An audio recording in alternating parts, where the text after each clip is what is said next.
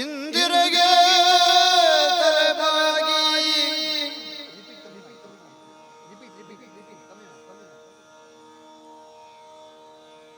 ಇಂದಿರೆಗೆ ತಲೆಬಾಗಿ ಪರಮಾನಂದ ಭಕ್ತಿಯೊಳಯನ ಜಾನಿಸಿ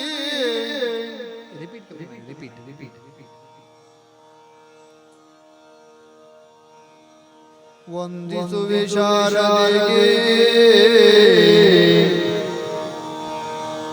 ವಂದಿಸುವೆ ಶಾರದೆಗೆ ಶಕ್ರಾಚಾರ್ಯರಿಗೆ ಈ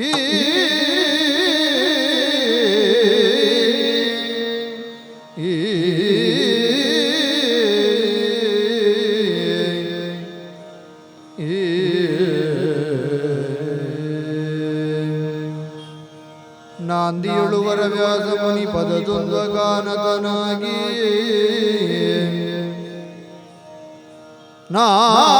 ನಾಂದಿಯಳುವರ ವ್ಯಾಸ ಮುನಿ ಪದದೊಂದು ಗಾನತನಾಗಿ ಕವಿಗಳ ಸಂದಣಿಗೆ ಬಲ ಬಂದು ಬೇಡುವೆ ಕಥಾಮೃತವ ಆ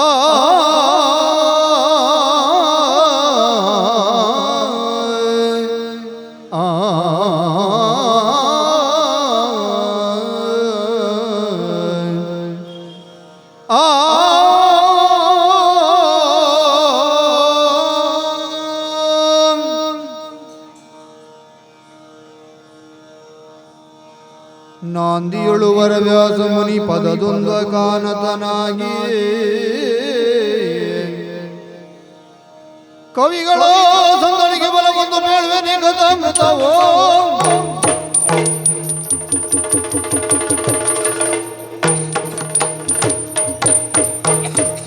ನಾರದರ ಮತದಂತೆ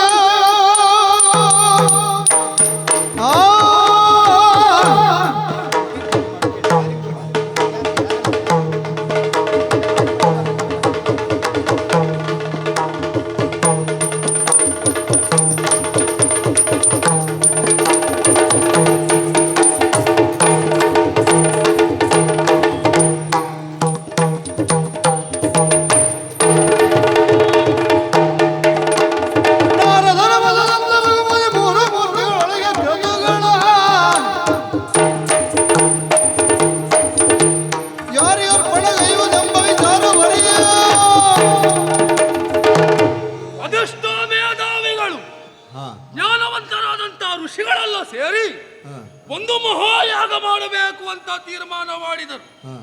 ಹಾಗಾದ್ರೆ ಆ ಮಹಾಯಾಗದ ಆವಿರ್ಭಾಗ ಅದರ ಪುಣ್ಯ ಫಲ ಎನ್ನುವುದು ಮೂರು ಮೂರ್ತಿಗಳಲ್ಲಿ ಯಾರಿಗೆ ಸಲ್ಲಬೇಕು ಅಲ್ಲಿ ಬಂದಂತ ತೀರ್ಮಾನ. ಹಾಗಂತಾದ್ರೆ ಮೂರು ಮೂರ್ತಿಗಳಲ್ಲಿ ಯಾರು ಅಂತ ಹುಡುಕಬೇಕಲ್ವಾ? ಅದಕ್ಕೆ ಯೋಗ್ಯತೆ ಸಂಪನ್ನರು ಯಾರಿದ್ದಾರೆ ಹೀಗೆ ಋಷಿ ಮಂಡಲದಲ್ಲಿ ಒಂದು ಪ್ರಶ್ನೆ ಮಾಡಿದಾಗ ಒಕ್ಕರಲ್ಲಿಂದ ಬಂದಂತ ಧ್ವನಿ ಮೂರು ಮೂರ್ತಿಗಳಲ್ಲಿ ಯಾರು ಅಂತ ಆಯ್ಕೆ ಮಾಡುವಂತ ಅರ್ಹತೆ ಇದ್ರೆ ಅದು ಈ ಭೃಗು ಮಹರ್ಷಿಗೆ. ಭೃಗು ಮಹರ್ಷಿಯ ಸಮರ್ಥರಾದವರು ಎಂಬುದಾಗಿ ಎಲ್ಲರೂ ಹೇಳಿದ್ದಾರೆ. ನಾನು ಕೂಡ ಸಂತೋಷಗೊಂಡು ಅದಕ್ಕೆ ಒಪ್ಪಿದ್ದೇನೆ. ಹಾಗಾದ್ರೆ ಅಂತ ಮೇಧಾವಿಗಳು ಜ್ಞಾನವಂತರಾದಂತ ಋಷಿಗಳೆಲ್ಲ ನನ್ನನ್ನೇ ಆಯ್ಕೆ ಮಾಡಿದ್ದಾರೆ ಎಂಬಲ್ಲಿಗೆ ನನ್ನ ಒಂದು ಬುದ್ಧಿಶಕ್ತಿ ಎಷ್ಟು, ನಾನು ಎಷ್ಟು ಯೋಗ್ಯತೆ ಸಂಪನ್ನ ಅಂತ ನೀವು ಆಲೋಚನೆ ಮಾಡಿ. ಹಾಗಂತಾದ್ರೆ ಇಷ್ಟು ಅರ್ಹತೆ ಹೊಂದಿದಂತ ಭೃಗು ಮಹರ್ಷಿ ಹೊರಟದ್ದು ಮೂರು ಮೂರ್ತಿಗಳಲ್ಲಿ ಯಾರು ಯೋಗ್ಯತೆ ಸಂಪನ್ನರು ಎಂಬುದಾಗಿ ತಿಳಿದುಕೊಂಡು ಬರಲಿಕ್ಕೆ. ಮೊದಲಾಗಿ ಹೋಗುವುದು ಎಲ್ಲಿಗೆ? ಸತ್ಯಲೋಕಕ್ಕೆ ಹೋಗ್ತಾರೆ.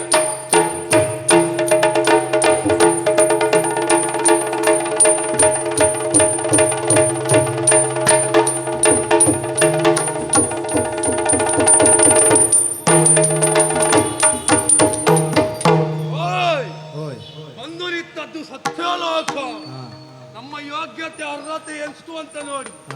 ಎಷ್ಟು ಬೇಗ ಅಲ್ಲಿಂದ ಹೊರಟಿದ್ದೇನೆ, ಎಷ್ಟು ಬೇಗ ಬಂದು ಇಲ್ಲಿ ನಿಂತಿದ್ದೇನೆ.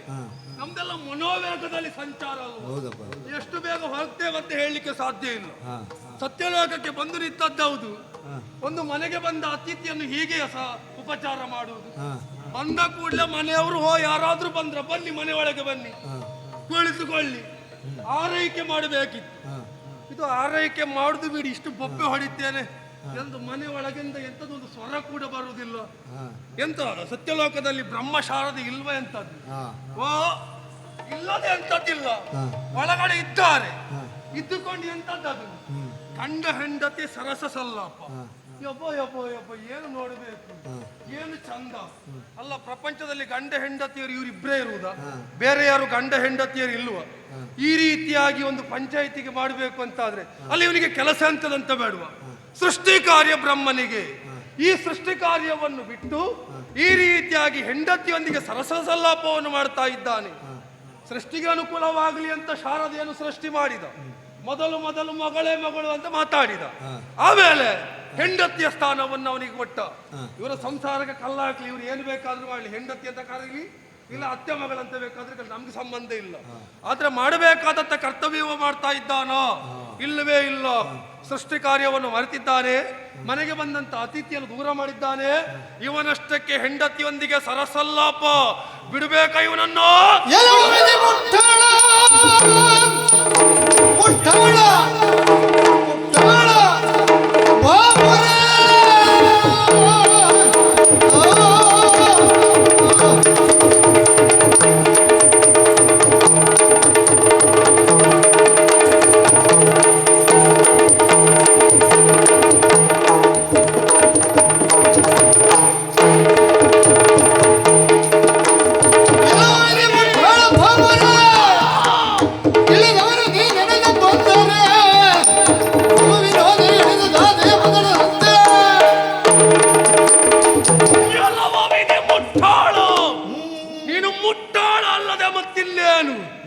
ಇಲ್ಲದೆ ಹೋದ್ರೆ ಭೃಗು ಮಹರ್ಷಿ ಅದೆಷ್ಟೋ ಜ್ಞಾನವಂತರೇ ಭೃಗು ಮಹರ್ಷಿಗಳು ಆಗಬಹುದು ಅಂತ ಆಯ್ಕೆ ಮಾಡಿ ಕಳುಹಿದ್ದಾರೆ. ನನ್ನ ಯೋಗ್ಯತೆ ಅಂತದ್ದು. ಹೋಗಿ ಹೋಗಿ ಈ ವಿಧಿ ಮುಟ್ಟಾಳನಾಗಿ ವರ್ತಿಸ್ತಾ ಇದ್ದಾನೆ. ಬಂದಂತ ನನ್ನನ್ನು ಕಡೆಗಣಿಸ್ತಾ ಇದ್ದಾನೆ.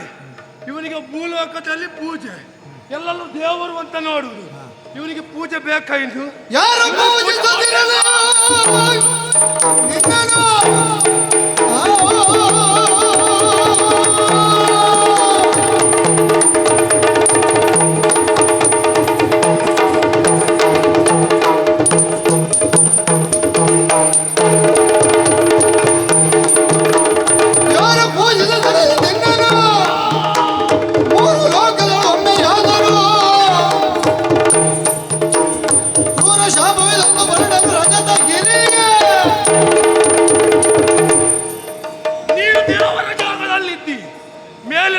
ಇದ್ದುಕೊಂಡು ನನಗೆ ಪೂಜೆ ಸಿಗ್ತದೆ, ದೇವರು ಅಂತ ನನ್ನನ್ನು ಪೂಜೆ ಮಾಡ್ತಾರೆ. ಯಾವ ಕಾರಣಕ್ಕೂ ಇದು ಇನ್ನು ಮುಂದೆ ಹಾಗಾಗಬಾರದು. ಬ್ರಹ್ಮನಿಗೆ ಇನ್ನು ಪೂಜೆ ಇಲ್ಲದಂತಾಗ್ಲಿ, ಪೂಜೆ ಇಲ್ಲದಂತಾಗ್ಲಿ, ಪೂಜೆ ಇಲ್ಲ. ಶಾಪ ಕೊಟ್ಟಾಯ್ತು, ಕೊಟ್ಟ ಸ್ವಲ್ಪ ಹೆಚ್ಚಿಗೆ ಆಯ್ತಾ ಅಂತ. ಬ್ರಹ್ಮನಿಗೆ ಇನ್ನು ಮುಂದಕ್ಕೆ ಪೂಜೆಯೇ ಇಲ್ಲ. ಇನ್ನು ನಾಳೆ ಮತ್ತೆಲ್ಲಾದ್ರೂ ಪ್ರಚಾರ ಮಾಡ್ಲಿಕ್ಕಿದ್ದಾರ? ಒಬ್ಬ ಮುನಿ ಬಂದ, ಬ್ರಹ್ಮನಿಗೆ ಶಾಪ ಕೊಟ್ಟ. ಈ ಭೃಗು ಮಹರ್ಷಿಯಿಂದ ಬ್ರಹ್ಮನಿಗೆ ಪೂಜೆ ಇಲ್ಲ ಆಯಿತು. ಮತ್ತೆ ನನ್ನ ಮೇಲೆಲ್ಲ ಅಪವಾದ ಹೇಳಲಿಕ್ಕಿಲ್ವಾ? ಹಾಗಾದ್ರೆ ಅದಕ್ಕೊಂದು ಪರಿಮಾರ್ಜನೆ ಕೂಡ ನಾನೇ ಹೇಳಿ ಹೋಗಬೇಕಲ್ಲ. ಹಾಗಾದ್ರೆ ಇನ್ನು ಮುಂದಕ್ಕೆ ಬ್ರಹ್ಮನಿಗೆ ಪೂಜೆ ಇಲ್ಲ, ಇನ್ನು ಮುಂದಕ್ಕೆ ಬ್ರಹ್ಮನಿಗೆ ಅರ್ಪಣೆ. ಬ್ರಹ್ಮಾರ್ಪಣ ಮಾತ್ರ, ಪೂಜೆ ಎಂದು ಖಂಡಿತವಾಗಿ ಬ್ರಹ್ಮನಿಗಿಲ್ಲ. ಇಲ್ಲಿಂದ ಹೊರಟಿದ್ದೇನೆ, ಹೋಗಬೇಕಾದ್ದು ಕೈಲಾಸಕ್ಕೆ.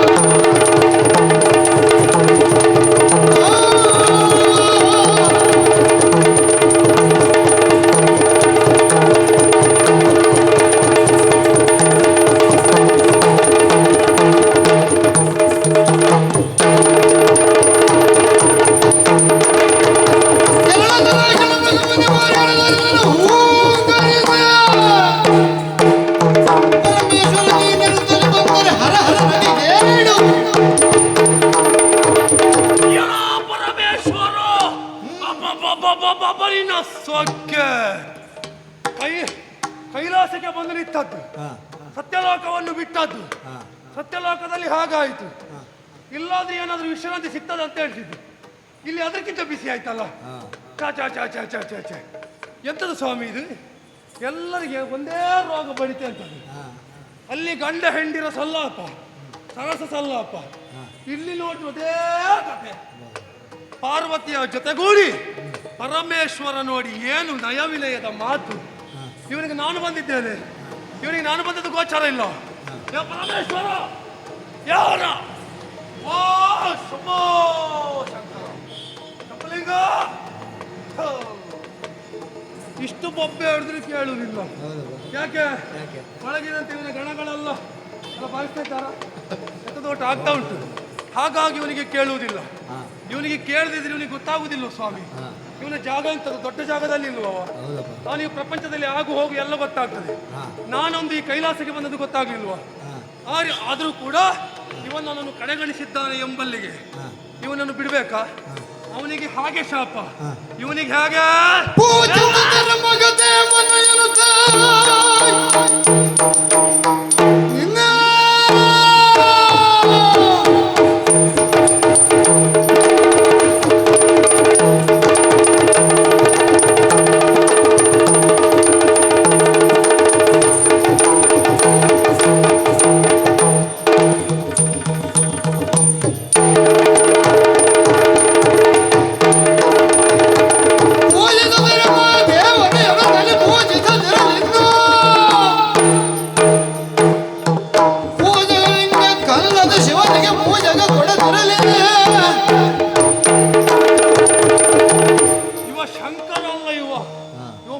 ಶಂಕರ ಇವ.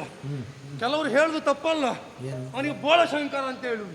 ಅವನಿಗೆ ಕೆಲವೊಮ್ಮೆ ಎಂಥದ್ದು ಗೊತ್ತಾಗುದಿಲ್ಲ, ಏನು ಗೊತ್ತಾಗುದಿಲ್ಲ, ಯಾವ ಸಂದರ್ಭದಲ್ಲಿ ಏನು ಮಾಡಬೇಕು ಅಂತ ಗೊತ್ತಾಗುದಿಲ್ಲ. ಯಾಕಂತ ಹೇಳಿದ್ರೆ ಇಲ್ಲಿ ಬಂದಿದ್ದೇನೆ, ಬಂದಂತ ನನ್ನನ್ನು ನೋಡಬೇಕು, ನನ್ನನ್ನು ಉಪಚರಿಸಬೇಕು ಅಂತ ಗೊತ್ತಿಲ್ಲ. ಇವನ ಕೆಲಸವೇ ಬೇರೆ ಆಗಿ ಹೋಯ್ತು ಎಂಬಲ್ಲಿಗೆ ಇವನು ಕೂಡ ಪೂಜನೀಯ ಸ್ಥಾನದಲ್ಲಿದ್ದಾನೆ. ಎಲ್ಲರೂ ಪೂಜೆ ಮಾಡ್ತಾರೆ. ಇವನಿಗೆ ಹೆಚ್ಚು ಪ್ರೀತಿ ಯಾರಿಗೆ ಗೊತ್ತುಂಟಾ?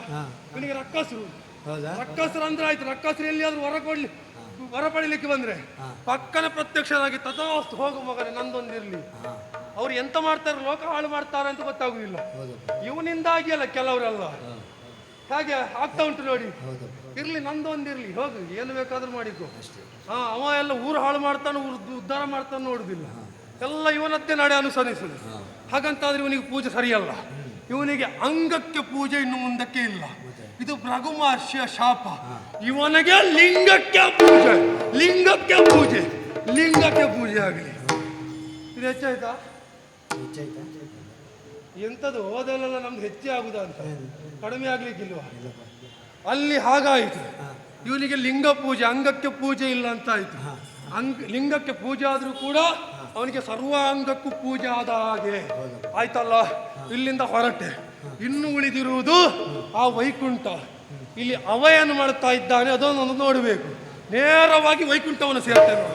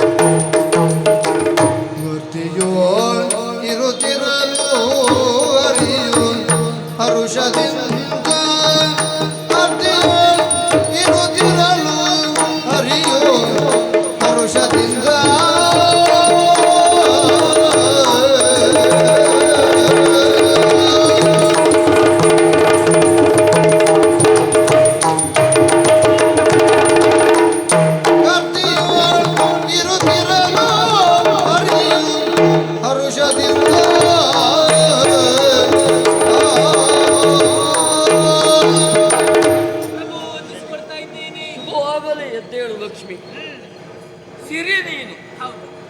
ಕೇವಲ ಸಿರಿಯು ಅಷ್ಟೇ ಅಲ್ಲ, ಹಾ, ಇಂದಿರೆ ಎನ್ನುವ ಹಾಗೆ ಇನ್ನೊಂದು ಹೆಸರು ಉಂಟು. ನಿಜ. ಕಾರಣ ಯಾವ ಮನೆಯಲ್ಲಿಯೂ ಯಾರ ಬಳಿಯಲ್ಲಿಯೂ ಇರದೇ ಇರುವಂತಹ ನೀನು ಇಂದಿರೆ.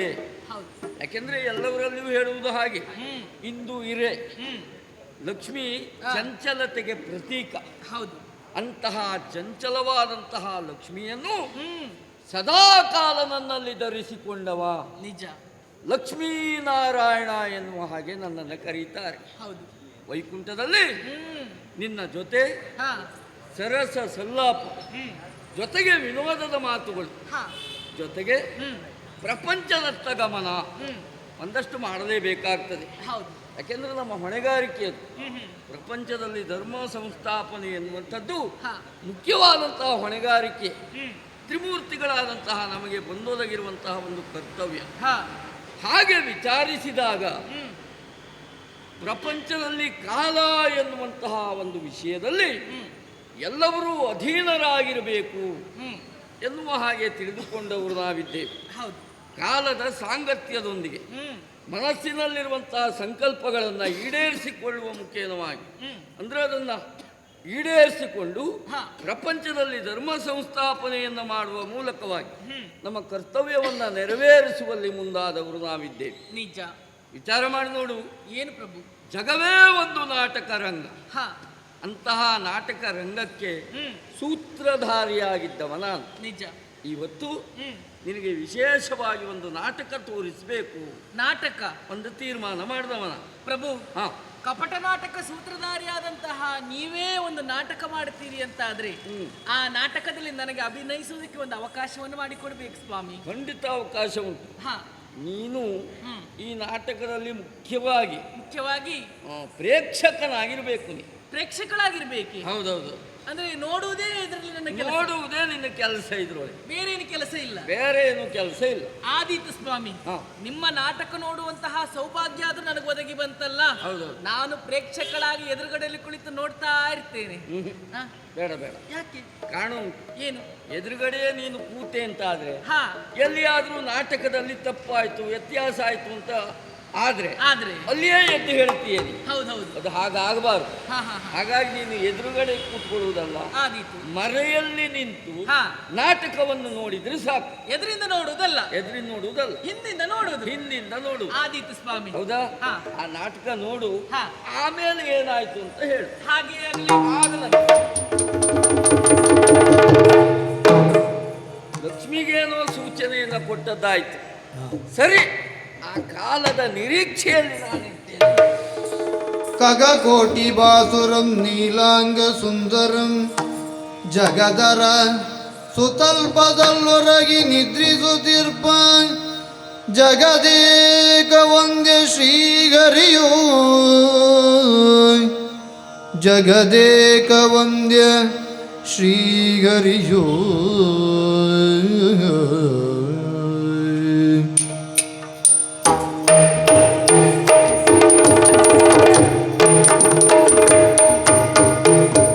ಒಂದು ನಿಂತದ್ದೇ ವೈಕುಂಠ. ವೈಕುಂಠಕ್ಕೆ ಬಂದಾಗ ನೋಡಿ ಸ್ವಲ್ಪ ಪ್ರಶಾಂತ ವಾತಾವರಣ, ಇದುವರೆಗಿದ್ದ ಹಾಗಿಲ್ಲ, ಸ್ವಲ್ಪ ಶಾಂತಿಯಿಂದ ಕೂಡಿದೆ. ಹಾಗಾದ್ರೆ ಈ ಸ್ಥಳ ಎನ್ನುವುದು ಶಾಂತಿಯಿಂದ ಕೂಡಿದ್ದು ಒಳ್ಳೆಯದು. ಹಾಗಂತ ನನ್ನ ಕಾರ್ಯ ಈ ವಾತಾವರಣ ನೋಡ್ಲಿಕ್ಕೆ ಬಂದದ್ದು. ನನಗೆ ಮೂರು ಮೂರ್ತಿಗಳಲ್ಲಿ ಯಾರು ಶ್ರೇಷ್ಠರು ಇದು ತಿಳಿದುಕೊಂಡು ಬರ್ಲಿಕ್ಕೆ ಬಂದದ್ದು ನಾನು. ಹಾಗಾದ್ರೆ ಇವ ಎಲ್ಲಿದ್ದಾನೆ? ವೈಕುಂಠವಾಸಿ ಆ ನಾರಾಯಣ, ಆ ವಿಷ್ಣು ಎಲ್ಲಿದ್ದಾನೆ ನೋಡುವ. ಶ್ರೀ ಹರಿಯ ಕೊಂಡವನ ಉಳಿದೋದ ರಗಡು ಮುನಿಪ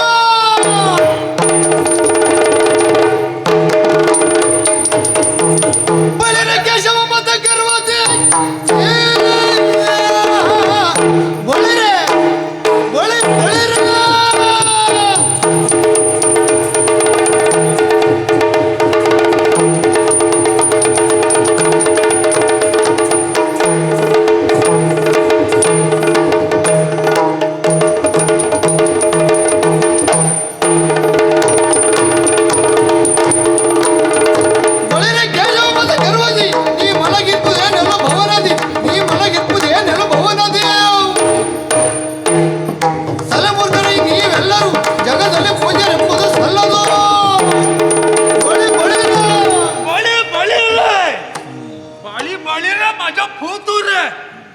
ಶಾಬಾಸ್ ನಾರಾಯಣ ಶಾಬಾಸ್. ಅಲ್ಲಿ ಎರಡು ಕಡೆ ಹೀಗಾಯ್ತು, ಇಲ್ಲಿ ಒಂದು ಕಡೆ ಅದು ಸಸೂತ್ರ ಇರ್ತದೆ, ಸರಿ ಇರ್ತದೆ ಅಂತ ಎಣಿಸಿ ಎಲ್ಲ ಕಡೆ ಒಂದೇ ಹಣೆ ಬರ ಆಯ್ತಲ್ಲ. ಅದು ಎರಡು ಕಡೆ ಇದ್ದಾಗ ಇಲ್ಲಿ ಅಲ್ಲ, ಮತ್ತೆ ಇಲ್ಲಿ ಸ್ವಲ್ಪ ಬದಲಾವಣೆ ಉಂಟು. ಅಲ್ಲಿ ಗಂಡ ಹೆಂಡಿರ ಮೇಳ, ಇಲ್ಲಿ ಹೆಂಡತಿ ಹತ್ತಿರ ಇಲ್ಲ. ಅಲ್ಲ ಇವನಿಗೆ ಇಷ್ಟು ಹೊತ್ತಿಗೆ ತಗೊಂಡು ಹೋಗ್ತದ ಮಾರಾಯರೆ.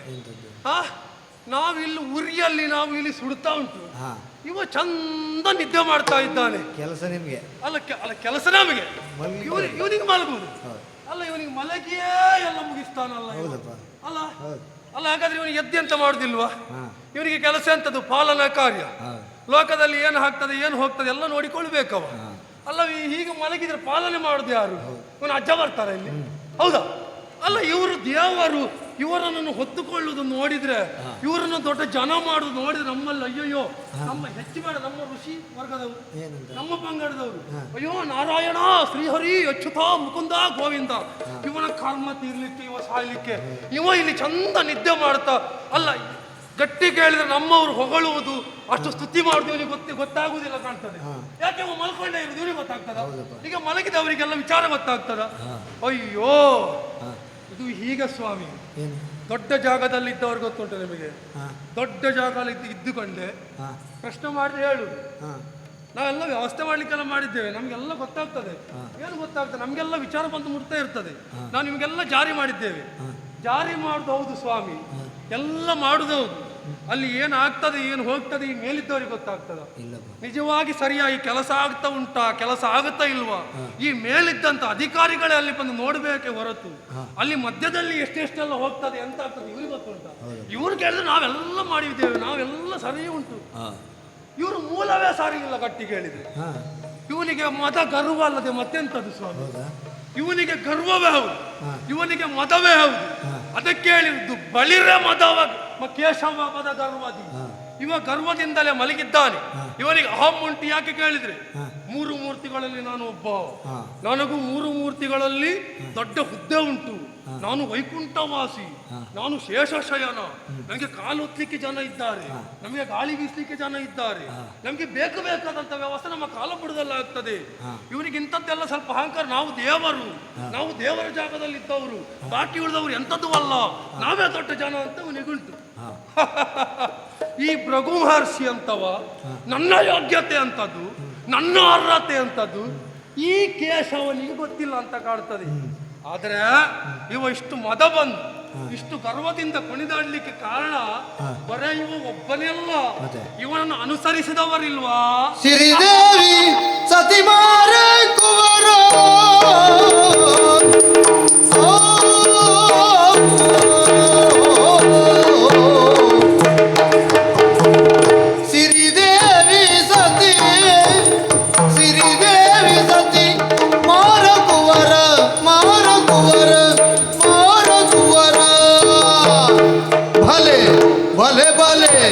ಹರಪೌತ್ರ ಅಜಪುತ್ರ ರುರುವಾ.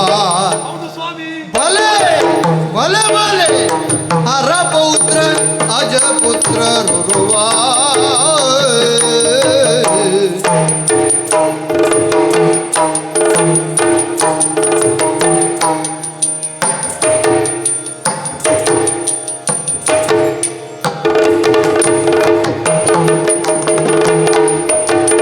ಶರಧಿ ವೈಕುಂಠಗಳು ಪವನ, ಶರಧಿ ವೈಕುಂಠಗಳು, ಶರಧಿ ವೈಕುಂಠಗಳು ಭವನ. ಈ ಉರಗೇಶ ತಲ್ಪದೋ ಶಯನ, ಉರಗೇಶ ತಲ್ಪದೋ ಶಯನ.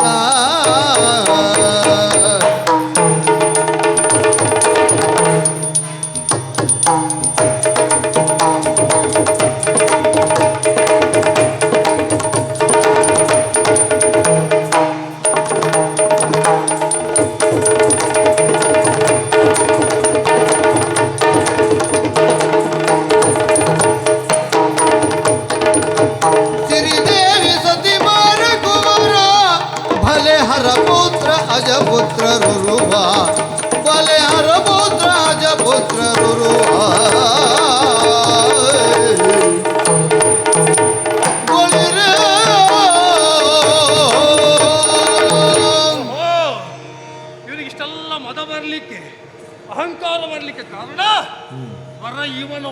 ನಿಲುಮೆ ಅಲ್ಲ.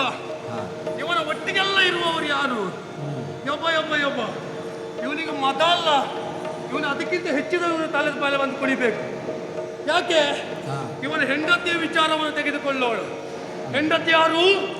ಸಿರಿದೇವಿ, ಲಕ್ಷ್ಮೀದೇವಿ ಇವನ ಹೆಂಡತಿ. ಅದರಲ್ಲಿ ಅವಳಿಗೆ ಒಂದು ಜಾಗ ಕೊಟ್ಟದ್ದು ಎಲ್ಲಿ? ವಕ್ಷಸ್ಥಳದಲ್ಲಿ ಜಾಗ ಕೊಟ್ಟಿದ್ದಾನೆ. ಇವನಿಗೆ ಬೇರೆ ಎಲ್ಲಿ ಜಾಗ ಇರಲಿಲ್ಲ ಅಂತ ಎಲ್ಲಿ ಜಾಗ ಕೊಟ್ಟದ್ದ?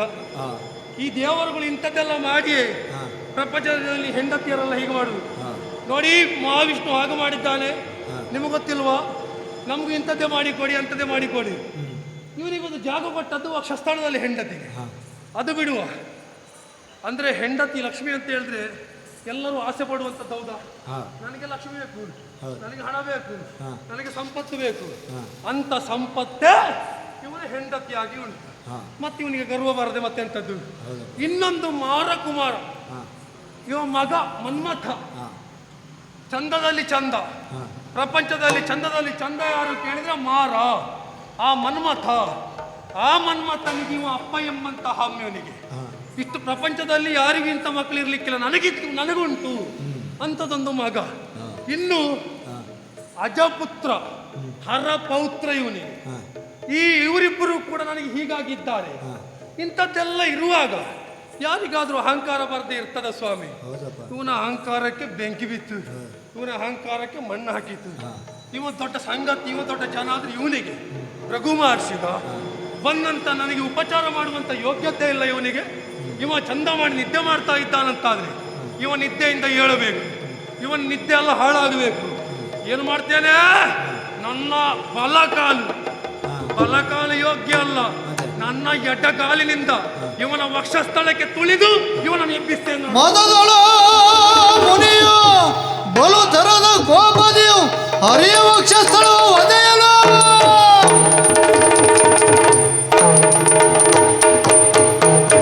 ನಿದ್ದೆಯಿಂದ ಚಿತ್ತ ಮಾಧವ, ನಿದ್ದೆಯಿಂದ ಚಿತ್ತ ಮಾಧವ ಪದ ಕೆರಗಿ ಆಸನವಿತ್ತು ಪಚರಿಸಿ. ಪದ ಕೆರಗಿ ಆಸನವಿತ್ತು ಪಚರಿಸಿ ವಿಧ ವಿಧದಿ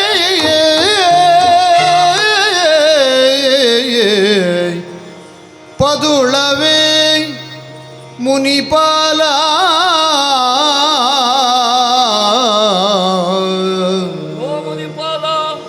ಪದುಳವೇ ಮುನಿಪಾಲ ನಿಮ್ಮಯ ಪದಕ್ಕೆ ನೋವಿಷ್ಟಾಯ್ತು ಶಿವ ಶಿವ. ನಿಮ್ಮಯ ಪದಕ್ಕೆ ನೋವಿಷ್ಟಾಯ್ತು ಶಿವ ಶಿವ. ವಿಧಿತವಿಲ್ಲದೆ ಕೆಟ್ಟೆ, ವಿಧಿತವಿಲ್ಲದೆ ಕೆಟ್ಟೆ ನಿದ್ರಾವಶದಿ ಮಲಗಿರ್ದೆ. ನಿದ್ರಾವಶದಿ ಮಲಗಿರ್ದೆ. ಆ ಆ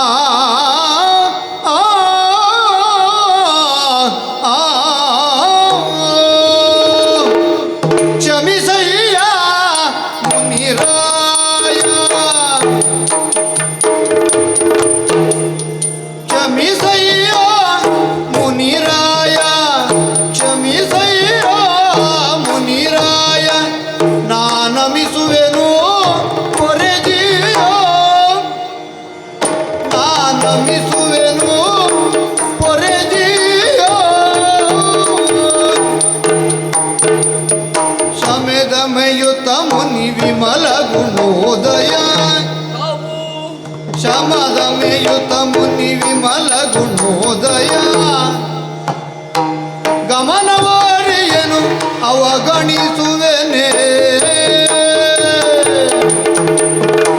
ಶಮದಮಯುತ ಮುನಿ ವಿಮಲ ಗುಣೋದಯ, ಗಮನವಾರಿಯನು ಅವಗಣಿಸುವೆನೆ. ಕ್ಷಮಿಸಯ್ಯ ಕ್ಷಮಿಸಯ್ಯ. ಶುಭವಾಗಲಿ ಅಂತ ಹೇಳು. ಮೊದಲಾಗಿ ಕ್ಷಮಿಸಬೇಕು ಅಂತ ಕೇಳಿಕೊಳ್ತೇನೆ. ಯಾಕೆ? ನಿದ್ದೆಯಿಂದ ಎಚ್ಚೆತ್ತಂತಹ ನಾನು ಕಣ್ಬಿಟ್ಟು ನೋಡಿದಾಗ ದಿವ್ಯವಾದಂತಹ ನಿಮ್ಮ ಸ್ವರೂಪವನ್ನು ಕಂಡೆ. ಆಹಾ ಆಹಾ ಕಣ್ಣು ತುಂಬಿ ಹೋಯಿತು ನನಗೆ. ಗೊತ್ತಾಯ್ತಲ್ಲ ನಾನೀಗ ಬಂದದ್ದು ನಿನಗೆ. ಖಂಡಿತವಾಗಿ ಆ ಕಾರಣಕ್ಕಾಗಿ ನಿಮ್ಮ ಬಳಿ ಸಾರಿ ಬಂದು ನಿಮ್ಮನ್ನ ಅತ್ಯಾ ಆದರದಿಂದ ಇಲ್ಲಿಯವರೆಗೆ ಕರೆತಂದೆ. ಬೇಕಾದಂತ ಆಸನವನ್ನಿತ್ತೆ. ಹೌದು ಸ್ವಾಮಿ, ಬಹಳ ದೂರದಿಂದ ಬಂದವರು ಏನು, ನಿಮ್ಮ ಆಯಾಸದ ನಿವಾರಣೆಗೆ ಬೇಕಾಗಿ ಸಕಲ ಸೋಪಸ್ತರಗಳನ್ನು ಸಿದ್ಧಪಡಿಸಿದ್ದೇನೆ. ಸಿದ್ಧ ಮಾಡಿದ್ಯಾ? ಯಾವುದನ್ನೂ ದಾಕ್ಷಿಣ್ಯ ಮಾಡಿಕೊಳ್ಳದೆ ತೆಗೆದುಕೊಳ್ಬೇಕು ತಾವು. ಎದ್ದ ಕೂಡಲೇ ಇಷ್ಟೆಲ್ಲ ಸಿದ್ಧ ಮಾಡಿದ ಸರ್. ಹೌದು ಸ್ವಾಮಿ, ಯಾಕೆಂದ್ರೆ ಘನ ತಪೋನಿಧಿಗಳು ನೀವು ಅರಿಷಡ್ ವೈರಿಗಳನ್ನು ಮೆಟ್ಟಿ ನಿಂತವರು ತಾವಿದ್ದೀರಿ. ತಮ್ಮ ಯೋಗ್ಯತೆ ತಮ್ಮ ಅರ್ಹತೆ ಏನು ಎನ್ನುವುದು ಕೇವಲ ನಾನೆಂದರೆ ಇಡೀ ಪ್ರಪಂಚವೇ ತಿಳಿದಿದೆ. ಹೀಗಿರುವಾಗ ನಿಮ್ಮನ್ನ ಕಂಡಾಕ್ಷಣದಲ್ಲಿ ತ್ರಿಕರಣ ಪೂರ್ವಕವಾಗಿ ನಿಮ್ಮ ಸೇವೆಯನ್ನ ಮಾಡಬೇಕು, ಉಪಚರಿಸಬೇಕು ಎನ್ನುವ ಕಾರಣಕ್ಕಾಗಿ ಇಷ್ಟೆಲ್ಲ ಮಾಡಿದೆ. ಏನು ಮಾಡೋಣ? ಏನು ಈ ಹಾಳಾದ ನಿದ್ದೆ ಹೊರಗಿದೆ ನಿದ್ದೆಯಲ್ಲಿ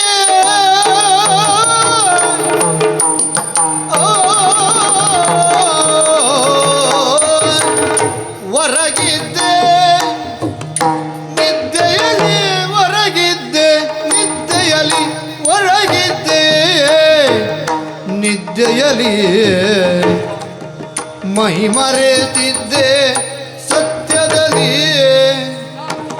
ಮೈ ಮರೆತಿದ್ದೆ ಸತ್ಯದಲ್ಲಿ ನಿದ್ದೆಯಲ್ಲಿ ಸತ್ಯದಲ್ಲಿ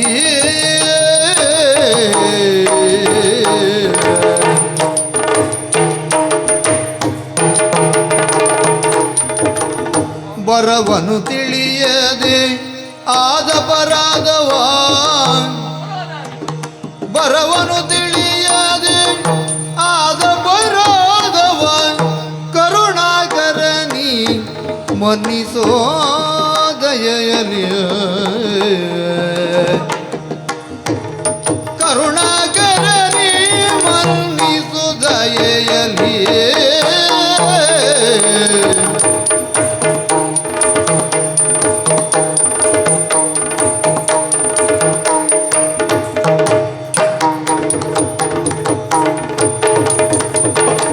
ಬರವನು ತಿಳಿಯದೆ ಆದ ಪರಾಧವ ಕರುಣಾಕರನಿ ಮನ್ನಿಸೋ ದಯೆಯಲಿ ಹೊರಗಿದ್ದೆ ನಿದ್ದೆಯಲಿ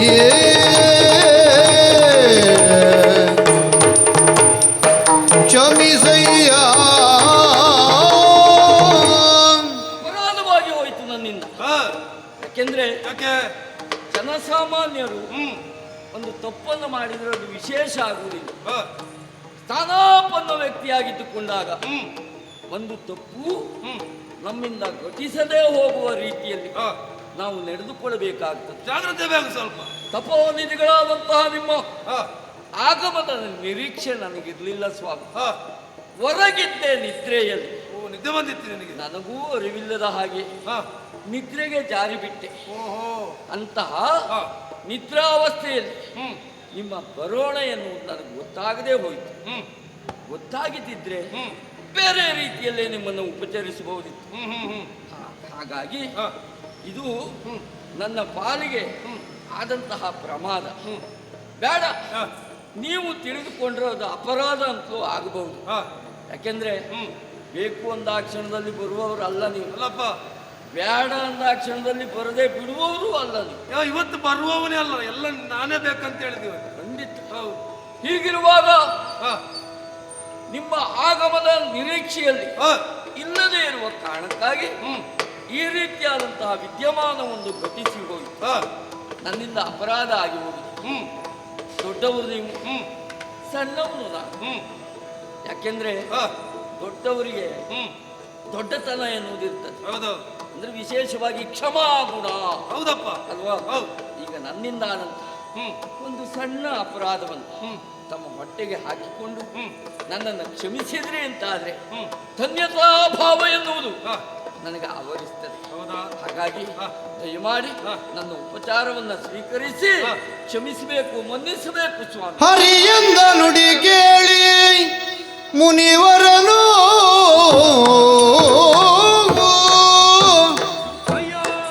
ಹರಿಯಂದ ನುಡಿ ಕೇಳಿ ಮುನಿವರನು ಶಾಂತಿಯ ತಾಳಿ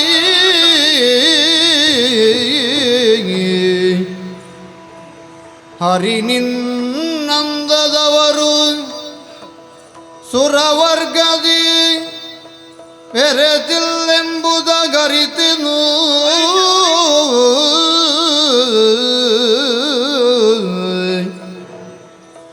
ಹರಿ ನಿನ್ನಂದದವರು ಸುರವರ್ಗದಿ ಬೆರೆತಿಲ್ಲವೆಂಬುದು ಅರಿತಿಗೆದು ದಿಟವಿದು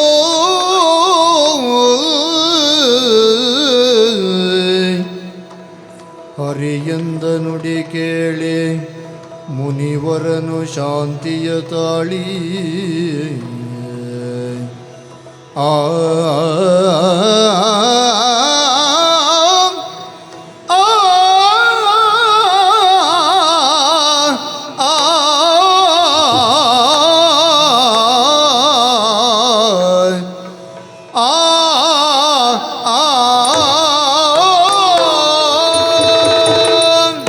ಸಂತೋಷ ಆಯ್ತು, ಸಂತೋಷ ಆಯ್ತು. ಮನ್ನಿಸಬೇಕು.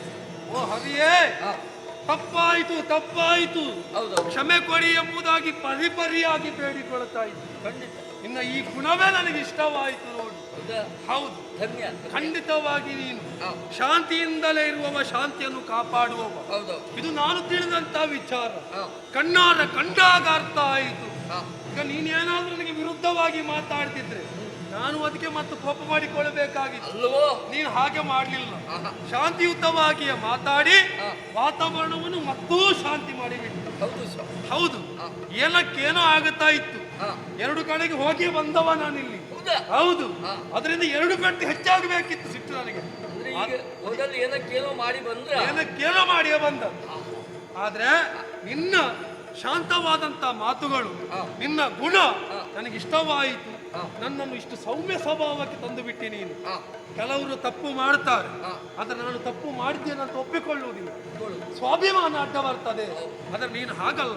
ನೀನು ಮಾಡಿದಂತ ತಪ್ಪನ್ನು ತಪ್ಪಾಯಿತು ಅಂತ ಪ್ರಾಮಾಣಿಕವಾಗಿ ಒಪ್ಪಿಕೊಂಡಿದ್ದಿ. ಕ್ಷಮೆಯನ್ನು ಕೂಡ ಕೇಳ್ತಾ ಇದ್ದಿ. ಆಯ್ತು, ಖಂಡಿತವಾಗಿ ನಿನಗೆ ಕ್ಷಮೆ ಉಂಟು. ಏನು ತಪ್ಪು ಮಾಡಿದ್ದೀಯ, ಆಯ್ತು, ಅದು ಬಿಟ್ಟು ಬಿಡೋಣ.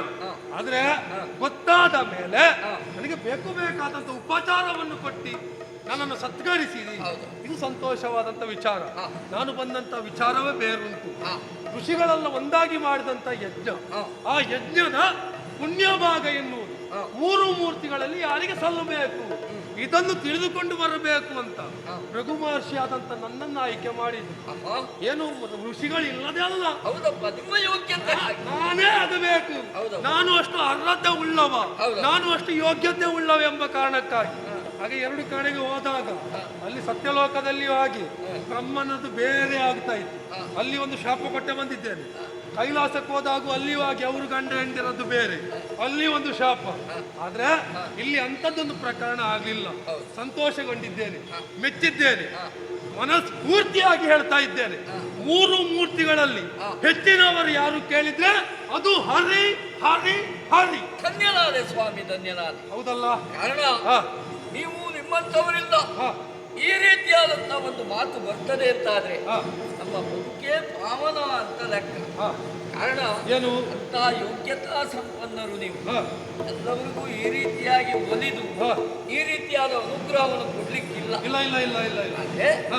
ನನ್ನನ್ನು ನೋಡಿ ಸಂತೋಷ ಆಯ್ತು. ಸಂತೋಷ ಆಯಿತು.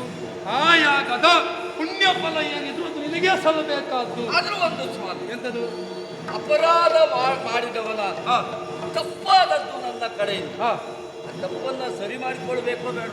ಸರಿ, ಏನು ಮಾಡ್ಲಿಕ್ಕೆ ಅದಕ್ಕೀಗ ಅಲ್ಲ ನೋಡಿ, ಯಾವುದೇ ತಪ್ಪಿಗೆ ಪಶ್ಚಾತ್ತಾಪ ಎನ್ನುವುದು ಪ್ರಾಯಶ್ಚಿತ್ತ ಅಲ್ಲ. ಹೌದು, ನೀನು ತಪ್ಪಾಯ್ತು ಅಂತ ಆಯ್ತು, ಕ್ಷಮೆ ಕೇಳಿ ಆಯ್ತು, ಮುಗಿದಾಯ್ತು. ಆದ್ರೂ ನನ್ನ ಮನಸ್ಸಿಗೆ ಸಮಾಧಾನ ಇಲ್ಲ ಸ್ವಾಮಿ. ಏನಾಯ್ತು?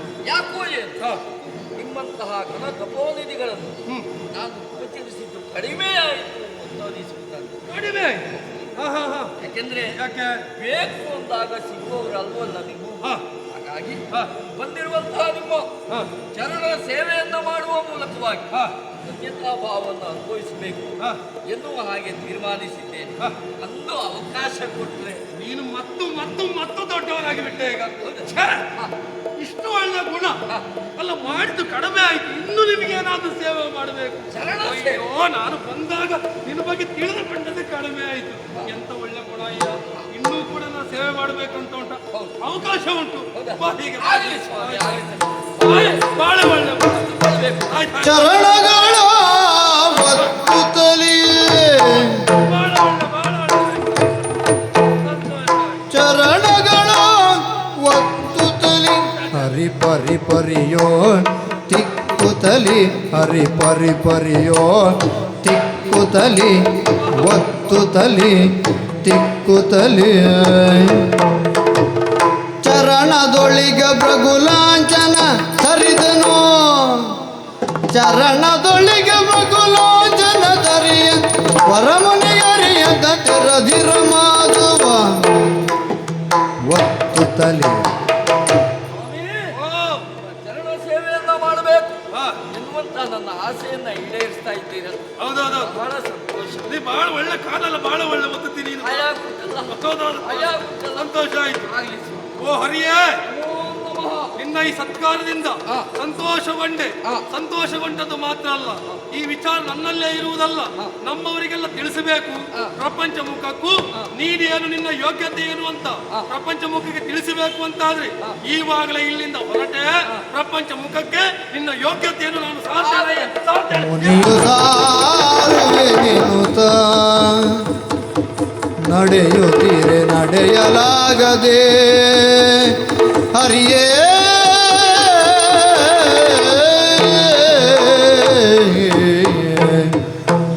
ವನಜನಾಭ ಮುಕುಂದ ಮುರಮರ್ದನನೇ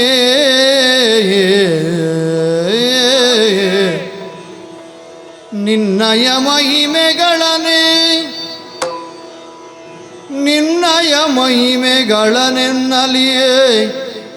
ಕಪಟದೊಳಗೆನ್ನ ಲಾಂಛನವನ್ನು ನೀ ಸೆಳೆದೆ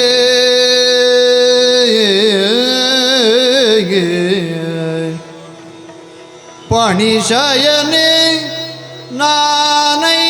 ನಾನೈದಲಿಲ್ತೆನುತ ಪಣಿಶಯನನೆ ನಾನೈದಲಿನ್ನೆಂತೆನುತ ನಮಿಸಿದ ಭೃಗುಮುನೀಶ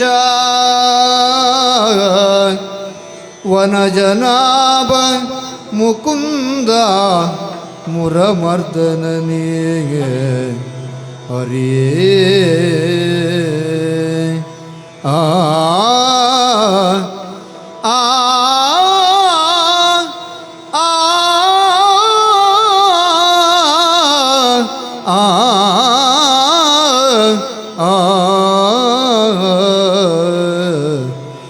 ಹರಿಯೇ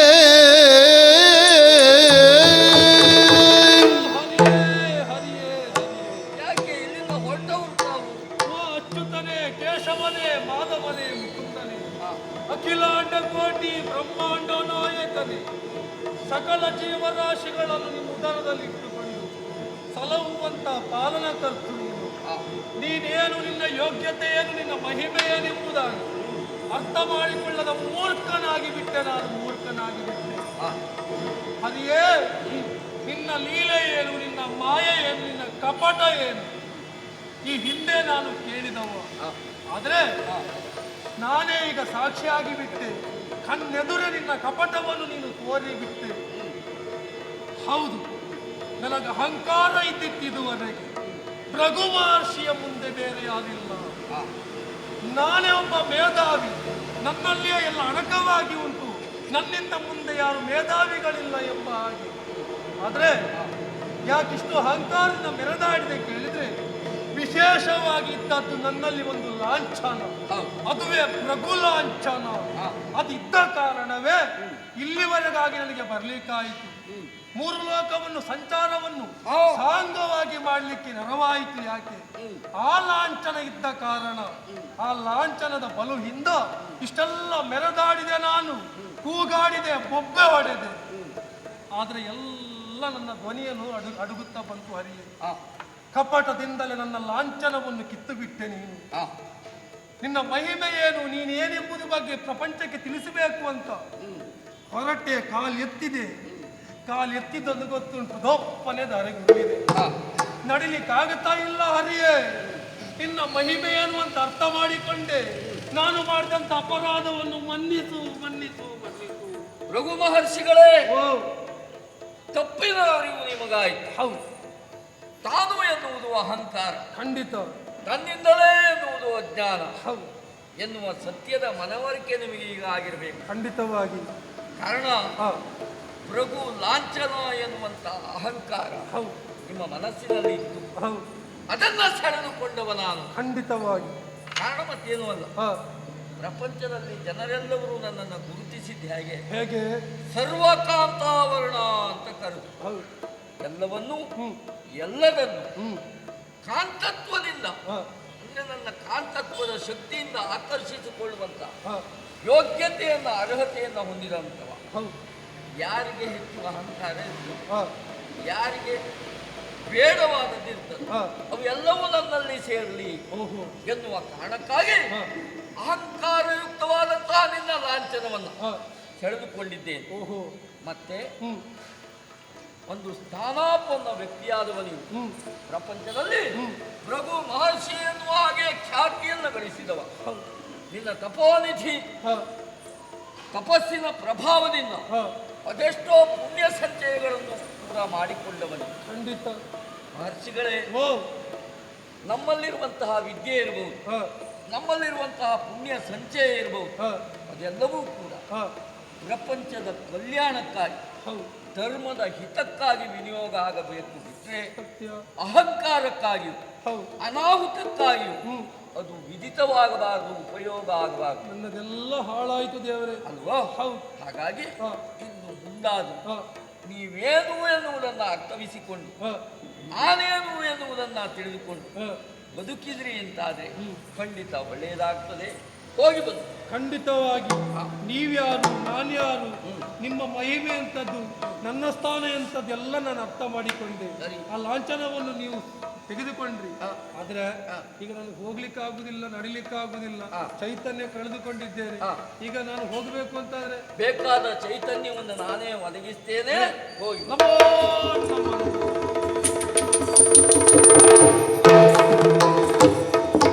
ಸಂತಸದಿ ಮುನಿ ತೆರಳಲು, ಸಂತಸದಿ ಮುನಿ ತೆರಳಲು, ಮನದೊಳಗೆ ಕಂತುಪಿತ ನಗುತ್ತಲಿರಲು, ಮನದೊಳಗೆ ಕಂತುಪಿತ ನಗುತ್ತಲಿರಲು, ಕಾಂತಶೀಲ ಮಣಿಕೊಂಡು, ಕಾಂತಶೀಲ ಮಣಿಕೊಂಡು ಮುಂದಿನ ಹಿಂದೆಂದಳಿದಿರು ಬಂದು,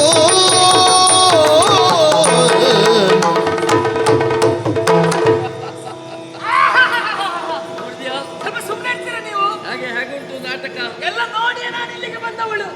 ನಿಮ್ಮ ನಾಟಕಕ್ಕೆ ಇಷ್ಟು ಬೆಂಕಿ ಹಾಕಿದ್ದು ಮತ್ತೆ ಏನು ಮಾಡ್ತೀರಿ ಅನ್ನೋದನ್ನ ನಾನು ಕುತೂಹಲದಿಂದ ಅಲ್ಲಿ ಮರೆಯಲ್ಲಿ ನಿಂತು ನೋಡ್ತಾ ಇದ್ದವಳು. ಹೌದು, ನೀವು ಹೀಗೆ ಮಾಡುವುದು ಸರಿಯಾ?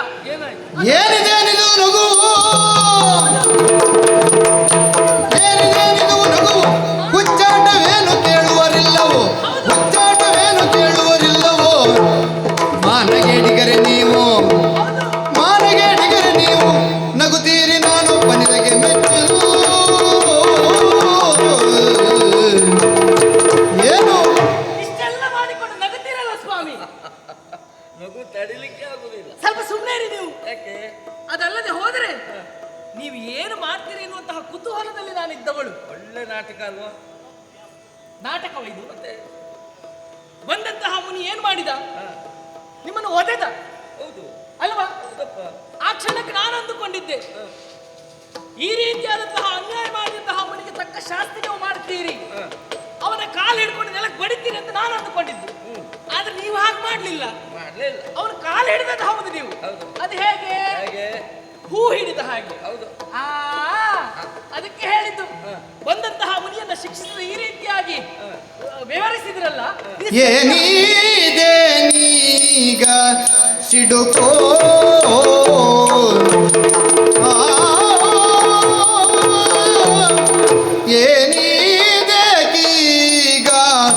ಸಿಡುಕು ಏನಿಗೀಗ ಸಿಡುಕು ಸಿಡುಕು ಶ್ರೀರಾಮಣಿ ಹಾನಿ ಏನಾಯ್ತು ಕೆಡುಕು ಶ್ರೀರಾಮಣಿ ಹಾನಿ ಏನಾಯ್ತು ಕೆಡುಕು ಏನಿದೆ ಕೀಗ ಸಿಡುಕು ಶ್ರೀರಮಣಿ ಹಾನಿ ಏನಾಯ್ತು ಕೆಡುಕು ಶ್ರೀರಮಣಿ ಹಾನಿ ಏನಾಯ್ತು ಕೆಡುಕು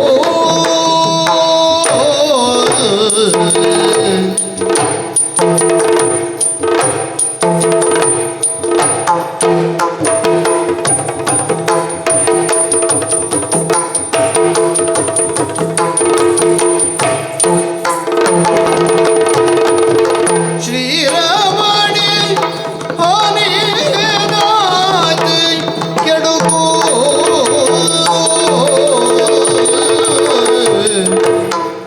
ತಾನೊದೆದ ಮುನಿಯು ಎನಗೆ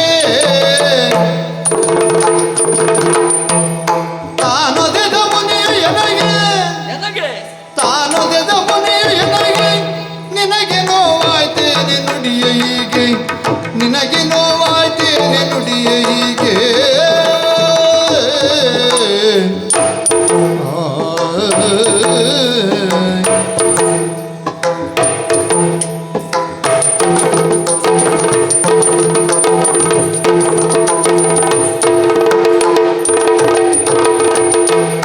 ತಾನೊದೆದ ಮುನಿಯು ಎನಗೆ ನಿನಗೆ ನೋವೇನಂತೆ ನುಡಿಯ ಹೀಗೆ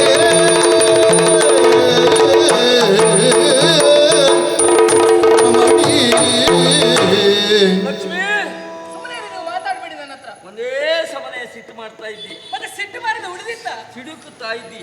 ಹೌದು. ನನ್ನ ನಗೆ ಹಾ, ನಿನಗೆ ಹೆಚ್ಚಿನ ಸಿಟ್ಟು ಬಂತು. ನಿಮ್ಮ ನಗೆ ನನಗೆ ಹಿತ ಆಗ್ಲಿಲ್ಲ ಅಂತ. ಹೌದಪ್ಪ. ಅದಲ್ಲದೆ ಹೋದ್ರೆ ಹಾ.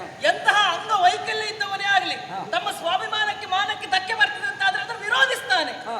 14 ಲೋಕವನ್ನು ನಿಮ್ಮ ಉದರದಲ್ಲಿ ಇರಿಸಿಕೊಂಡಿದ್ದೀರಿ. ನಿಮ್ಮ ಯೋಗ್ಯತೆಯನ್ನು ಅರಿಯದಿರುವಂತಹ ಬಡಮುನಿಯವನು ಹಾ. ಅವನಿಗೆ ತಕ್ಕ ಶಾಸ್ತಿ ಮಾಡುವುದು ಬಿಟ್ಟು ಹಾ. ಅವನನ್ನು ಕರೆತಂದು ಕುಳ್ಳಿರಿಸಿ ಅವನ ಮುಖಕ್ಕೆ ಮಂಗಳಾರತಿ ಮಾಡಿ ಕಳುಹಿಸಿದ್ದೀರಲ್ಲ, ಇದು ಸರಿಯಾ ಇದು? ಯಾಕೆ ಹಾ? ನಾನು ಮಾಡಿದ ಮಂಗಳಾರತಿ ಸರಿಯಾಗ್ಲಿಲ್ವ ಅವನಿಗೆ? ಏನ್ ಮಾಡಿದ್ರಿ ನೀವು? ನೋಡು, ಹಾ? ರಘುಲಾಂಛನವನ್ನೇ ಸೆಳೆದೆ, ಹಾ? ಜೊತೆಗೆ ಹಾ? ಅವನ ಅಹಂಕಾರವನ್ನ ಮರ್ದಿಸಿದೆ. ಹ್ಮ್. ಇದಕ್ಕಿಂತ ಹೆಚ್ಚಿನ ಮಂಗಳಾರತಿ ಬೇಕು ಅವನಿಗೆ. ಅದೆಲ್ಲ ಮತ್ತೆ ಮಾಡಿದ್ದಪ್ಪ ನೀವು? ಅದಕ್ಕೂ ಹೆಚ್ಚಿನದಾಗಿ ಹಾ? ನನಗೆ ನಿಲ್ಲಿಸಿರುವಲ್ಲೇ ಆಶ್ಚರ್ಯ. ಯಾಕೆ? ಯಾಕೆ ಹೇಳು, ಹಾ? ಈ ಪ್ರಹಸನದಲ್ಲಿ ಹಾ? ಅವ ಇಲ್ಲಿಯವರೆಗಾಗಿ ಬಂದ. ಹೌದು. ನಾನು ನಿದ್ರೆಯಲ್ಲಿರುವ ಸಂದರ್ಭದಲ್ಲಿ ಹ್ಮ್. ನನ್ನ ಕಾಲಿನಿಂದ ಹಾ? ನನ್ನನ್ನು ತುಳಿದ. ಹೌದು. ತುಳಿದಿದ್ದು ನನಗೆ, ಹಾ? ಅವನ ಕಾಲಿನಿಂದ ಹೌದು. ನೋವಾಗಬೇಕಾದದ್ದು ನನಗೆ ಹಾ? ಅಲ್ವಾ? ಹೌದು. ಈಗ ಹಾ? ನೀನು ಮಾಡುತ್ತಿರುವ ನಿನ್ನ ರೀತಿ ನೀತಿಗಳನ್ನು ನೋಡಿದರೆ ಹಾ? ತುಳಿದ ನನಗಾದ್ರೂ ನಿನಗೆ ಹೆಚ್ಚು ನೋವಾಯಿತು ಹೇಳಿದಾಗ ಮಾಡ್ತೀಯ. ಮತ್ತೆ ನೋವಾಗಿದ್ದಕ್ಕೆ ಬಂದಿದ್ದು ಸ್ವಾಮಿ. ಯಾಕೆ ಅವ ನೋವಾಯ್ತು? ನಿಮ್ಮ- ಹರಿಯ ವೃಕ್ಷ ಸ್ಥಳದಲ್ಲಿ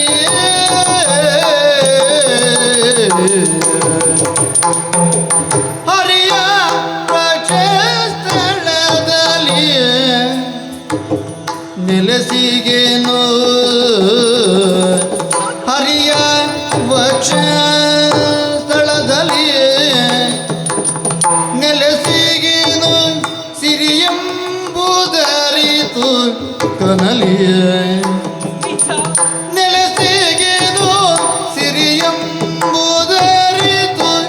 ಕನಲಿಯ ಹರಿಯ ವಕ್ಷಸ್ಥಳದಲ್ಲಿ ನೆಲೆಸಿಗೆನು ಸಿರಿಯಂಬುದರತಿ ಕನಲಿಯ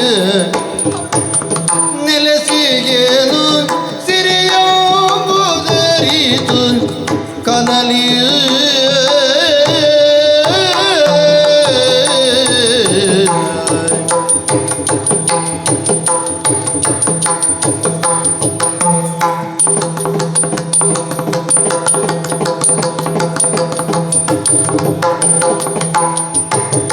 ನೆಲೆಸಿಗೆನು ಸಿರಿಯಂಬುದರಿತು ಕನಲಿಯ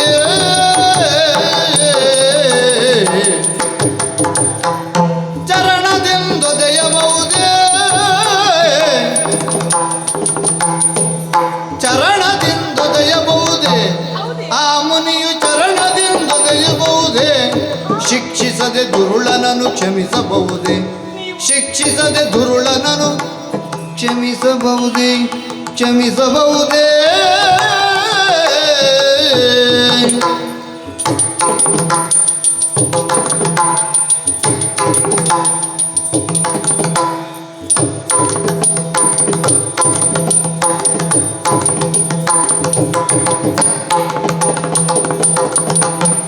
ಚರಣದಿಂದೊದೆಯಬಹುದೇ ಶಿಕ್ಷಿಸದೆ ದುರುಳನನ್ನು ಕ್ಷಮಿಸಬಹುದೇ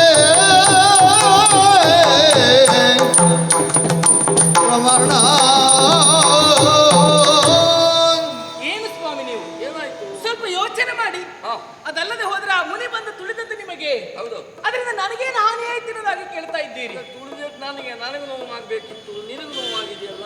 ನೀವೇ ಆಗಾಗ ನನ್ನಲ್ಲಿ ಆಡುವಂತಹ ಮಾತು, ಲಕ್ಷ್ಮಿ ನನ್ನ ದೇಹದಲ್ಲಿ ಯಾವ ಭಾಗಕ್ಕೆ ನನಗೆ ನೋವಾದ್ರೂ ಚಿಂತೆ ಇಲ್ಲ, ಆದ್ರೆ ನನ್ನ ಹೃದಯ ಭಾಗಕ್ಕೆ ನೋವಾದ್ರೆ ಸಹಿಸಿಕೊಳ್ಳೋದಕ್ಕೆ ನನ್ನಿಂದ ಆಗುದಿಲ್ಲ. ಯಾಕೆ? ನಿಮ್ಮ ವಕ್ಷಸ್ಥಳದಲ್ಲಿ ನೆಲೆಸಿರುವುದು ಯಾರು? ನೀನೇ ಅಲ್ವಾ? ಆ ಮುನಿ ಬಂದು ತುಳಿದಿದ್ದು ಎಲ್ಲಿಗೆ? ವಕ್ಷಸ್ಥಳ. ಅದರಿಂದ ಅವಮಾನ ಆಗಿದ್ದು ನನಗೆ. ಅಗ್ರಿಮತನ ಮಾಡುವಂತಹ ಕಾಲದಲ್ಲಿ ಅಂದ್ರೆ ಪಾಲ್ಗಡಲನ್ನು ನೀವು ಕರೆಯುವಂತಹ ಹೊತ್ತಿಗೆ ನಾನು ಉದಿಸಿ ಬಂದೆ. ಹೌದು. ನಾನು ನಿಮ್ಮನ್ನ ಕಂಡೆ, ಬಲು ಮೋಹಗೊಂಡೆ, ಪ್ರೇಮಾನುರಾಗದಿಂದ ನಿಮ್ಮ ಕೈ ಹಿಡಿದೆ. ಕೈ ಹಿಡಿದಂತಹ ನಾನು ಧನ್ಯಳು ಅಂತೇಳಿ ಭಾವಿಸಿಕೊಂಡೆ. ಆದ್ರೆ ಈಗ ಹಾಗಾಗ್ಲಿಲ್ಲ. ಶರದಿ ಮಂದಿರದ ಕಾಲದಲ್ಲಿ ನಾ ಮಂದಾರ ಮಾಲಿಕೆಯನ್ನು ಹಿಡಿದುಕೊಂಡು ಬಂದಂತಹ ಹೊತ್ತಿಗೆ ಎಷ್ಟು ಜನ ದೇವತೆಗಳು, ಎಷ್ಟು ಜನ ದಾನವರು ನನ್ನನ್ನು ಬಯಸಿದವರಿದ್ದಾರೆ. ನಿಂತವರು ನನಗೆ ಬೇಕು ತನಗೆ ಬೇಕೆನ್ನುವುದಾಗಿ ಗಲಾಟೆ ಮಾಡಿದವರು ಕೂಡ ಇದ್ದಾರೆ. ಆದರೂ ಕೂಡ ಆ ಅಶಾಂತವಾದಂತಹ ವಾತಾವರಣದಲ್ಲಿ ಪ್ರಶಾಂತವಾದಂತಹ ನಿಮ್ಮ ವದನವನ್ನು ನೋಡಿ ನಿಮ್ಮ ಕೊರಳಿಗೆ ನಾನು ಮಾಲೆಯನ್ನು ಹಾಕಿದವಳು. ಆ ಹೊತ್ತಿಗೆ ನೀವು ನನ್ನಲ್ಲಿ ಕೇಳಿಕೊಂಡ್ರಿ, ಲಕ್ಷ್ಮಿ ನಿನಗೆ ಏನು ಬೇಕು ಎನ್ನುವ ಹಾಗೆ. ಆವಾಗ ನಾನು ನಿಮ್ಮಲ್ಲಿ ಏನು ಕೇಳಿದೆ? ಒಂದು ಸ್ವಲ್ಪ ಜಾಗ ಕೇಳಿದ್ದೆ ನಾನು, ಅಲ್ವಾ? ಅದೇ ನಿಮ್ಮ ವಕ್ಷಸ್ಥಳದಲ್ಲಿ. ಈ ವಕ್ಷಸ್ಥಳವನ್ನು ಬಯಸುವುದಕ್ಕೂ ಒಂದು ಉದ್ದೇಶ ಉಂಟು ಸ್ವಾಮಿ. ತ್ರಿಮೂರ್ತಿಗಳಾದಂತಹ ನಿಮಗೆ ಇರುವುದಕ್ಕೆ 3 ಸ್ಥಳವಾದರೂ, ಮಾಡುವುದಕ್ಕೆ 3 ಉದ್ಯೋಗವಾದರೂ, ಮೂವರಿಗೆ ಪ್ರತ್ಯೇಕವಾದಂತಹ ಗುಣವಾದರೂ, ಮೂವರಿಗೆ 3 ಮಡದಿಯರಿದ್ದಾರೆ ಅಲ್ವಾ?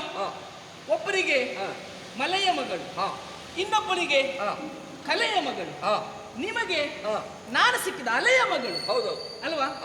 ಅಲೆಯಿಂದ ಉದಿಸಿ ಬಂದಂತಹ ನನಗೆ ನನ್ನ ಮನದಲ್ಲಿ ಮೂಡುವಂತಹ ಅಲೆಗೆ ಒಂದು ಕಡಿವಾಣ ಹಾಕಬೇಕು ಅಂತ ಆದ್ರೆ ಅದು ನಿಮ್ಮ ವಕ್ಷಸ್ಥಳವೇ ಸೂಕ್ತ ಎನ್ನುವುದಾಗಿ ನಾನು ಆರಿಸಿಕೊಂಡೆ. ಅಂದಿನಿಂದ ಇಂದಿನವರೆಗೆ ಅನವರತವೂ ಅವಿರತವೂ ನಿಮ್ಮ ಪಾದ ಸೇವೆಯನ್ನು ಮಾಡುತ್ತಾ ಈ ವೈಕುಂಠದಲ್ಲಿ ನಾನಿದ್ದೆ ಅಲ್ವಾ? ಈವಾಗ ಆತ ಬಂದು ವಕ್ಷಸ್ಥಳಕ್ಕೆ ತುಳಿದಿದ್ದಾನೆ. ವಕ್ಷಸ್ಥಳದಲ್ಲಿ ನೆಲೆಸಿರುವುದು ಸಿರಿದೇವಿ ಅನ್ನೋದನ್ನು ಮರೆತು ನೀವು ಹೀಗೆ ವ್ಯವಹರಿಸಿದಿರಲ್ಲ, ಇದು ಸರಿಯಾ? ಸಿಟ್ಟು ಬಾರದ ಉಳಿದಿತ್ತು ನನಗೆ. ಕೋಪದಿಂದ ನರ್ತವೋ ಕೋಪದಿಂದ ನರ್ತವು ಸರ್ವರಿಗೂ ಕೋಪ ತಾಪದ ಮೂಲವು, ಸರ್ವರಿಗೂ ಕೋಪ ತಾಪದ ಮೂಲವು. ಕೋಪ ಬಂಧನ ವೈರಿಯು, ಕೋಪ ಬಂಧನ ವೈರಿಯು, ಕೇಳಬಲೆ ಕೋಪ ಬಿಡುತ್ತಾ ಶಾಂತಿಯು.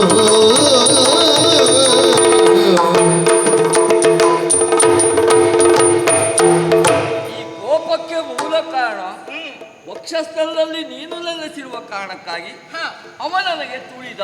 ಹೌದು, ನನಗೆ ಅರ್ಥ ಆಯ್ತು. ಈ ವಕ್ಷಸ್ಥಳ ಎನ್ನುವಂಥದ್ದು ನೀನೇ ಆರಿಸಿಕೊಂಡಂತಹ ಜಾಗ. ಹೌದು, ನಿನಗೆ ಅದನ್ನು ನಾನು ಕೊಟ್ಟೆ ಅಲ್ವಾ? ಅದನ್ನು ಬಯಸುವುದಕ್ಕೂ ಕಾರಣ ಉಂಟು. ಹೆಂಡತಿಯಾದವಳು ಯಾವಾಗಲೂ ಕೂಡ ಗಂಡನ ಹೃದಯ ನಿವಾಸಿನಿಯಾಗಿರ್ಬೇಕು, ಅಂದ್ರೆ ಗಂಡನಿಗೆ ಹತ್ತಿರವಾಗಿರ್ಬೇಕು. ಗಂಡನ ಮನಸ್ಸಿಗೆ ನೋವಾಯಿತು ಅಂತಾದ್ರೆ ಅದನ್ನ ಹೆಂಡತಿಯಲ್ಲಿ ಗಂಡ ಬಂದು ಹೇಳುವ ಮೊದಲೇ ಅವಳು ಅರ್ಥ ಮಾಡಿಕೊಂಡು ಗಂಡನಿಗೆ ಸರಿಯಾಗಿ ವರ್ತಿಸಬೇಕು. ಸರಿ, ತಪ್ಪು ಅಂತಲ್ಲ. ಈಗ ನೀನು ಹೇಳುವ ಪ್ರಕಾರ ನೀನು ಅಲ್ಲಿ ನೆಲೆಸಿದ್ದೀಯ ಎನ್ನುವ ಕಾರಣಕ್ಕಾಗಿ ಅವ ತುಳಿದ. ಹೌದು, ಅದಕ್ಕಾಗಿ ಕೋಪ. ಹೌದು, ಅಂದ್ರೆ ಬೇರೆ ಕಡೆ ತುಳಿದಿದ್ರೆ ನಿನ್ ಕೋಪ ಬರುವುದಿಲ್ವಾಗಿತ್ತೆ. ಇಷ್ಟು ಕೋಪ ಬರುವುದಿಲ್ಲ ಇದ್ದಿತ್ತು. ಅದೇ ಕೋಪ ಬರ್ತಿತ್ತು, ಇಷ್ಟು ಬರುವುದಿಲ್ಲ ಇತ್ತು. ನೀನು ಅಲ್ಲಿದ್ದಕ್ಕಾಗಿ ನಿನಗೆ ಕೋಪ. ಹೌದು ಲಕ್ಷ್ಮಿ, ಕೋಪದಿಂದಲೇ ಅನರ್ಥ, ಕೋಪದಿಂದ ತಾಪ ಎನ್ನುವುದು ಹೆಚ್ಚಾಗುತ್ತದೆ. ಗೊತ್ತಾಯ್ತು ನಿನಗೆ? ಏನು ನೋಡು, ಕೋಪದಿಂದ ಅನೇಕ ರೀತಿಯ ಅನರ್ಥಗಳು ಯಾವ ರೀತಿಯಾಗಿ ಹುಟ್ಟಿಕೊಳ್ತದೆ ಎನ್ನುವುದನ್ನು ನಾವು ಅನೇಕ ನಿದರ್ಶನಗಳಲ್ಲೆಲ್ಲ ಕಂಡಿದ್ದೇವೆ. ಅದರಲ್ಲಿಯೂ ನಾವು ನಮ್ಮಂಥವರು ಈ ರೀತಿಯಾಗಿ ಕೋಪಿಸಿಕೊಂಡ್ರೆ ಹಾ ಲೋಕಕ್ಕೆ ಅನರ್ಥ ಉಂಟಾಗಿ ಹೋಗ್ತದೆ. ಹಾಗಾಗಿ ಈ ಕೋಪ, ಈ ತಾಪ ಹಾ. ಇದೆಲ್ಲ ನಮಗೆ ಬೇಡ. ಬೇಡ. ಹಾಗಾಗಿ ಹಾ. ಕೋಪ ಬಿಟ್ಟು ಬಿಡು. ಹಾ. ಈ ಪ್ರಕರಣದಲ್ಲಿ ಹಾ. ಇಷ್ಟಕ್ಕೆ ಇದು ಅವಮಾನ ಅವನಿಗಾದದ್ದು, ನಿನಗಲ್ಲ. ನನಗಲ್ಲ. ರಘುಲಾಂಛನವನ್ನ ಸೆಳೆದ್ನಲ್ಲ, ಅವನ ಅಹಂಕಾರ ಮರ್ತನಾಯ್ತಲ್ಲ, ಆಹಾಹಾ. ನಿನಗೂ ಅವಮಾನ ಆದದ್ದಲ್ಲ. ಬಿಡು, ಕೋಪ ಬಿಟ್ಬಿಡು. ಅವನ ಸನ್ಮಾನವೆಂದು ಅವನ ಸನ್ಮಾನವೆಂದು ಎನಗೆ ಕೈದವ ಮಾನಸೈಸನೆಂದು ಎನಗೆ ಕೈದವ ಮಾನಸೈಸನೆಂದು ದವನನಾದರ ಗೌರವ ದವನನಾದರ ಗೌರವ ಇರುವಡೆ ಎಳೆಯುವುದು ಸರಿಯೇ ಶಿವ ಶಿವ.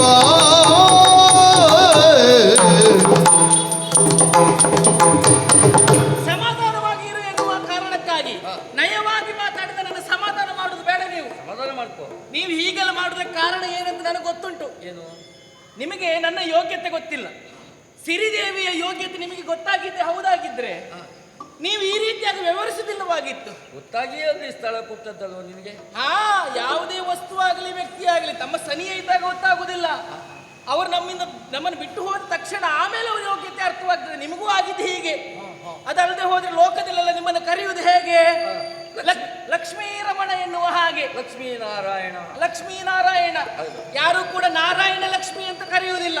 ಇಲ್ಲ ಇಲ್ಲ. ಅದಕ್ಕೆ ಹೇಳಿದ್ದು ನನ್ನ ಯೋಗ್ಯತೆ ನೀವು ಅಲ್ಲೇ ಅರ್ಥ ಮಾಡಿಕೊಳ್ಬೇಕಿತ್ತು ಎನ್ನುವ ಹಾಗೆ. ಮೊದಲು ನನ್ನ ಹೆಸರೇ ಕರೀತಾರೆ ಎಲ್ಲವರು. ಹೆಂಡತಿಗೆ ಮೊದಲ ಸ್ಥಾನ ಕಲ್ಪಿಸಿ ಕೊಟ್ಟದಿದ್ರೆ ಅದು ನೀನೆ. ಶ್ರೀಮನ್ನಾರಾಯಣ ಅಂತ ಹೇಳ್ತಾರೆ. ಶ್ರೀ ನಾನು. ಇಲ್ಲದೆ ಹೋದ್ರೆ ಯಾರು ಕೂಡ ನಾರಾಯಣ ಲಕ್ಷ್ಮಿ ಅಂತ ಎಲ್ಲಿಯೂ ಕರೆಯುವುದಿಲ್ಲ. ಸಿಟ್ಟು ಮಾಡಬೇಡ. ಸಿರಿರಮಣ ಅಂತ ಕರೀತಾರೆ. ಗೊತ್ತಾಯ್ತಾ? ನಿಮ್ಮ ಹೆಸರು ಹೇಳಿ ಕರೆಯುವುದಿಲ್ಲ, ಸಿರಿರಮಣ ಅಂತ. ನನ್ನ ಗಂಡ ಅಂತ ನಿಮ್ಮನ್ನು ಕರೆಯುವುದು. ಅದು ಇದೆಲ್ಲ ನೀವು ಅರ್ಥ ಮಾಡ್ಕೊಂಡಿದ್ರೆ ಇಷ್ಟ ಅವಮಾನ ಆಗುತ್ತಿತ್ತು ನನಗೆ. ಅದಲ್ಲದೆ ಹೋದ್ರೆ ಆ ಮುನಿ ನಿಮಗೆ ತೊಳೆದಿದ್ದಾನೆ, ಅವನಿಗೆ ಹೋಗುವುದಕ್ಕೆ ವಾಹನ ವ್ಯವಸ್ಥೆ ಮಾಡಿ ಕೊಟ್ರಿ ನೀವು. ಹೋಗಿ ಪಾಪ. ಒಂದು ವಾಹನ ತಗೊಳ್ಬೇಕಂತಾದ್ರೆ ಎಷ್ಟು ಕಷ್ಟ ಪಡಬೇಕು. ಬಹಳ ಸ್ವಲ್ಪ ತಪಸ್ಸು ಮಾಡಿ ಪಡೆಯುವವರಿದ್ದಾರೆ. ಮತ್ತೆ ಇದ್ರೆ ನಿಮ್ಮ ವಿಷಯದಲ್ಲಿ ಹಾಗಲ್ಲ. ತುಳಿದ್ರೆ ಸಾಕು ಅವರಿಗೆ ವಾಹನದ ವ್ಯವಸ್ಥೆ ಮಾಡ್ತೀರಿ ನೀವು.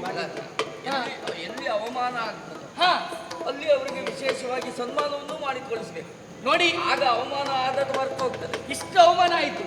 ಇಷ್ಟು ಅವಮಾನ ಆದ್ಮೇಲೆ ನಾನು ಇರುವುದಿಲ್ಲ. ಇರುವುದಿಲ್ಲ. ಅವಮಾನವಾದಂತಹ ಜಾಗದಲ್ಲಿ ಒಂದು ಕ್ಷಣವೂ ನಾನು ನಿಲ್ಲುವುದಿಲ್ಲ.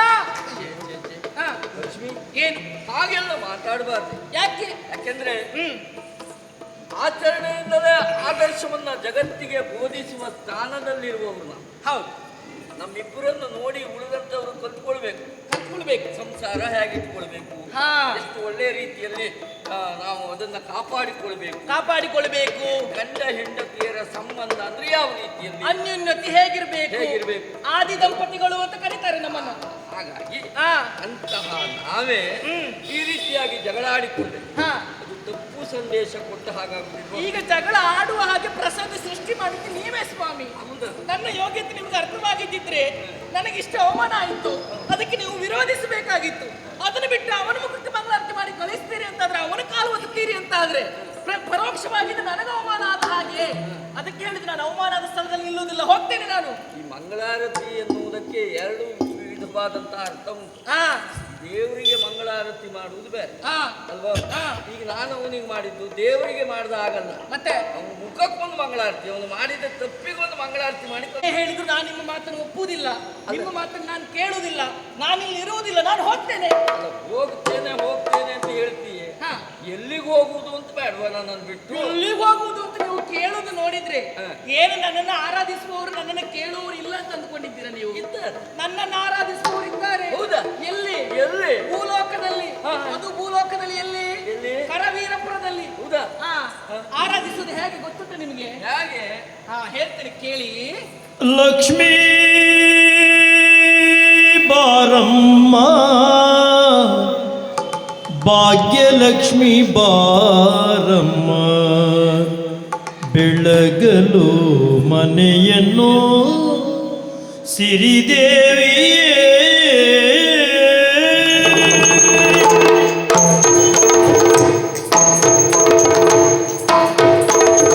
ಭಾಗ್ಯದ ಲಕ್ಷ್ಮೀ ಬಾರಮ್ಮ, ನಮ್ಮಮ್ಮ ನೀ ಸೌಭಾಗ್ಯ ಬಾರಮ್ಮ ನಮ್ಮಮ್ಮ ನೀ ಸೌಭಾಗ್ಯ ಲಕ್ಷ್ಮೀ ಬಾರಮ್ಮ ಹೆಜ್ಜೆ ಕಾಲ್ಗಳ ಧ್ವನಿಯನ್ನು ಮಾಡುತ್ತ ಹೆಜ್ಜೆ ಕಾಲ್ಗಳ ಧ್ವನಿಯನ್ನು ಮಾಡುತ್ತ ಹೆಜ್ಜೆಯ ಮೇಲೆ ಹೆಜ್ಜೆಯ ನಿಕ್ಕುತ್ತ ಹೆಜ್ಜೆಯ ಮೇಲೆ ಹೆಜ್ಜೆಯ ನಿಕ್ಕುತ್ತ ಸಜ್ಜನ ಸಾಧು ಪೂಜೆಯ ವೇಳೆಗೆ ಮಜ್ಜಿಗೆಯೊಳಗಿನ ಬೆಣ್ಣೆಯೊಳಗೆ ಭಾಗ್ಯದ ಲಕ್ಷ್ಮೀ ಬಾರಮ್ಮ ನಮ್ಮಮ್ಮ ನೀ ಸೌಭಾಗ್ಯದ ಲಕ್ಷ್ಮೀ ಬಾರಮ್ಮ ತೋಂ ತೋಂ ದಗ್ಗ ಗಡ್ಗದ ದಿನದ ದಿನತ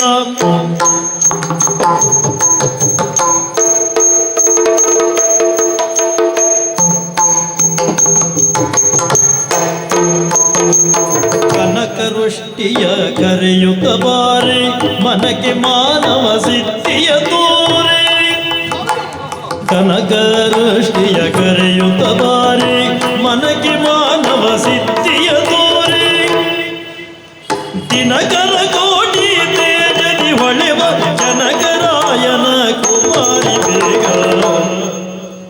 ದಿನಕರ ಕೋಟಿ ತೇಜದಿ ಹೊಳೆವ ಜನಕರಾಯನ ಕುಮಾರಿ ಬೇಗ ಭಾಗ್ಯದ ಲಕ್ಷ್ಮೀ ಬಾರಮ್ಮ ನಮ್ಮಮ್ಮ ನೀ ಸೌಭಾಗ್ಯದ ಲಕ್ಷ್ಮೀ ಬಾರಮ್ಮ ನಮ್ಮಮ್ಮ ನೀ ಸೌಭಾಗ್ಯದ ಲಕ್ಷ್ಮೀ ಬಾರಮ್ಮ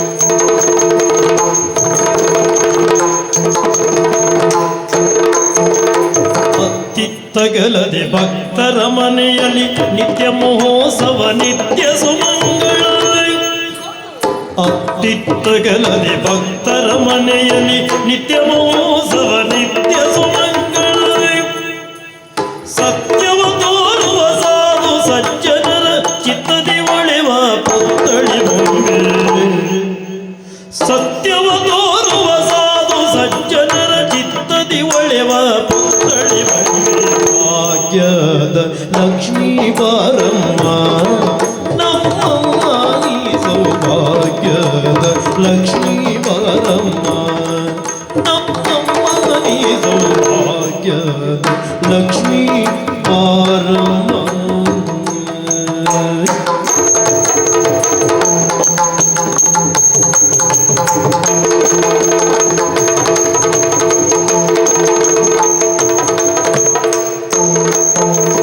ಸಕ್ಕರೆ ತುಪ್ಪ ಕಾಲುವೆ ಗರಸಿ ಶುಕ್ರವಾರದ ಪೂಜೆಯ ವೇಳೆಗೆ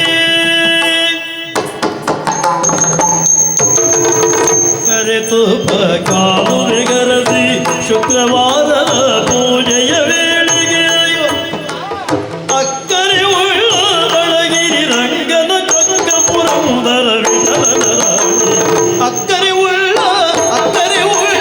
ಅಳಗಿರಿ ರಂಗನ ಚೊಕ್ಕ ಪುರಂದರ ವಿಠಲನ ಭಾಗ್ಯದ ಲಕ್ಷ್ಮೀ ಬಾರಮ್ಮ ನಮ್ಮಮ್ಮ ನೀ ಸೌಭಾಗ್ಯದ ಲಕ್ಷ್ಮೀ ಬಾರಮ್ಮ ನಮ್ಮಮ್ಮ ನೀ ಸೌಭಾಗ್ಯದ ಲಕ್ಷ್ಮೀ ಬಾರಮ್ಮ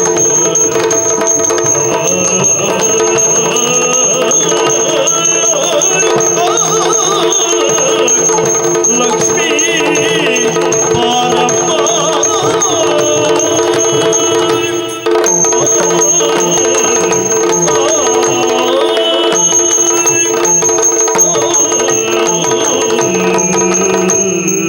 ನೋಡಿಲ್ಲ ಸ್ವಾಮಿ, ಭೂಲೋಕದಲ್ಲಿ ನನ್ನ ಭಕ್ತಾದಿಗಳು ಹೊಸ್ತಿಲಿಗೆ ಅರಿಶಿನ ಕುಂಕುಮ ಹಚ್ಚಿ ಆಮೇಲೆ ದೀಪವನ್ನು ಹೊತ್ತಿಸಿ ಈ ರೀತಿಯಾಗಿ ನನ್ನನ್ನು ಕರೀತಾರೆ. ಅವರ ಭಕ್ತಿಗೆ ನಾನು ಒಲಿದು ಅಲ್ಲಿಗೆ ಹೋದೆ ಅಂತಾದ್ರೆ ನನಗೂ ಒಂದು ಬೆಲೆ ಇರ್ತದೆ, ಅವರ ಭಕ್ತಿಗೂ ಒಂದು ಸರಿಯಾದಂತಹ ಬೆಲೆ ಬರ್ತದೆ. ಹಾಗಾಗಿ ನಾನು ಇಲ್ಲಿರುವುದಿಲ್ಲ. ಈ ರೀತಿಯಾಗಿ ನನ್ನನ್ನು ಆರಾಧಿಸುವವರು ಭೂಲೋಕದಲ್ಲಿ ಇದ್ದಾರೆ. ಸ್ವಲ್ಪ ತಡಿ. ಭಕ್ತರು ಅನೇಕರಿದ್ದಾರೆ, ನನ್ನನ್ನ ಪರಿಪರಿಯಾಗಿ ಮನೆಗೆ ಕರೀತಾರೆ ಅಂತ ಹೇಳಿದೆಯಲ್ಲ. ಹೌದು, ಭಕ್ತರಿದ್ದಾರೆ, ನನಗೆ ಭಕ್ತರಿದ್ದಾರೆ, ನನಗೆ ಭಕ್ತರಿದ್ದಾರೆ, ನನ್ನನ್ನು ಆರಾಧಿಸುವವರಿದ್ದಾರೆ, ನಾನು ಬರ್ಲಿ ಅಂತ ಹೇಳಿ ಕಾಯುವವರಿದ್ದಾರೆ. ಎನ್ನುವುದನ್ನ ಮತ್ತೆ ಮತ್ತೆ ಹಾ, ಅದನ್ನೇ ಬಿಂಬಿಸುವ ಹಾಗೆ ಹೇಳ್ತಾ ಇದ್ದೀಯ. ಹಾ. ಅಂದ್ರೆ ನಿನ್ನ ಲೆಕ್ಕದಲ್ಲಿ ಏನ್ ನನಗೆ ಭಕ್ತರೇ ಇಲ್ಲ ಅಂತ ಲೆಕ್ಕ. ಅಲ್ಲ, ನಿಮ್ಮನ್ನು ಕೇಳುವವರು ಯಾರು? ನಾನು ಬಿಟ್ಟು ಹೋದ್ಮೇಲೆ ಅಂತ ನಿಮ್ಮನ್ನು ಕೇಳುವವರೇ ಇಲ್ಲ. ಲಕ್ಷ್ಮೀನಾರಾಯಣ, ಹಾ, ಲಕ್ಷ್ಮಿ ಇಲ್ಲದೆ ಇದ್ದಾಗ ನಾರಾಯಣ ಪ್ರಯೋಜನ ಇಲ್ಲ ಅಂತ ಹೇಳುದ. ಇನ್ನು ನಾರಾಯಣ ಸುದ್ದಿ ಹೇಳುವುದೇ ಇಲ್ಲ. ಯಾಕೆ? ನಾರಾಯಣನ ಹತ್ರ ಲಕ್ಷ್ಮಿ ಇಲ್ಲ, ಲಕ್ಷ್ಮಿ ಹೊರಟೋಗಿದ್ದಾಳೆ. ಲಕ್ಷ್ಮಿ, ಹಾ, ಇದು ನೀನು ತಿಳಿದುಕೊಂಡಿರುವಂತಹ ತಪ್ಪು ಕಲ್ಪನೆ. ಹೌದಾ? ಹೌದೌದು. ಹಾ, ಈಗ ನಿನಗಷ್ಟೇ ಅಲ್ಲ ಭಕ್ತರಿದ್ದದ್ದು, ಹಾ, ನನಗೂ ಇದ್ದಾರೆ. ನಿಮಗಿದ್ದಾರ? ಹೌದಪ್ಪ. ಎಲ್ಲಿದ್ದಾರೆ? ಎಲ್ಲಿದ್ದಾರೆ? ಹಾ, ನೀನು ಹೇಳಿದೆಯಲ್ಲ ಹಾ, ಭೂಲೋಕದಲ್ಲಿ. ಹೌದು, ಅಲ್ಲಿಯೇ ನನಗೂ ಇದ್ದಾರೆ. ಅಲ್ಲಿ ಇದ್ದಾರ? ಹೌದಪ್ಪ. ಅಲ್ಲಿದ್ದವರು ನಾನು ಅಲ್ಲಿಗೆ ಹೋದೆ ಅಂತ ಆದ್ರೆ ನನ್ನನ್ನ ಕರೆಯುವ, ಹಾ, ನನ್ನನ್ನ ಕಾಣುವ ಬಗೆ ಹೇಗೆ ಗೊತ್ತುಂಟ? ಹೇಗೆ? ದೇವ ಬಂದ ದೇವರ ದೇವ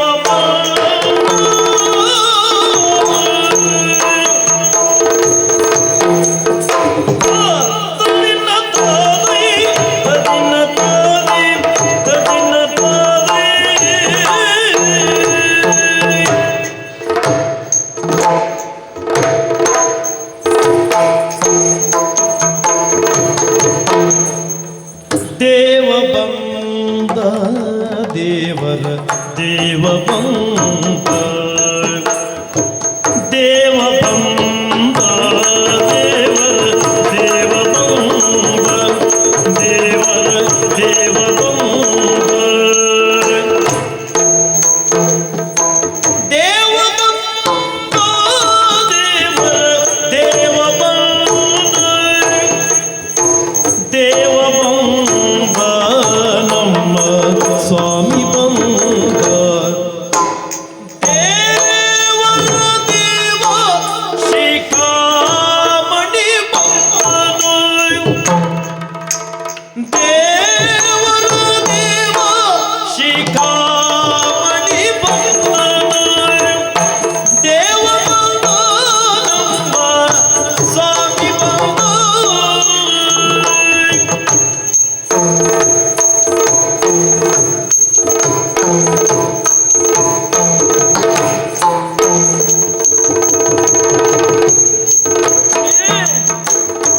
ದೇವ ಬಂದ ನಮ್ಮ ಸ್ವಾಮಿ ಬಂದ ಪುರಗ ಶಯನ ಬಂದ ಉರಗ ಶಯನ ಬಂದ ಉರಗ ಶಯನ ಬಂದ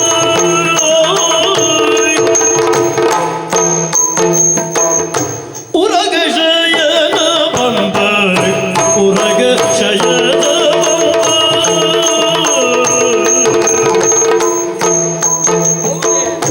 ಗರುಡ ಗಮನ ಬಂದ ಗರುಡ ಗಮನ ಗರುಡ ಗಮನ ಗರುಡ ಗಮನ ಬಂದ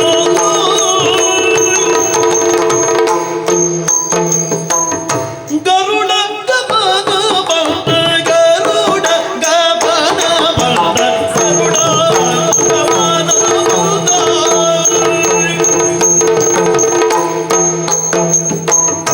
ನರಗೊಲಿದವ ಬಂದ ನಾರಾಯಣ ಬಂದ ನರಗೊಲಿದವ ಬಂದ ನರಗೊಲಿದವ ಬಂದ ನರಗೊಲಿದವ ಬಂದ ನಾರಾಯಣ ಬಂದ ದೇವ ಬಂದ ನಮ್ಮ ಸ್ವಾಮಿ ಬಂದ ಬಂದರು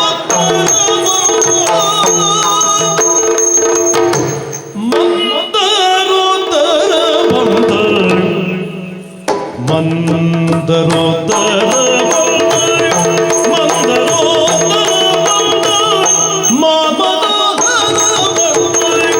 ಮಂದರೋದರ ಬಂದ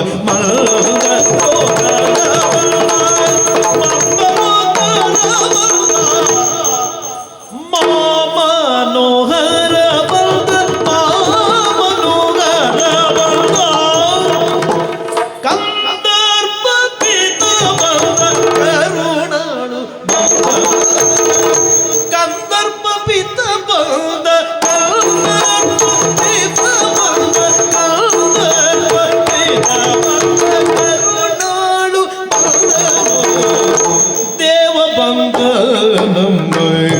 ಸ್ವಾಮಿ ಬಂದ ದೇವರ ದೇವ ಶಿಖಾಮಣಿ ಬಂದನೋ ದೇವ ಬಂದ ದೇವರ ದೇವ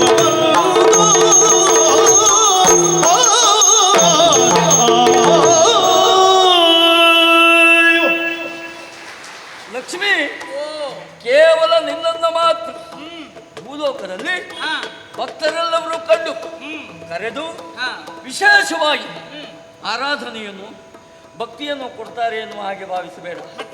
ನೋಡಿದ್ಯಾ, ದೇವರ ದೇವ ಬಂದ, ನಮ್ಮ ದೇವರ ದೇವ ಬಂದ, ಶಿಖಾಮಣಿ ಬಂದ, ಭಕ್ತ ಜನ ಉದ್ಧಾರಕ ಬಂದ ಎನ್ನುವ ಹಾಗೆ ಬಗೆ ಬಗೆಯಾಗಿ ನನ್ನನ್ನು ಕೊಂಡಾಡುವ ಮೂಲಕವಾಗಿ ನನ್ನ ಅನುಗ್ರಹಕ್ಕೆ, ನನ್ನ ಆಶೀರ್ವಾದಕ್ಕೆ, ನನ್ನ ಕರುಣೆಗೆ ಬೇಕಾಗಿ ಬೇಡುವವರು ಎಷ್ಟು ಜನ ಇದ್ದಾರೆ ನೋಡು. ಭಕ್ತರು ನಾವಿದ್ದಾಗ ನಮ್ಮಿಂದ ಭಕ್ತರು, ಭಕ್ತರಿಗಾಗಿ ನಾವು ಇಬ್ಬರ ನಡುವೆಯೂ ಒಂದು ವಿಶ್ವಾಸ, ಒಂದು ನಂಬಿಕೆ, ಒಂದು ವಿಶೇಷವಾದಂಥ ಸಂವಾದ ಸಂಬಂಧ ಎನ್ನುವುದು ಇರ್ತದೆ. ಹೀಗಿರುವಾಗ ನನ್ನಿಂದಲೇ ಅವರು, ಅವರಿಂದಲೇ ನಾನು ಎನ್ನುವ ಭೇದ ಭಾವ ಸಲ್ಲ. ನೀನಿದ್ದಾಗ ಮಾತ್ರ ನಾನು ಅಂತಲ್ಲ, ನಾವಿಬ್ಬರು ಜೊತೆಯಾದಾಗ ಲಕ್ಷ್ಮೀನಾರಾಯಣ ಪ್ರಸನ್ನ ಅಂತ ಹೇಳ್ತೇವೆ ನಾವು. ಹೀಗಿರುವಾಗ ನನ್ನನ್ನು ಬಿಟ್ಟು ಹೋಗುವುದು ಸರಿಯಲ್ಲ ಲಕ್ಷ್ಮಿ. ನೋಡು, ವಿಚಾರ ಮಾಡು, ಮನಸ್ಸಿನಲ್ಲಿರುವಂತಹ ಕೋಪದ ತಾಪವನ್ನು ಬಿಡು, ನನ್ನ ಜೊತೆಯೇ ಇಲ್ಲಿಯೇ ನೆಲೆಸಿರಬಹುದಲ್ಲ. ಹರಿರಮಣಿ ಸಿರಿ ಎಂಬ ವಚನವ ಬರಡುಗೊಳಿಸಲು ಬೇಡ, ನಿಲ್ಲೇ ನಾನಿಲ್ಲೇ ಕೆರಳಿ ಎನ್ನುವ ಮಾನ ಹೊಸಾನಕ್ಕೆ ಸಮನಾಗಿರುತ್ತಿರಲು.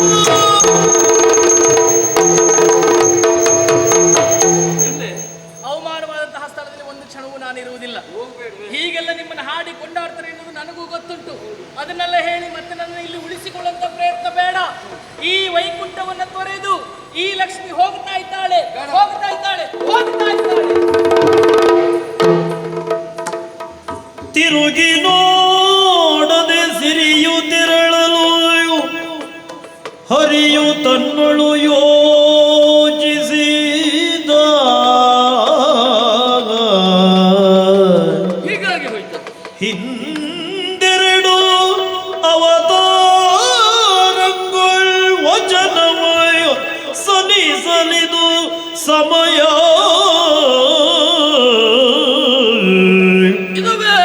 ಹಿಂದೆರಡು ಅವತಾರಗಳ ಜನವ ಸಲಿಸಲಿದು ಸಮಯ.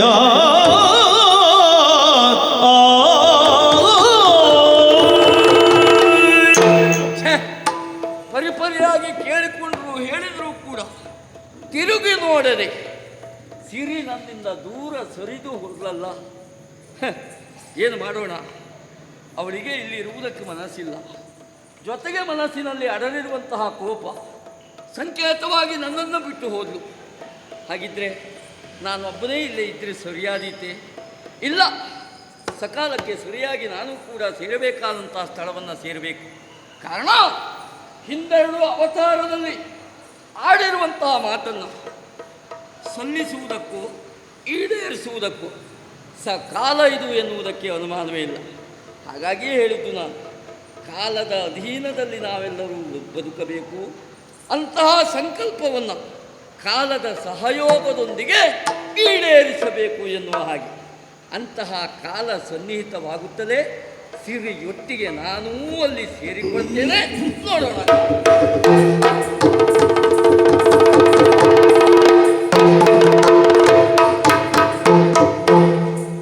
ಇತ್ತಲಾಹರಿ ತನ್ನ ನಂಬಿದ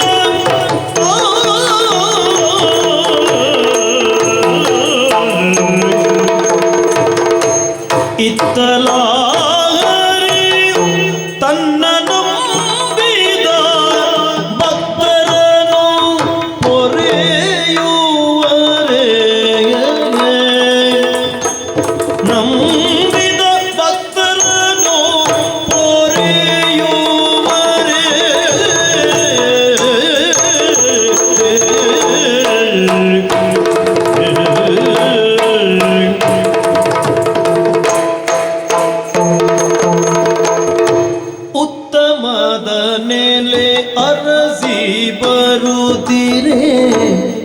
ಪೃಥ್ವಿಯಲ್ಲಿ ಉತ್ತಮದ ನೆಲೆಯರಸಿ ಬರುವುದಿರೆ ಪೃಥ್ವಿಯಲ್ಲಿ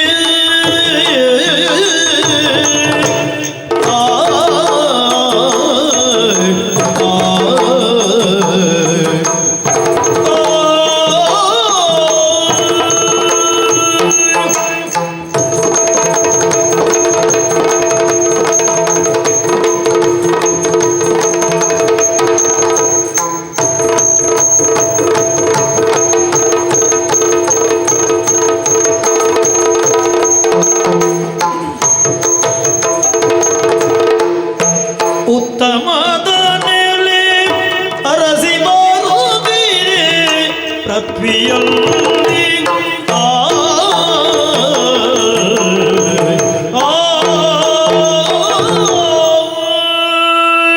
ಭೂಮಿಯಲ್ಲಿರುವಂತಹ ಸಕಲ ಭಕ್ತರ ಭವನೆಯನ್ನ ಹರಿದು ಚೆಲ್ಲುವವ ಯಾರು ಅಂತ ಕೇಳಿದ್ರೆ ಅವ ಶ್ರೀಮನ್ನಾರಾಯಣ ಹರಿ ಅಂತ ಹೇಳಿದ್ರು.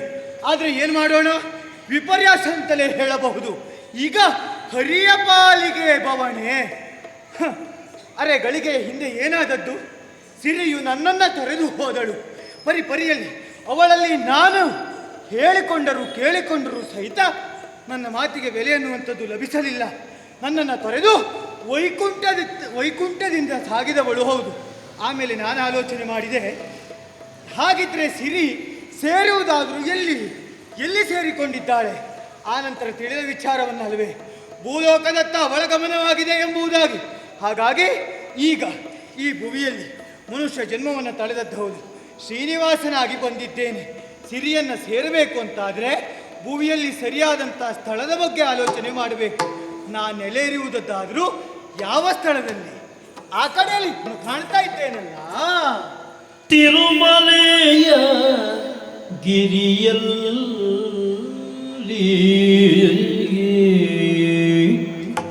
ಮೋಲ ಹುಲಿ ವೆರೆಸಿನ ನೀವುದ ಕಂಡು ತಿರುಮಲೆಯ ಗಿರಿಯಲ್ಲಿ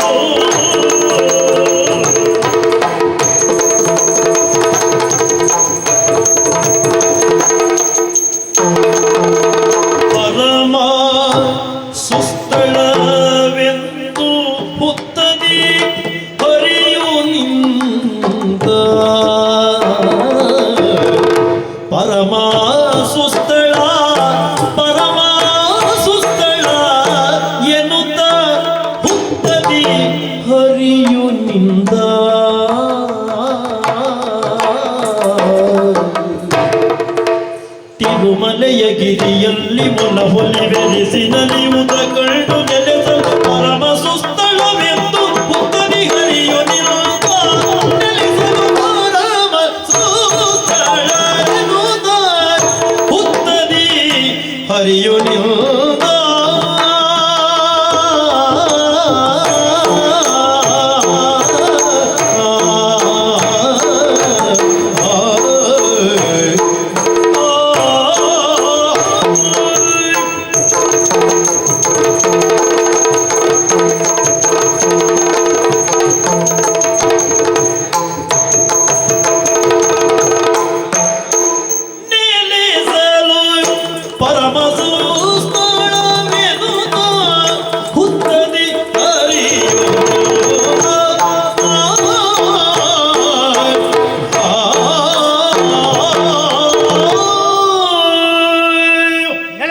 ಬೇಕಾಗಿ ಸರಿಯಾಗಿರುವಂತಹ ಸ್ಥಳವನ್ನು ಶೋಧಿಸುವಂತಹ ಅವಶ್ಯಕತೆ ನನ್ನ ಪಾಲಿಗಿದ್ದದ್ದು ಹೌದು.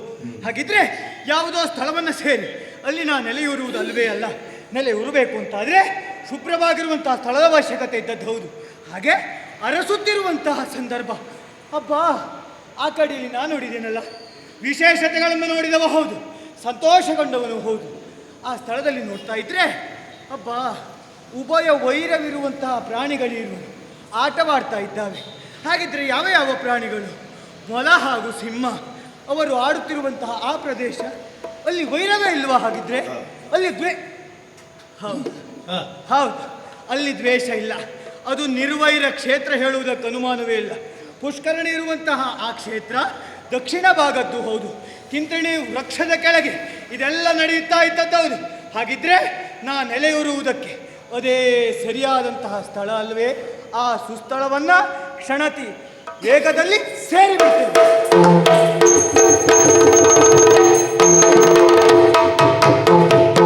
ಗೋಗಳ ಕಾಯುವ ಗೋಪಾಲ ಬಂದನು, ಗೋಗಳ ಕಾಯುತ್ತ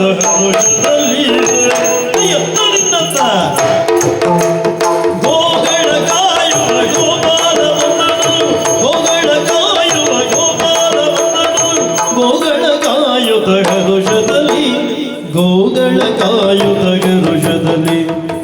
ಗಂಗೆ ಬಾರಿ ಗೌರಿ ಬಾರಿ ಬಾ ಬಾ ಬಾ, ಗಂಗೆ ಬಾರಿ ಗೌರಿ ಬಾರಿ ಕಾಮಧೇನು ಕಪಿಲೆ ಬಾರೆ, ಗಂಗೆ ಬಾರಿ ಗೌರಿ ಬಾರಿ ಕಾಮಧೇನು ಕಪಿಲೆ ಬಾರೆ.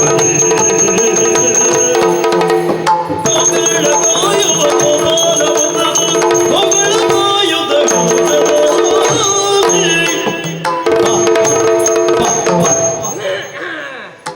ನಮಸ್ಕಾರ ಭಾಗವತ್ರೆ. ನಮಸ್ಕಾರ. ನಾವ್ಯಾರು ಗೊತ್ತಾಯ್ತಾ? ಇಲ್ಲ ಮಾರೆ. ನಾವು ಗೋಪಾಲಕರು. ಗೋಪಾಲ ಹಾ, ಅಂದ್ರೆ ಗೋಗಳನ್ನು ಕಾಯುವವರು. ಓ ಗಂಟಿ ಬೀಸುವ. ಹಾ, ಅಂದ್ರೆ ಭಾರಿ ಕನಿಷ್ಠ ನಿಮ್ಮ ಲೆಕ್ಕದಲ್ಲಿ. ನಿಮ್ಗೆ ವಿಷಯ ಗೊತ್ತಿಲ್ಲ ಸ್ವಾಮಿ. ಈ ಗೋಗಳನ್ನು ಮೇಯಿಸುವವರು ಬೇರೆ, ಈ ಗಂಟಿ ಕಾಯುವವರು ಬೇರೆ. ಹೌದಾ? ಗಂಟಿಯನ್ನು ಕಾಯಬೇಕಾದ್ದಿಲ್ಲ. ಯಾಕೆ ಹೇಳಿ? ಈ ಗಂಟಿ ಅಂತ ಹೇಳಿದ್ರೆ ಅದು ಸಾಕದ ಯಜಮಾನ ಯಾರು ಅಂತ ಅದಕ್ಕೆ ಗೊತ್ತಿರುವುದಿಲ್ಲ. ಅಲ್ಲಿ ಸಮಯಕ್ಕೆ ಸರಿಯಾಗಿ ಕೊಟ್ಟಿಗೆಗೆ ಹೋಗುವುದಿಲ್ಲ, ಬರುವುದಿಲ್ಲ, ಅದ್ರ ಇಷ್ಟ. ಬಿಟ್ಟು ಬಿಟ್ಟು ಬಿಟ್ಟು ಹೌದಪ್ಪ, ಈ ದಾರಿಯಲ್ಲಿ ಮಲ್ಕೊಳ್ಳುವುದು. ಅದು ಬಂದಷ್ಟು ಬಂತು. ಹಾ, ಹೋದಷ್ಟು ಹೋಯ್ತು ಅಷ್ಟೇ. ಈ ಸಾಯಂಕಾಲ ಆದ ತಕ್ಷಣ ಎಲ್ಲ ಬೇಲಿ ಮುರ್ಕೊಂಡು ಯಾರು ತೋಟಕ್ಕೆ ನಿಂತ್ಕೊಂಡು ಬರುವುದು. ಹಿಡಿತೇ ಇಲ್ಲ ನೋಡಿ. ಇದು ಹಾಗಲ್ಲ, ಗೋಗಳನ್ನು ಕಾಯುವವರು.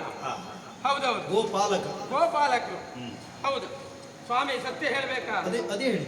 ಅದೇ ಹೇಳ್ತೇನೆ ಈಗ. ಈ ಗೋಗಳನ್ನು ಕಾಯುದುಂಟಲ್ಲ, ಅದು ಕನಿಷ್ಠ ಅಂತ ತಿಳ್ಕೊಳ್ಬೇಕು. ಅದರಷ್ಟು ಶ್ರೇಷ್ಠ ಯಾವುದಲ್ಲ ಗೊತ್ತುಂಟ? ಯಾವಾತ ಗೋ ಸೇವೆ ಮಾಡ್ತಾನೋ ಅವನಿಗೆ ಆರೋಗ್ಯ ಸರಿ ಇರ್ತದೆ, ಏನೂ ತೊಂದರೆ ಆಗುವುದಿಲ್ಲ.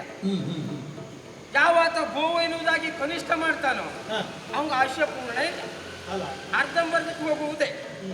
ನಮಗೆ ಆ ದೃಷ್ಟಿಯಲ್ಲಿ ಹೆಮ್ಮೆ ಉಂಟು, ಗೋ ಸೇವೆ ಮಾಡ್ಕೊಂಡಿದ್ದವರು ಅಂತ.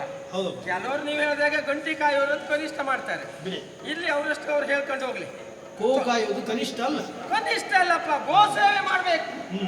ಈಗ ಹಾಗೆ ನಮ್ಮ ಹಾಗೆ ಗೋ ಸೇವೆ ಮಾಡಿಕೊಂಡು ಎಷ್ಟು ವರ್ಷ ಇದ್ದಾರೆ ಗೊತ್ತುಂಟ? ಅವ್ರ ಆರೋಗ್ಯ ಸರಿ ಉಂಟು. ಈಗ ಈ ಗೋವನ್ನು ಕನಿಷ್ಠ ಮಾಡಿದವರು ಅರ್ಧಂಬರ್ಧಕ್ಕೆ ನೆಗೆದು ಬಿದ್ದು ಹೋಗಾಯ್ತು. ಈಗ ನಾವು ತೊಂದರೆ ಇಲ್ಲ ನೋಡಿ, ಇಷ್ಟು ವರ್ಷ ಅದು ನಮ್ಮ ಆರೋಗ್ಯ ಹೇಗುಂಟು ನೋಡಿ. ಯಾಕೆ? ಗೋ ಸೇವೆ ಮಾಡ್ಕೊಂಡು. ಹೌದೌದು, ಅದಲ್ಲ ಸ್ವಾಮಿ. ಇತ್ತೀಚೆಗೆ ನಾನು ಬಯಸ್ಕೊಳ್ಳುವಂತ ಪ್ರಸಂಗವೇ ಆಗೋಯ್ತಲ್ಲ ನನ್ನ ಜೀವನದಲ್ಲಿ. ನಮ್ಮ ಯಜಮಾನರು ಬಾಯಿಗೆ ಬಂದಾಗ ಕೊಯ್ಯುದು. ನಮ್ಮ ಮಹಾರಾಜರು ಇತ್ತೀಚೆಗೆ ನಾನು ಹಾಲು ಸಂಗ್ರಹ ಮಾಡ್ತಾ ಇದ್ದೆ, ನಮ್ಮ ಹಾಲೆಲ್ಲ ಕರೀತಾ ಇದ್ದೆ. ಎಷ್ಟು ಅಂತ ಹೇಳಿದ್ರೆ ಅಷ್ಟು ಕೊಡ್ತಾ ಇತ್ತು. ನಾವು ಕೇಳಿದ ಹಾಗೆ ಕೇಳೋದಕ್ಕಿಂತ ಹೆಚ್ಚು ಹಾಲು ಕೊಡ್ತಾ ಇತ್ತು. ಈಗ ಹಾಗಲ್ಲ ಮಾರ್ರ, ಕತೆ ಗಂಡಾತ್ರ ಆಗಿದೆ. ಹೌದು, ಹಾಲೇ ಕೊಡುವುದಿಲ್ಲ ಒಂದು. ಅದರಲ್ಲೂ ಪ್ರೀತಿಯಿಂದ ಒಂದು ಗೋಗಳನ್ನು ಸಾಕಿದವ ನಾನು. ಅದು ಕಪಿಲೆ ಎನ್ನುವುದಾಗಿ ಹಾ. ಎಷ್ಟು ಹಾಲು ಕೊಡ್ತಾ ಇತ್ತು ಎಷ್ಟು ಕೊಡ್ತಾ ಇತ್ತು? ಅದು ನೋಡಿದ್ರೆ ಸಂತೋಷ. ಹಾ.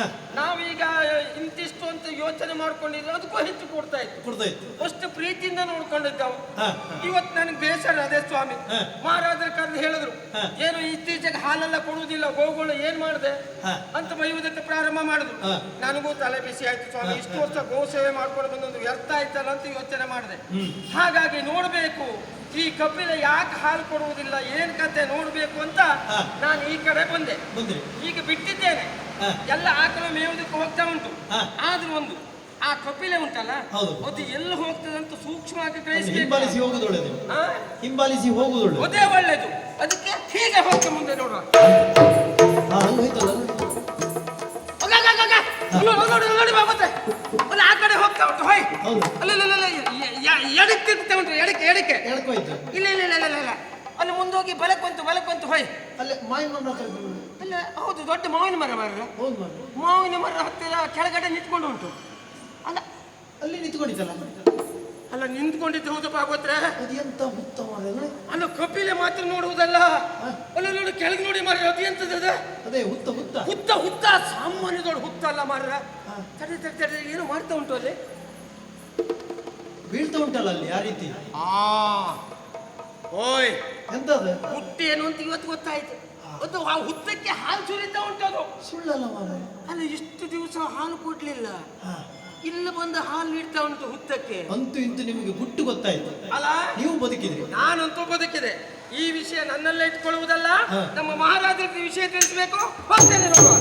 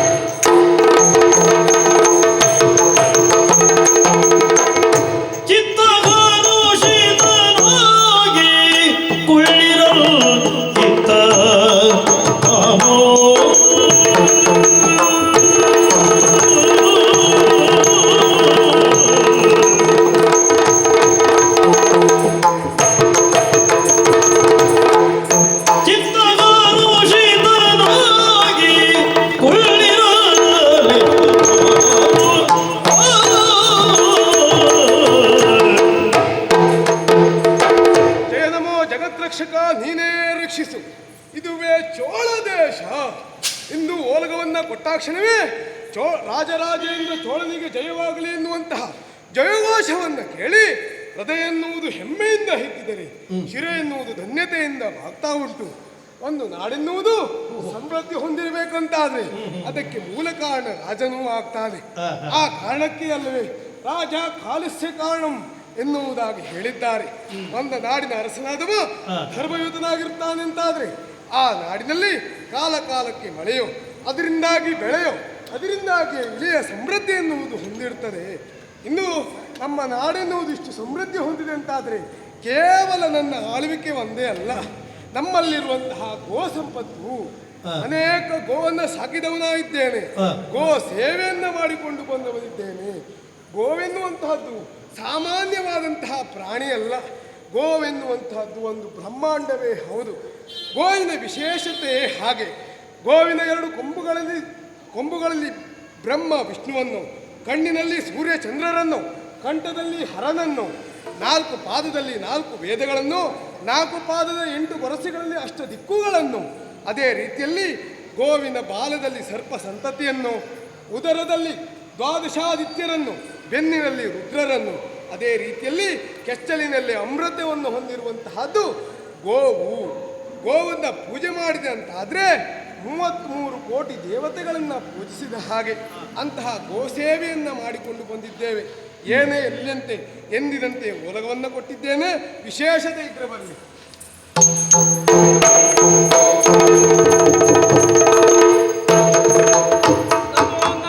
ಶುಭವಾಗಲಿ. ಒಡೆಯ, ಏನು ನಾನು ಯಾರು ಗೊತ್ತಾಯ್ತಾ? ಹೌದು ಒಡೆಯ.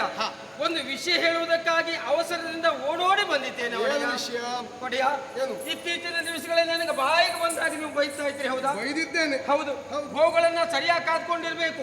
ಇತ್ತೀಚಿನ ದಿವಸಗಳಲ್ಲಿ ಗೋ ಹಾಲು ಕೊಡ್ತಾ ಇಲ್ಲ, ಇದಕ್ಕೆಲ್ಲ ಕಾರಣಕರ್ತರು ನೀವೇ ಎನ್ನುವುದಾಗಿ ನಮ್ಮನ್ನು ದೂರ್ತಾ ಇದ್ದೀರಿ ನೀವು. ನಿನಗೆ ಜವಾಬ್ದಾರಿ ಕೊಟ್ಟಿದ್ದಲ್ವೇನೋ? ಹೌದೌದು. ಮತ್ತೆ ಕಾರಣೀಕರ್ತ ನೀನು ಆಗಿರ್ಬೇಕು. ಅದ್ರಲ್ಲೂ ನನಗೆ ವಿಶೇಷ ಗೊತ್ತಾಯ್ತು. ಏನು? ನನಗೂ ತಲೆ ಬಿಸಿ ಆಯ್ತು ಒಡೆಯ, ನೀವು ಬೈದಿದ್ದೀರಿ. ಇದರ ಗುಟ್ಟೇನು ಎನ್ನುವುದಾಗಿ ನೋಡ್ಬೇಕು ಅಂತ ಇವತ್ತು ಸೂಕ್ಷ್ಮ ಆಗಿ ನಾನು ಗೋಗಳನ್ನ ಬಿಟ್ಟೆ, ಹಾಗೆ ಗೋಗಳ ಹಿಂದೆ ಹೋದೆ. ಅದರಲ್ಲೂ ನಮ್ಮ ಕಪಿಲೆ ಉಂಟಲ್ಲ, ಎಷ್ಟು ಹಾಲು ಕೊಡ್ತಾ ಇತ್ತು, ಅದೇ ಬೇಸರ. ತೊಳಿ ಮರ ಯಾವುದು? ಹೌದೌದು, ಅದೇ ಬೇಸರ ಆಯ್ತು ನಮಗೆ. ಇತ್ತೀಚಿನ ದಿವಸಗಳ ಹಾಲೇ ಕೊಡುವುದಿಲ್ಲ. ನೀವೇನ್ ಹೇಳಿದ್ರಿ?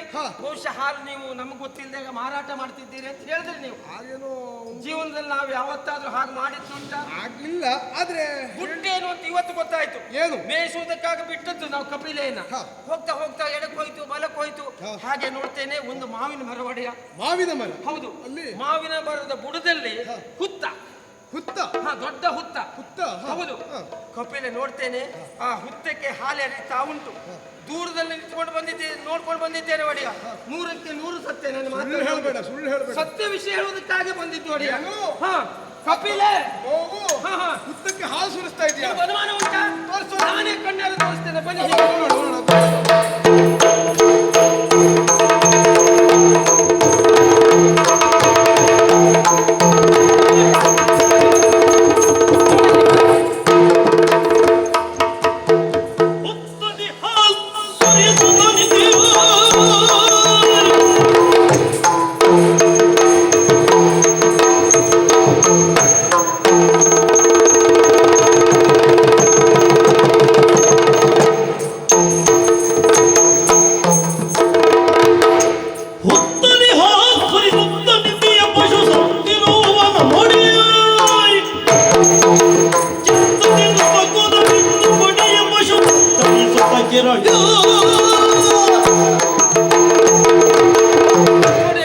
ಹಾಲು ಸುರಿಸ್ತಾ ಉಂಟು ಹುತ್ತಕ್ಕೆ. ಹೌದಾ? ಏನು ಆಶ್ಚರ್ಯ ಇದು! ಮತ್ತೆ ಕಪಿಲ ಎನ್ನುವಂತಹ ಗೋವು ಈ ರೀತಿಯಾಗಿ ಒಳ್ಳೆ ಮೇಘಕ್ಕೆ ಹಾಲನ್ನ ಸುರಿಸುವುದಕ್ಕೆ ಮುಂದಾಗ್ತಾ ಇದೆ. ಹೌದು ಒಡೆಯ. ನಾವು ಆಹಾರ ನಾವು ಕೊಟ್ಟದ್ದು ಇದಕ್ಕೆ ಹಾಲು ಸುರಿಸಲಿ ಅಂತೇನೋ ಅಲ್ವೇ? ಇಲ್ಲವೇ ಅಲ್ವಾ?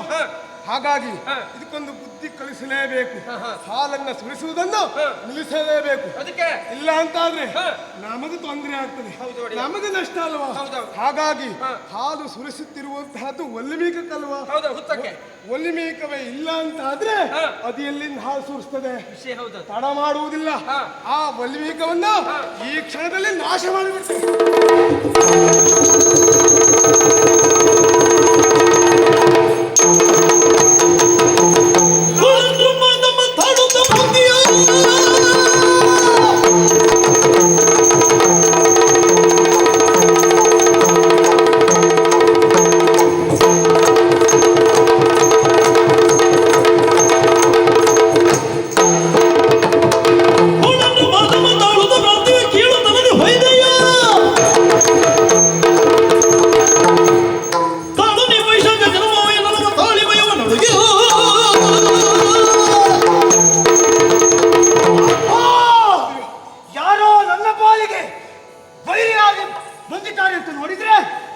ಸಾಮಾನ್ಯದವನಲ್ಲವೇ ಅಲ್ಲ, ತಲೆಗೆ ಕಿರೀಟವನ್ನು ಹೊತ್ತವ.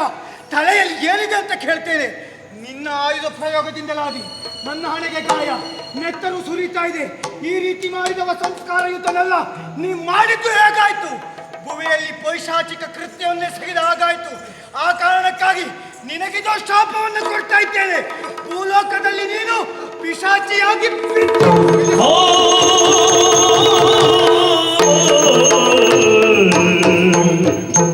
ಪಾಪ ಕರ್ಮವಗೈದೆ ಮಾಪಿ ಮಾಡೇನು ತಾಯೇ ಕೋಪ ಶಾಂತಿಯ ಹೊಂದುತ್ತ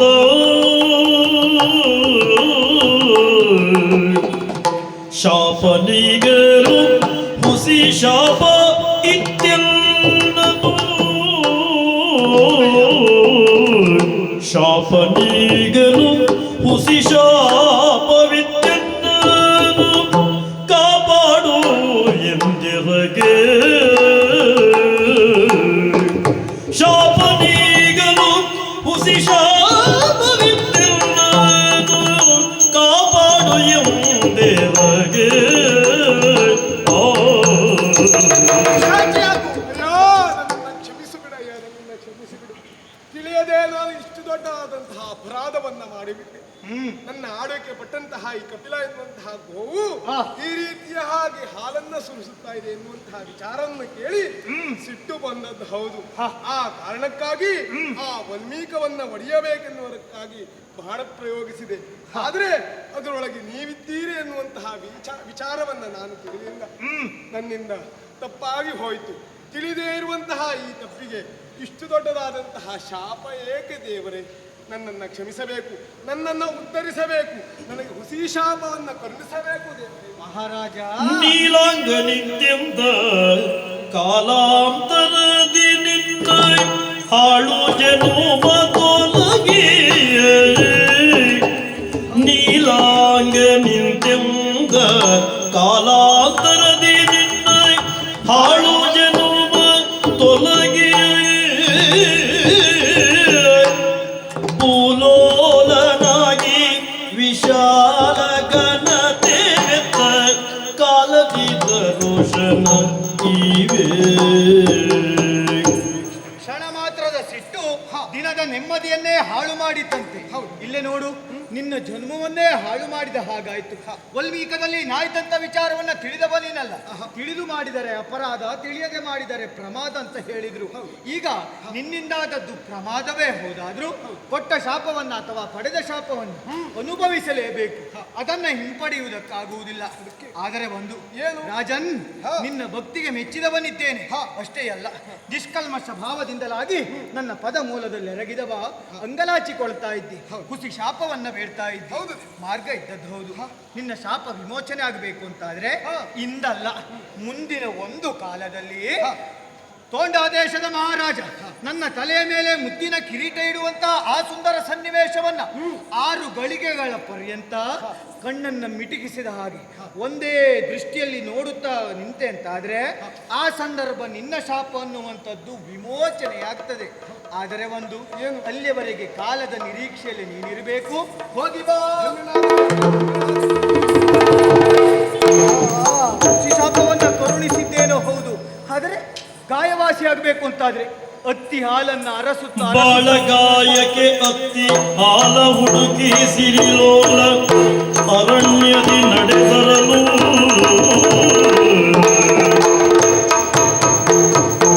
ಇತ್ತ ಕೇಳ ಹೊರಗ ದೇವನು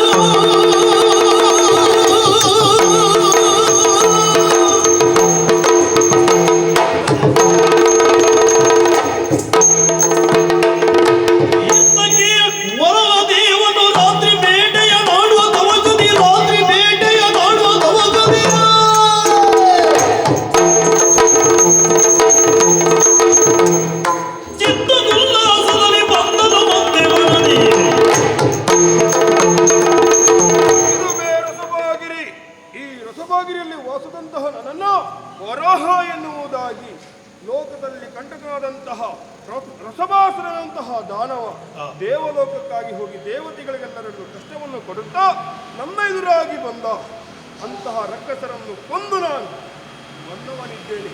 ದಿನನಿತ್ಯಂತೆ ಬೇಟೆಯನ್ನು ಆಡುತ್ತಾ ಮುಂದಕ್ಕೆ ಸಾಗುತ್ತಾ ಇದ್ದವನಲ್ಲ, ಹಾಗೆ ಮುಂದಕ್ಕೆ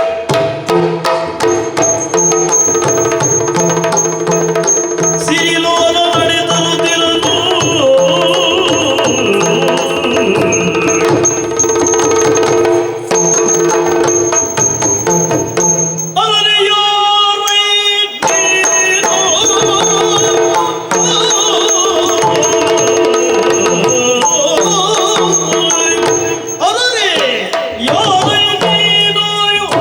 ಇಲ್ಲಿಗೆ ಬರಲು ಕಾರಣವೇ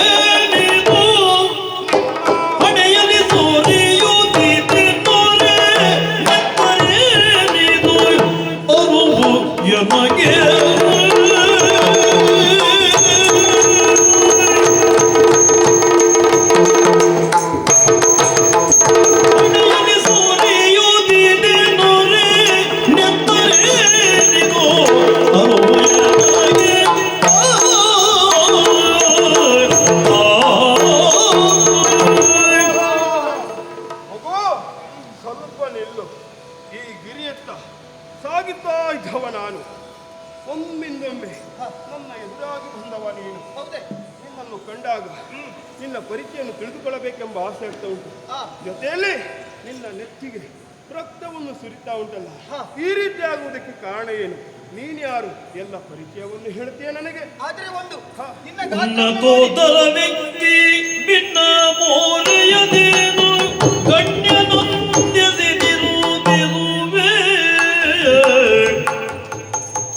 ಉನ್ನತೋದರ ವ್ಯಕ್ತಿ ಭಿನ್ನ ಮೋರೆಯದೇನು ಗಣ್ಯನೊಂದಿರುವೆ.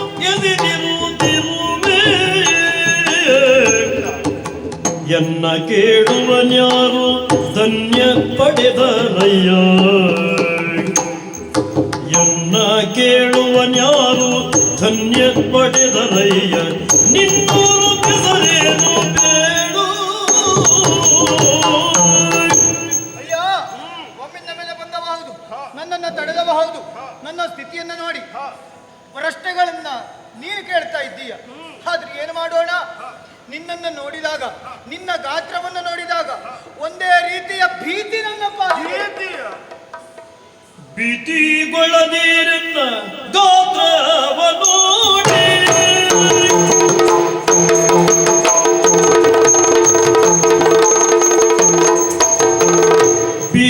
ಭೀತಿಗೊಳ್ಳದಿರನ್ನ ಗಾತ್ರವ ನೋಡಿ.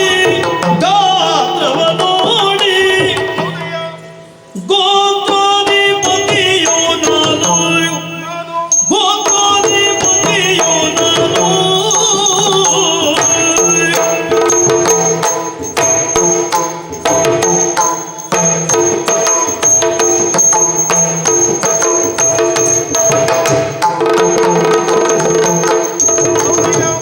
ಭೂತಳದೊಳಗಿಂದು ಶ್ವೇತ ಸುಕರನೆಂದು. ಭೂತಾಳದೊಳಗಿಂದು ಶ್ವೇತ ಸುಕರನೆಂದು ಖ್ಯಾತನಾಗಿಯೇ ಯಾರು ನೀನು. ನಾನು ಖ್ಯಾತನಾಗಿಯೇ ಯಾರು ನೀನು. ತತ್ತಿತ್ತತ್ತ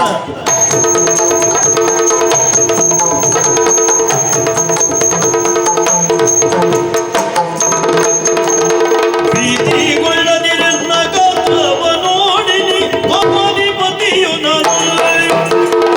ಭೂತಳದೊಳಗಿಂದು ಶ್ವೇತ ಸುಕರನೆಂದು ಖ್ಯಾತನಾಗಿಯೇ ಯಾರು ನೀನು.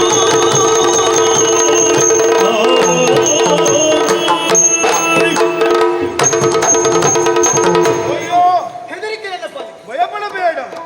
ನನ್ನ ಆಕಾರ, ನನ್ನ ದೇಹವನ್ನು ನೋಡಿ ನೀನು ಭಯವನ್ನು ಪಡ್ತಾ ಇದ್ದೀಯ. ಭಯಪಡದೆ ಇನ್ನು ಏನು ಮಾಡಲಿ? ಭಯಪಡಬೇಡ. ಸುತ್ತಮುತ್ತ ನೋಡಿದ್ರೆ ಯಾರು ಇಲ್ಲ. ವಿಶೇಷವಾಗಿರುವಂತಹ ಆಕೃತಿ ನಿನ್ನದ್ದು. ನನ್ನ ಮೇಲೆ ಪ್ರಶ್ನೆಗಳ ಸುರಿಮಳೆ. ಇನ್ನು ಏನು ಮಾಡಲಿ ನಾನು? ಭಯಪಡಬೇಕಂತ ಅವಶ್ಯಕತೆ ಇಲ್ವ? ಆ, ನಿನ್ನ ಪಾಲಿಗೆ ಆ, ಅಪಾಯಕಾರಿ ನಾನು ಅಲ್ಲವೇ ಅಲ್ಲ. ಹಾಗಂತ ನಾನ್ಯಾರು ಎನ್ನುವುದಾಗಿ ಯೋಚಿಸಬೇಕಂತ ಅವಶ್ಯಕತೆ ಇಲ್ಲ. ನಾನು ಈ ರಸಭಾಗಿರಿಯ ಅಧಿಕಾರಿ ವೇದವರಹ ಎನ್ನುವುದಾಗಿ. ಓಹೋ, ಮಗು, ನಿನ್ನನ್ನು ಕಂಡಾಗ ಯಾಕೋ ಏನು ನಿನ್ನ ಸರ್ವ ಪರಿಚಯವನ್ನು ತಿಳಿದುಕೊಳ್ಳಬೇಕೆಂಬ ಆಸೆ ಆಗ್ತಾ ಉಂಟು. ಹಾಗಾಗಿ ನೀನು ಯಾರು, ನಿನ್ನ ತಂದೆ ತಾಯಿ ಯಾರು, ಎಲ್ಲ ವಿಚಾರವನ್ನು ಹೇಳ್ತೀಯ ನನಗೆ. ಪರಿಪರಿಯಾಗಿ ಪ್ರಶ್ನೆ. ಹಾ, ನಿನ್ನ ಹೆಸರು, ಶ್ವೇತವರಹ ಎನ್ನುವುದು. ಮಾಡುವಂತಹ ಕಾರ್ಯ, ಸಂಚ ಬೇಟೆಯನ್ನು ಆಡುವುದಕ್ಕಾಗಿ ಬಂದವ ನಾನು. ಇರುವಂತಹ ಸ್ಥಳ. ಈ ರಸಭಾಗಿರಿಯಲ್ಲಿ. ಹಾಗಿದ್ರೆ ನಿನಗೆ ಬೇಕಾದದ್ದು ನನ್ನ ಪರಿಚಯ. ಹಾ, ಏನು ಹೇಳದೆ? ನಾರಿ ತೋರೆಯ ನನ್ನ ಊರು ಕೇರಿಯ ಬಿಟ್ಟು ಸೇರಿಯ ಒಲ್ಮೀಗದೊಳಗೆ. ನಾರಿ ತೋರೆಯ ನನ್ನ ಊರು ಕೇರಿಯ ಬಿಟ್ಟು ಸೇರಿ ಒಲ್ಮೀಗದೊಳಗೆ.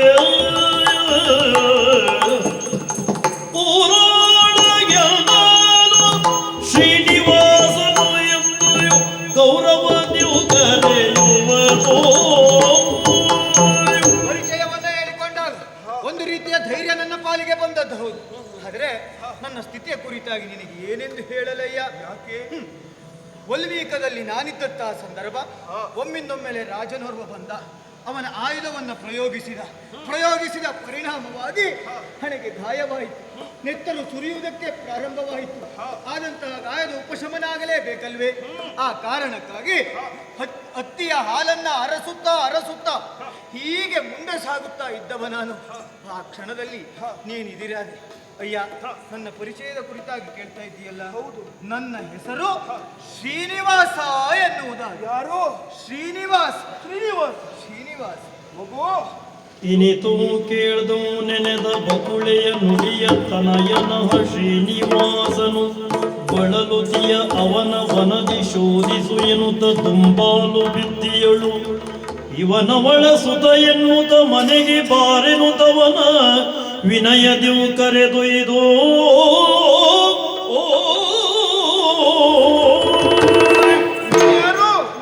ಶ್ರೀನಿವಾಸ ನಾನೇ. ನೀನ? ಶ್ರೀನಿವಾಸ. ಮಗು, ಬಾ ನನ್ನ ಜೊತೆಯಲ್ಲಿ. ನಿನ್ನ ತಾಯಿ ಎಲ್ಲಿದ್ದಾಳಂತ ನಾನು ಹುಡುಕಿ ಕೊಡುತ್ತೇನೆ. ಹೌದಾ? ವಿನಯದಿವು ಕರೆದೊಯ್ದು ವನಿತೆ ಬಕುಳೆಯ ಕರೆದು ತೋರಿಸಲು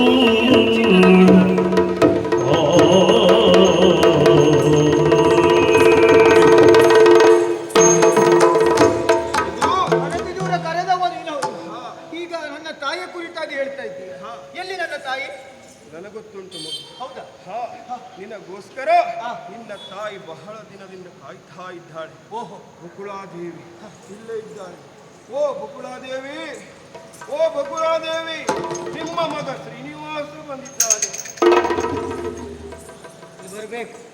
ನೀವು ಈ ರೀತಿ ಎಲ್ಲ ಹೇಳಿದ್ರೆ ಬಹುಶಃ ಎಚ್ಚರ ಆಗ್ಲಿಕ್ಕಿಲ್ಲ. ಮಾತೆಯ ಕರುಳಲ್ವ? ಎದ್ದೇಳಬೇಕು ಅಂತ ಆದ್ರೆ ಮಗನಾದಂತಹ ನಾನೇ ಪ್ರಯತ್ನಿಸ. ಓ ಬಕುಳ ತಾಯಿ, ಎದ್ದೇಳಮ್ಮ. ತನಯ ಬಾರಿನುದ ಬಿಗಿದು ಮರುಗುದಾಗ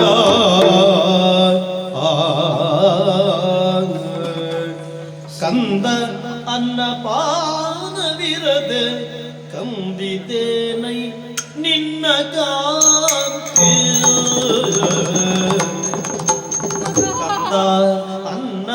ಅನ್ನಪಾನವಿರದೆ ಕಂದಿದ್ದೇನೈ ನಿನ್ನ ಕಂದ ಅನ್ನಪಾನವಿರದೆ ಕಂದಿದ್ದೇನೈ ನಿನ್ನ ಮುಂದೆ ಬಾಗಗೈವೆ ನೀನು ಉಂಡು ಸೊಗದಿರು, ನೀನು ಉಂಡು ಸೊಗದಿರು. ಹಣೆಯ ಗಾಯವೇನು ಅಯ್ಯೋ ಹಣಿದರಾರು ಕರುಣ ತೊರೆದು. ಹಣೆಯ ಗಾಯವೇನು ಅಯ್ಯೋ ಹಣಿದರಾರು ಕರುಣ ತೊರೆದು. ಮನೆಯು ನೆನೆಸು ಸಲಹುವೇನು ಸುಗುಣೆ ನಿನ್ನನು. ಕಂದನ ಪಾದವಿರದೆ ಕಂದಿದ್ದೇನೈ ನಿನ್ನ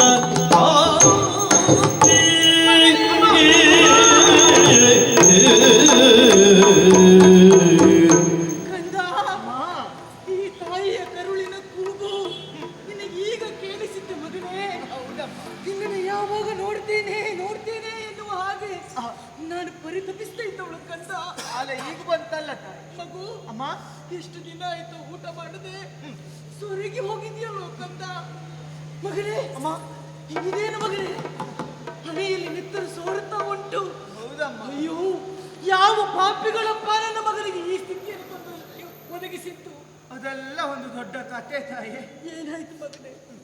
ಅಮ್ಮ, ಅದರ ಆ ವಿಚಾರದ ಕುರಿತಾಗಿ ಆಮೇಲೆ ಹೇಳ್ತೇನಂತೆ. ಆದ್ರೆ ಏನು ಮಾಡೋಣ? ಏನಾಯ್ತು? ಅನ್ನ ನೀರುಗಳು ಸೇರದೆ ಹಲವು ಕಾಲಗಳೇ ಕಳೆದೋಯ್ತಮ್ಮ. ಒಂದು ರೀತಿ ಹಸಿವು ನನ್ನ ಪಾಲಿಗೆ. ಹಸಿವಮ್ಮ. ಹಸಿವ? ಹೌದಮ್ಮ. ಚಿಂತೆ ಮಾಡಬೇಡ ಮಗನೇ, ನಿನ್ನನ್ನು ಮನೆ ಕರೆದುಕೊಂಡು ಹೋಗುತ್ತೇನೆ. ನನಗೆ ಬಗೆ ಬಗೆ ಅಡುಗೆ ಮಾಡಿ ಹಾಕುತ್ತೇನೆ. ಮುಖ್ಯಮೌಜ್ಯಗಳು ಹೌದು. ಆಗಲಿ ಅಮ್ಮ, ಸಾಗೋಣ, ಸಾಗೋಣ. ಮಗನೇ, ಅಮ್ಮ, ಮನೆಗೆ ಕರೆದುಕೊಂಡು ಹೋಗುತ್ತೇನೆ ಅಂತ ಹೇಳಿದ್ದು ಹೌದು. ಆದ್ರೆ ಮನೆ ಎಲ್ಲುಂಟು? ವಾಸಿಸುವುದಕ್ಕೆ ಸ್ಥಳವಿಲ್ಲ. ಸ್ಥಳ ಇಲ್ಲ ಮಗನೇ. ಧರಿಸುವುದಕ್ಕೆ ಬಟ್ಟೆ ಇಲ್ಲ. ನಿನ್ನನ್ನೇ ನೆನೆಯುತ್ತಾ ಅಲೆದು ಈ ಆಲದ ಮರದ ಕೆಳಗೆ ನಾನು ಮಲಗಿದವಳು ಮಗನೇ. ಅಮ್ಮ, ಓ ಹಾಗಿದ್ರೆ ಈಗ ನಮಗೆ ಗತಿ ಏನು? ಯಾರಿದ್ದಾರೆ ಅಮ್ಮ ಸಹಾಯ ಮಾಡುವುದಕ್ಕೆ? ಯಾರ ನಿರೀಕ್ಷೆಯಲ್ಲಿರುವುದಮ್ಮ? ಶ್ರೀನಿವಾಸ, ನಿಮ್ಮ ಪಾಲಿಗೆ ಉಳಿಯುವುದಕ್ಕಾಗಿ ಜಾಗ ಇಲ್ಲ ಎನ್ನುವುದಾಗಿ ಯೋಚನೆ ಮಾಡಬೇಕಂತ ಅವಶ್ಯಕತೆ ಇಲ್ಲ. ನಮಗದೇ ಚಿಂತೆ. ಈ ರಸಭಾಗಿರಿಯ ಅಧಿಕಾರಿ ನಾನು ಶ್ವೇತವರಹ. ನಿಮ್ಮನ್ನು ಉಳುವುದಕ್ಕಾಗಿ ನಾನು 100 ಅಡಿ ಜಾಗವನ್ನು ಕೊಡುತ್ತೇನೆ. ಇದು ಅನುಕೂಲವೇ ಆಯ್ತು ಅಮ್ಮ. ನೋಡಿದ್ಯಾ ಅವನ ಹೃದಯ ಎಷ್ಟು ವಿಶಾಲವಾದದ್ದು ಅಂತ. 400 ಅಡಿ ಜಾಗವನ್ನ ಕೊಡ್ತಾ ಇದ್ದಾನಂತೆ. ಇದಕ್ಕಿಂತ ಹೆಚ್ಚಿನ್ನೇನು ಬೇಕು? ನಾನು ಕೊಡ್ತೇನೆ 100 ಅಡಿ ಜಾಗ. ಹೇಳಿದ್ದು ಹೇಗೆ? 400 ಅಡಿ ಅಂತ ಹೇಳಿದ್ದಲ್ಲ, ನಾ 100 ಅಡಿ ಜಾಗವನ್ನ ಕೊಡ್ತೇನೆ ಅಂತ ಹೇಳಿದ್ದು. ನಾವಿಬ್ಬರೇ ಇರುವುದಲ್ವ ಮಗನೇ? ಸಾಕಮ್ಮ, ನಮಗದೇ ಹೆಚ್ಚು. ಎಷ್ಟಾದರೆ ಎಷ್ಟು. ಆದರೆ ಒಂದಮ್ಮ, ಭೂಲೋಕದ ಪದ್ಧತಿಯಂತೆ ಹಾಗೇ ಒಂದದ್ದನ್ನ ಪಡೆಯುವುದಲ್ಲವೇ ಅಲ್ಲ. ಒಂದು ಕೆಲಸ ಮಾಡ್ತೇನೆ, ಇವ ಕೊಡುವಂತಹ 100 ಅಡಿ ಜಾಗವನ್ನ ಸಾಲದ ರೂಪದಲ್ಲಿ ನಾನು ಪಡೀತೇನೆ. ಅಷ್ಟೇ ಅಲ್ಲ, ಕಾಲ ಬಂದಾಗ ಇವನಿಗೆ ಸಿಗಬೇಕಾದಂತಹ ಮಾನ್ಯತೆಯನ್ನ ಕೊಡಿಸುವಂತಹ ಹೊಣೆಗಾರಿಕೆ ನನ್ನದ್ದು. ಅಯ್ಯ, ಹಾಗಿದ್ರೆ ಇನ್ನು ವಿಳಂಬ ಯಾಕೆ?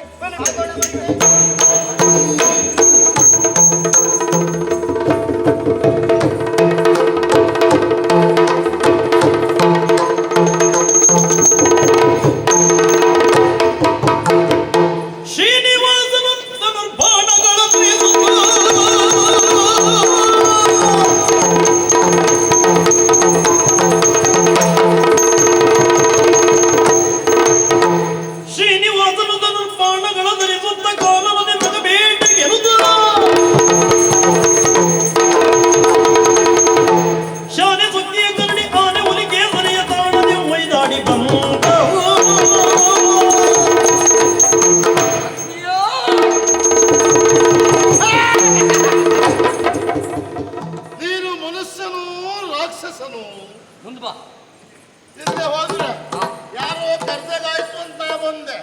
ಒಂದ್ ಹೀಗೆ ನೋಡ್ತೆ ನನ್ನ ಕೊಲ್ಲಬೇಕು ಅಂತ ನೀ ಬಾಣ ಬಿಡ್ತಿದ್ದೇನೆ ಮರಯ್ಯ. ಏ ಪುಣ್ಯಾತ್ಮ, ಹಾ ನಿನಗೆ ಬಾಣ ಬಿಟ್ಟು ಹಾ ಅದರಿಂದ ನೀನ್ ಸತ್ತು ಹಾ ಅದರ ಬರುವ ಪಾಪ ಹಾ ನನಗೆ ಬೇಕಾ? ಮತ್ತೆ ಯಾಕೆ ಬಾಣ ಬಿಟ್ಟೆ ಹೇಳ್ತಿದ್ದೆ? ಆಗಲ್ಲ, ಹಾ. ಸಿದ್ಧತೆಯಿಂದ ಇದ್ದದ್ದು ನಾನು. ಹೌದಾ? ಹೌದೌದು. ಹೌದೇನಾ? ನೀನ್ ಯಾರ?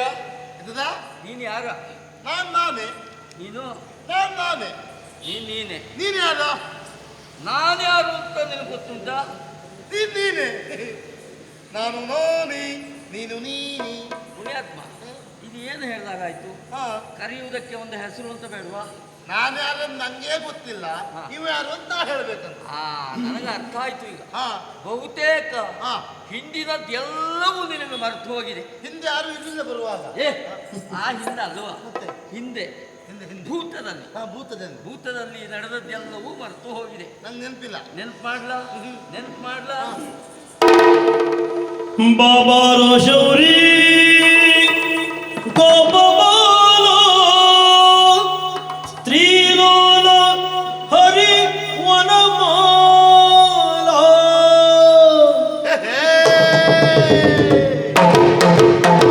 ಬಾಬಾರೋ ಶೌರಿ ಗೋಪಮಾಲ, ಬಾಬಾರೋ ಶೌರಿ ಗೋಪಮಾಲ ಸ್ತ್ರೀಲೋಲ ಹರಿ ವನಮಾಲ, ಸ್ತ್ರೀಲೋಲ ಹರಿ ವನಮಾಲ.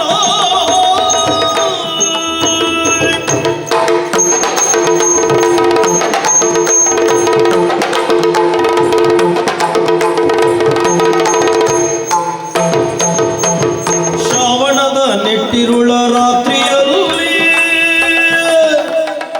ಶ್ರಾವಣದ ನೆಟ್ಟಿರುಳ ರಾತ್ರಿಯಲ್ಲಿ, ಇರುಳ ರಾತ್ರಿಯಲ್ಲಿ ದೇವಕಿಯ 8ನೆಯ ಗರ್ಭದಲ್ಲಿ, ದೇವಕಿಯ 8ನೆಯ ಗರ್ಭದಲ್ಲಿ, ಗರ್ಭದಲ್ಲಿ ನಡು ರಾತ್ರಿಯಲ್ಲಿ ಸೆರೆ ಮನೆಯಲ್ಲಿ, ದೇವಕಿಯ 8ನೆಯ ಗರ್ಭದಲ್ಲಿ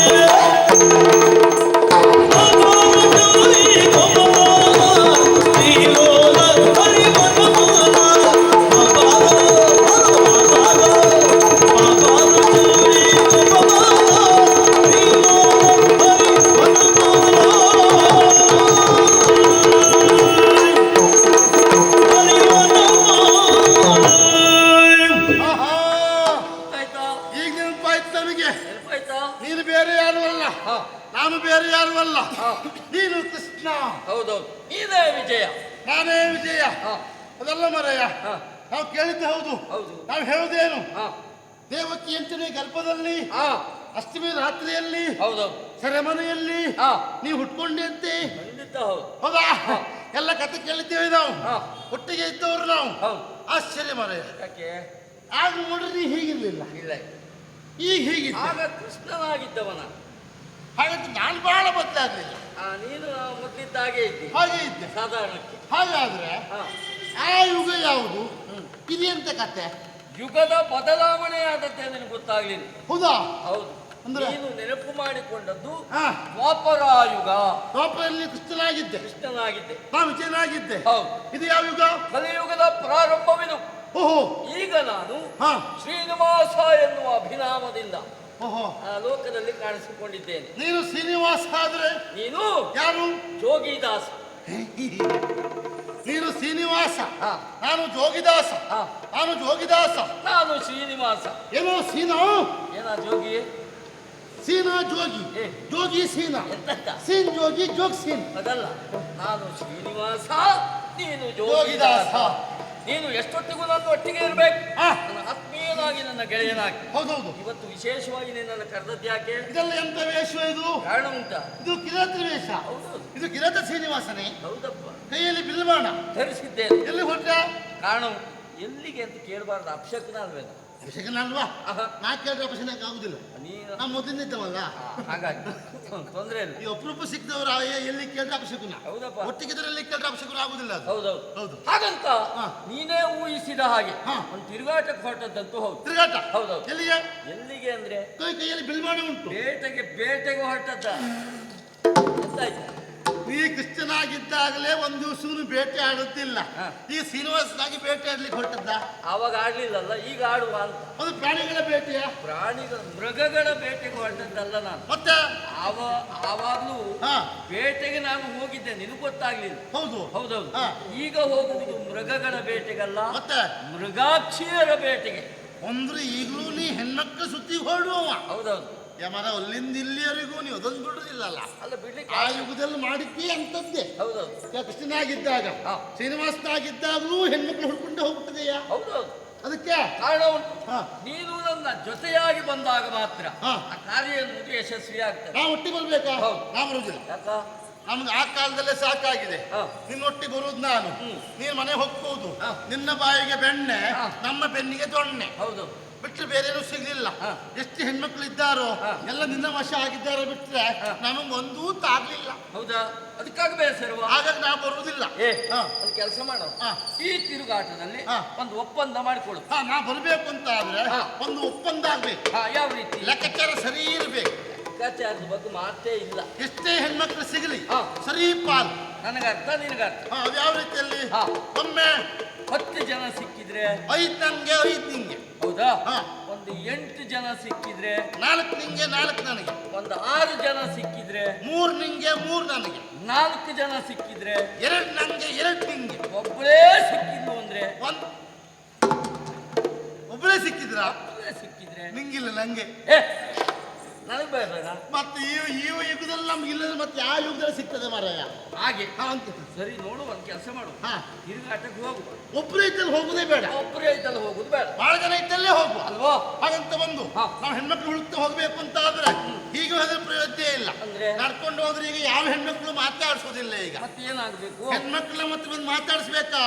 ನಾವು ಹಾಗೆ ಗಂಭೀರದಲ್ಲಿ ಒಳ್ಳೆ ಶಿಸ್ತಲ್ಲೇ ಇರ್ಬೇಕು. ಗಂಭೀರ. ಹೌದು. ಹಾ, ಹಾ. ನಾವು ನಡ್ಕೊಂಡು ಹೋದ್ರೆ ಆಗ್ಲಿಕ್ಕಿಲ್ಲ, ಮತ್ತೆ? ಓಡಾಡ್ಲಿಕ್ಕೆ ಒಂದು ಗಾಡಿ ಬೇಕು.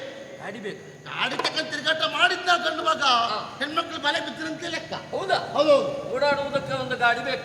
ಎತ್ತಿನ ಗಾಡಿ ಆಗ್ಬೋದಾ? ಹೇ, ಕುದುರೆ ಗಾಡಿ? ಛೆ. ಅದೆಲ್ಲ ಪ್ರಯೋಜನ ಇಲ್ಲ. ಹಾ. ಹಾಗಂತ ಬೇರೆ ಗಾಡಿ ವ್ಯವಸ್ಥೆ ವಿಶೇಷವಾದದ್ದು ಇರ್ಬೇಕು. ಎಲ್ಲಿ ಎಂತ ಮಾಡುದು ಈಗ? ಅಲ್ಲ, ನಮ್ಮ ಹತ್ರ ಎಂಥದ್ದು ಇಲ್ಲ. ಎಂತದ್ದು ಇಲ್ಲಲ್ಲ ಮಾರಾಯ. ಏನು ಇಲ್ಲ ಎನ್ನುವ ಕಾರಣಕ್ಕಾಗಿ ಹಾ. ಯೋಚನೆ ಮಾಡುವುದು ಬೇಡ. ಹಾ. ಕೇಳಿದ್ರೆ ಕೊಡುವುದಿಲ್ವಾ? ಯಾರು ಕೊಡ್ತಾರೆ? ನಾನು ವ್ಯವಸ್ಥೆ ಮಾಡ್ಲಾ? ಮಾಡು ಮಾಡು ಮಾಡು. ಮಾಡ್ತೇನೆ. ಹೇಗೆ? ಪರಿಧಿ ಉದ್ದೇಶ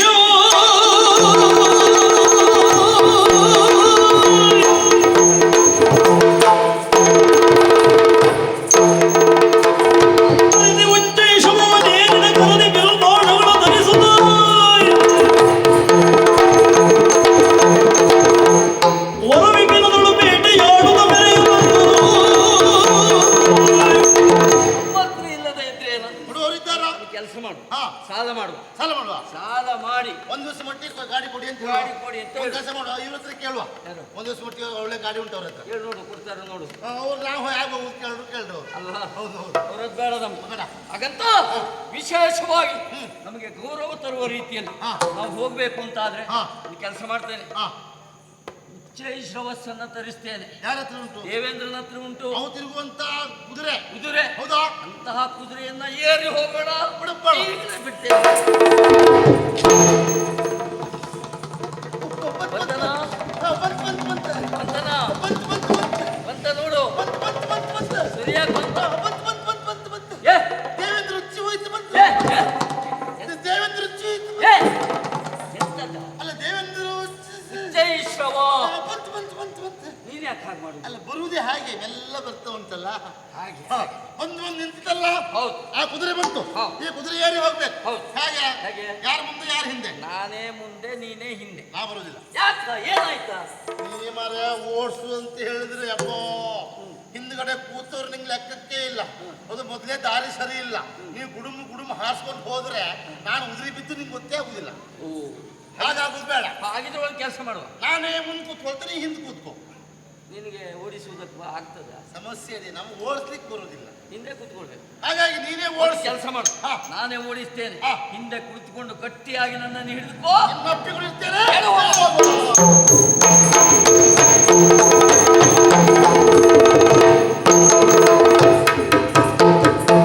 ತರುಣಿ ಪದ್ಮಾವತಿಯು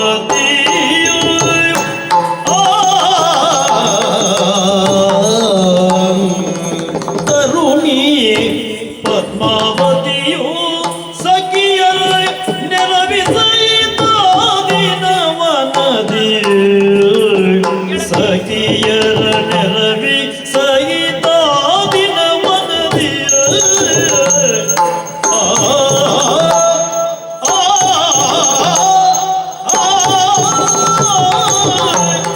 ಸಂಚರಿಸಿ ಸುಮಗಳ ಕೈವೆಯೇನು ಹರುಷದಿಂದ ಗೆಳತಿ ಸಂಚರಿಸಿ ಸುಮಗಳ ಕೈವೆಯೇನು ಹರುಷದಿಂದ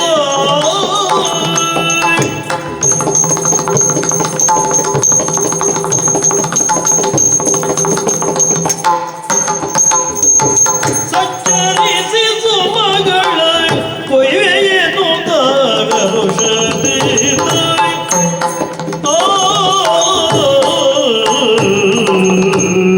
ಗೆಳತಿ ಮಾಲೆಯನ್ನು ಪರಿಶೋಭಿಸಬೇಕು ಅಂತಾದ್ರೆ ಆ ಮಾಲೆಗೆ ಒಂದು ಪದಕ ಬೇಕಂತೆ. ಪದಕದೋಪಾದಿಯಲ್ಲಿ ಪರಿಶೋಭಿಸುವಂತದ್ದು ಇದು ತೋಂಡನಾಡುತ್ತಾನೆ. ಆಳುವಂತ ಅಧಿಕಾರಿ ಆಕಾಶ ರಾಯ. ಅವನ ಮನವೆಂಬ ಮಂಟಪದಲ್ಲಿ ಮುತ್ತಿನ ಲತೆಯಾಗಿ ಬೆಳೆದವಳು ನಾನು. ಪದ್ಮಾವತಿ ನಾಮಕಳು. ಸಕಲ ವಿದ್ಯೆಯನ್ನು ಕಲಿತು ಅರಮನೆಯನ್ನು ಸೇರಿದೆ. ಮನಸ್ಸಿಗೆ ಯಾಕೋ ಬೇಸರ. ಈ ಬೇಸರವನ್ನು ದೂರ ಮಾಡಬೇಕು ಅಂತಾದ್ರೆ ನನ್ನದೊಂದು ಯೋಚನೆ ಇದೆ ಗೆಳತಿ. ಯಾವ್ದದು? ಏನು ಗೊತ್ತಾ? ಅದಕ್ಕಾಗಿ ನಿನ್ನ ನಾನು ಕರೆದದ್ದು. ಸಖಿಯರೆಲ್ಲ ಕೇಳಿರಿಂದು ಒನಕೆ ಹೋಗುವ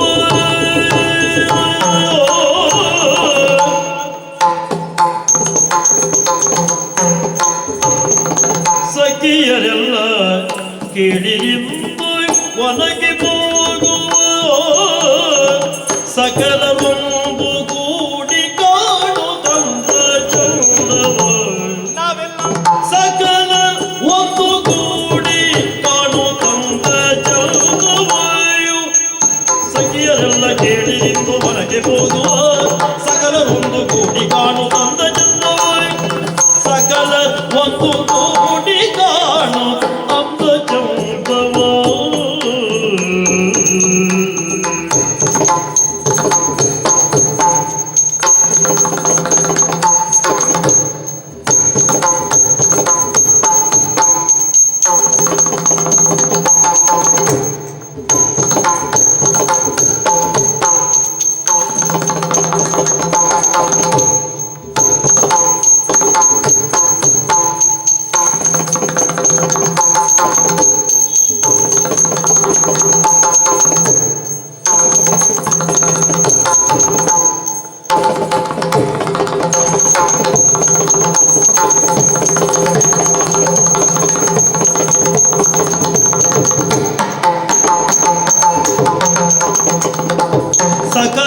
ಒಂದುಗೂಡಿ ಕಾಣುತ್ತಂತ ಚಂದವ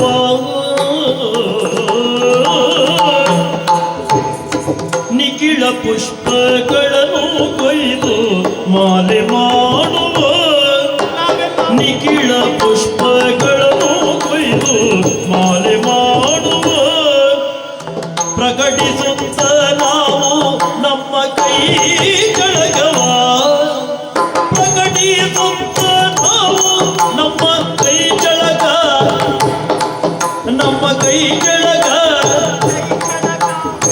ಪ್ರಕಟಿಸುತ್ತ ನಾವು ನಮ್ಮ ಕೈ ಜಳಗವ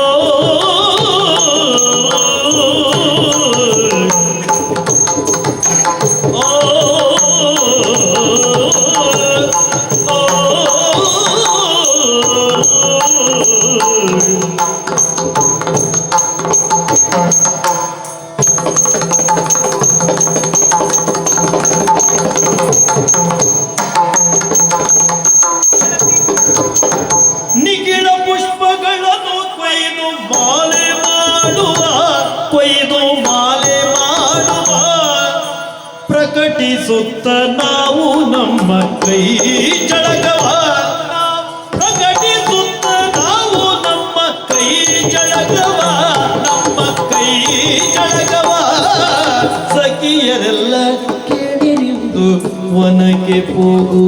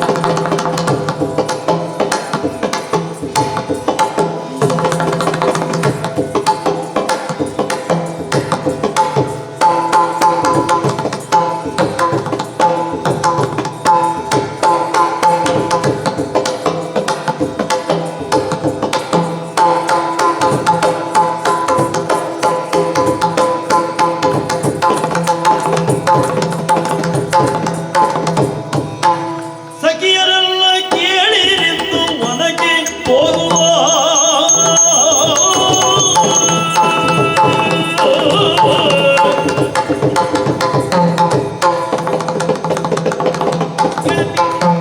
ಸಖಿಯರೆಲ್ಲ ಕೇಳಿರಿಂದು ವನಕ್ಕೆ ಹೋಗುವ ಗೆಳತಿ ಮನಸ್ಸಿಗೆ ಯಾಕೋ ಬೇಸರ ಈ ಬೇಸರದಿಂದ ಆವರಿಸಿಕೊಂಡಿದೆ ಜಾಡ್ಯತೆ ಸರಿ ಇದು ದೂರ ಆಗಬೇಕು ಅಂತಾದ್ರೆ ನಮ್ಮದೇ ಆದಂತ ಪ್ರಮದವನ ಇದೆ ತಾನೆ ಹೋಗಿ ವಿಹರಿಸಿ ಬರಬೇಕು ಅಂತ ಆಗುತ್ತೆ ಆಸೆ ಆದದೇನೋ ಸತ್ಯ ಸರಿ ಹೋಗುದಿದ್ರೆ ನಾನು ಒಬ್ಬಳೇ ಹೋದ್ರೆ ಏನಾದಿತ್ತು ಹೇಳು ಹೋದಳು ಮಿಂದಳು ಬಂದಳು ಇಲ್ಲ ನನ್ನಲ್ಲಿ ಮುಗೀತದೆ ಜಲಕ್ರೀಡೆ ಉತ್ತಮವಾಗಿ ಸಾಗಬೇಕು ಅಂತಾದ್ರೆ ಸರಿ ಜಲಜಾಕ್ಷಿರಾದಂತ ನೀವೆಲ್ಲರೂ ಜೊತೆ ಇರಬೇಕು ಹೌದಾ ಬರುವುದಕ್ಕೆ ಮನಸ್ಸಿದೆಯೇನೆ ಅಯ್ಯೋ ನನ್ನನ್ನ ಕೇಳುವುದೇ ಬೇಡ ಅಯ್ಯೋ ಏನಾಯ್ತು ನಿನಗೆ ಏನಾಯ್ತು ಅಂತ ಏನಾಗ್ಲಿಲ್ಲ ಯಾಕೆ ಹೇಳಿದ್ದು ಮತ್ತೆ ಹೆದರಿಕೊಂಡದ್ದು ಯಾಕೆ ಹೆದರಿಕೊಳ್ಳಿಲ್ಲ ಎಲ್ಲಿಯೋ ಸಂತೋಷವಾದದ್ದು ಇಲ್ಲಿ ಎಲ್ಲೋ ಹಿಂದೆ ಜಲಕ್ರೀಡೆಗೆ ಹೋಗಿ ಬಿದ್ದಿದ್ದೀನಿ ಹಾಗಲ್ಲ ಸಂತೋಷವಾಗಿ ಹೀಗೆ ಹಾಗಾದ್ರೆ ತಡ ಮಾಡುದು ಬೇಡ ಸಖಿಯ ವ್ರಾತವನ್ನು ಕೂಡಿಕೊಂಡು ಉಪವನದತ್ತ ಸಾಗೋಣ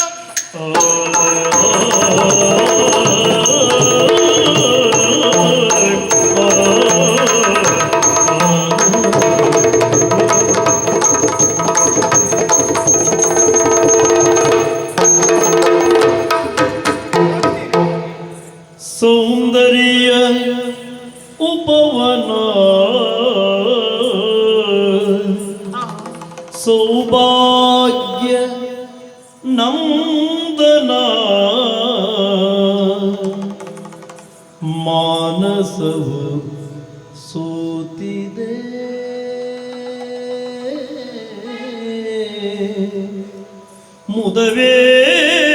ಮುದವೇರಿದಂತಿದೆ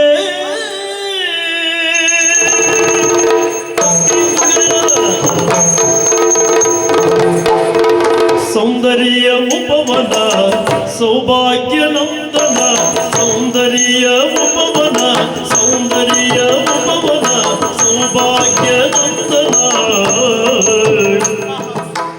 ಮಾನಸವು ಸೋತಿದೆ ಮಾನಸವು ಸೋತಿದೆ ಮಾನಸವು ಸೋತಿದೆ ಮುದವೇರಿದಂತಿದೆ ಮುದವೇರಿದಂತಿದೆ ಮುದವೇರಿದಂತಿದೆ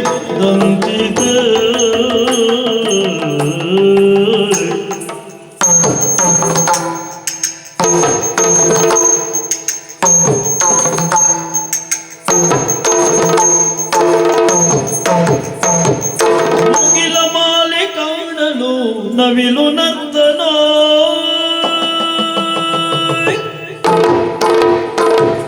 ಮುಗಿಲ ಮಾಲೆ ಕಾಣಲು ನವಿಲು ನಂದನ ನವಿಲು ನಂದನ ನವಿಲು ನಂದನ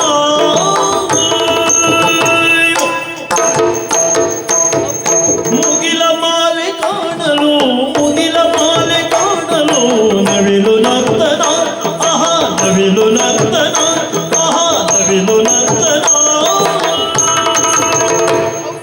ಭೂದೇವಿ ಮಡಿಲಿಗಾಯ್ತು ಸೊಬಗಿನ ಸ್ಪಂದನ ಭೂದೇವಿ ಮಡಿಲಿಗಾಯ್ತು ಸೊಬಗಿನ ಸ್ಪಂದನ ಭೂದೇವಿ ಭೂದೇವಿ ಭೂದೇವಿ ಮಡಿಲಿಗಾಯ್ತು ಸೊಬಗಿನ ಸ್ಪಂದನ ಸೌಂದರ್ಯ ಉಪವನ ಸೌಭಾಗ್ಯ ನೋದನ ಮಾನವವು ಓದಿದೆ ಮುದವೇರಿ ಅಂದಿದೆ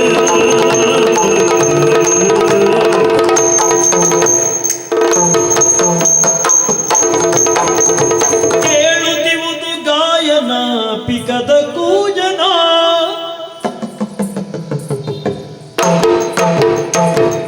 ಕೇಳುತ್ತಿವುದು ಗಾಯನ ಪಿಕದ ಕೂಜನ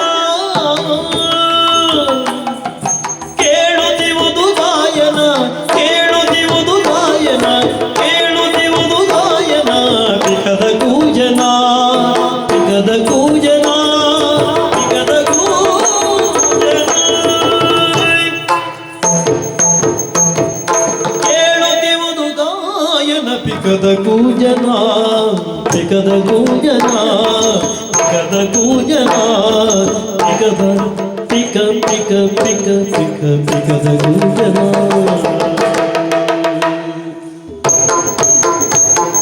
ಕೇಳುತ್ತಿವುದು ಗಾಯನ ಪಿಕದ ಕೂಜನ ಕುಮುಕು ಪಿಕದ ಕೂಜನ ಕುಮುಕು ಪಿಕದ ಕೂಜನ ಕುಮುಕು ಪಿಕದ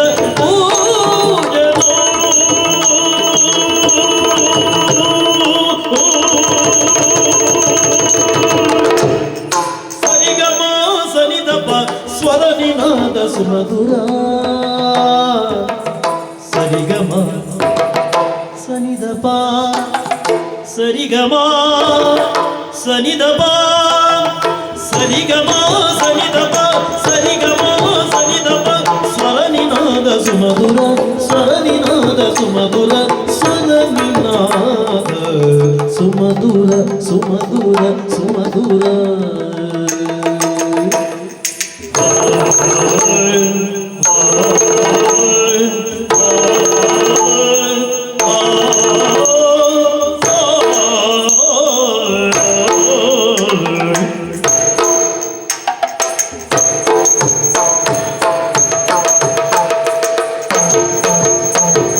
ಕೇಳುತ್ತಿವುದು ಗಾಯನ ಪಿಕದ ಕೂಜನ ಕೇಳುತ್ತಿವುದು ಗಾಯನ ಪಿಕದ ಕೂಜನ ಸರಿಗಮ ಸನಿದಪ ಸ್ವರ ನಿನಾದ ಸುಮಧುರ ಸರಿಗಮ ಸನಿದಪ ಸ್ವರ ನಿನಾದ ಸುಮಧುರ ಸೌಂದರ್ಯ ಉಪವನ ಸೌಭಾಗ್ಯ ನಂದನ ಮಾನವ ಓದಿದೆ ಮುದವೇರಿ ನಂದಿದೆ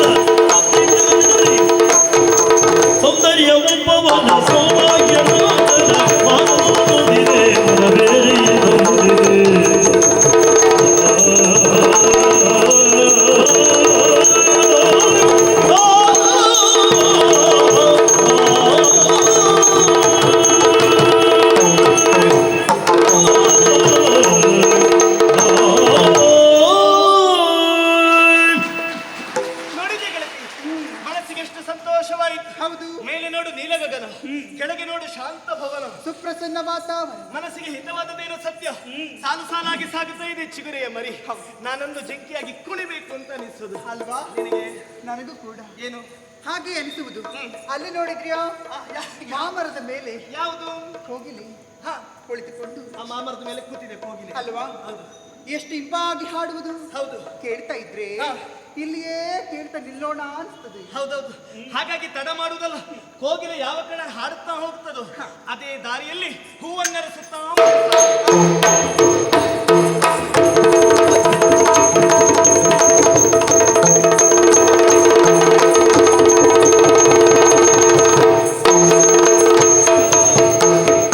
ಉಡುಗಳೆಡೆ ನಡು ಉಡುಪ ನಂದದಿ ಮಡದಿ ಗಡನದ ನಡುವೆ ಶೋಭಿಪಾಯ್.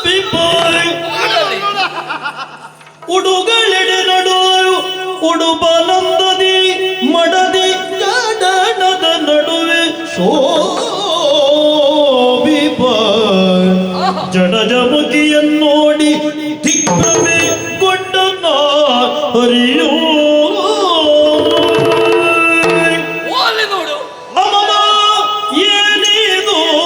ಚೆಲುವೋ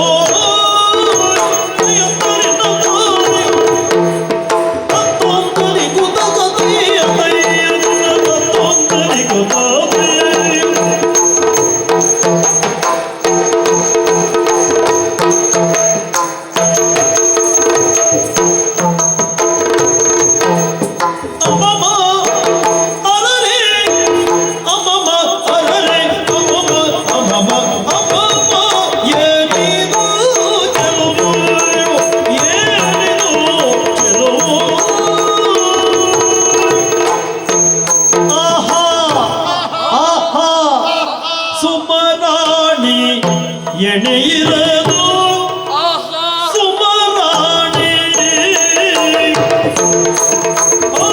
ಸುಮರಾಣಿ ಎಣೆಯಿರದು ಅಮ್ಮಮ್ಮ ಏನೇನು ಚೆಲುವು ಅಮ್ಮಮ್ಮ ಅರರೆ ಅಮ್ಮಮ್ಮ ಅಮ್ಮಮ್ಮ ಏನೇನು ಚೆಲುವು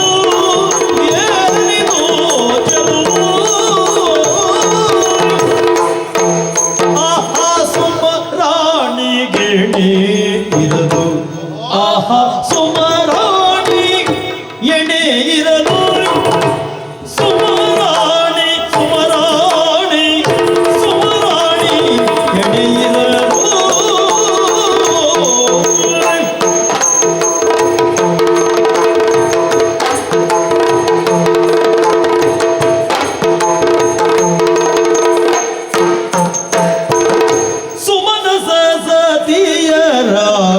ಮಿಗಿಸುವ ಸೊಬಗಿತ್ತು ಸುಮನಸ ಸತಿಯರ ಸುಮನಸ ಸತಿಯರ ಮಿಗಿಸುವ ಸೊಬಗಿದು ಸುಮನಸ ಸತಿಯರ ಸುಮನಸ ಸತಿಯರ ಮಿಗಿಸುವ ಸೊಬಗಿದು ರವಿರತಿ ಉಮೇಶಕಿ ಸಮನಿಲ್ಲ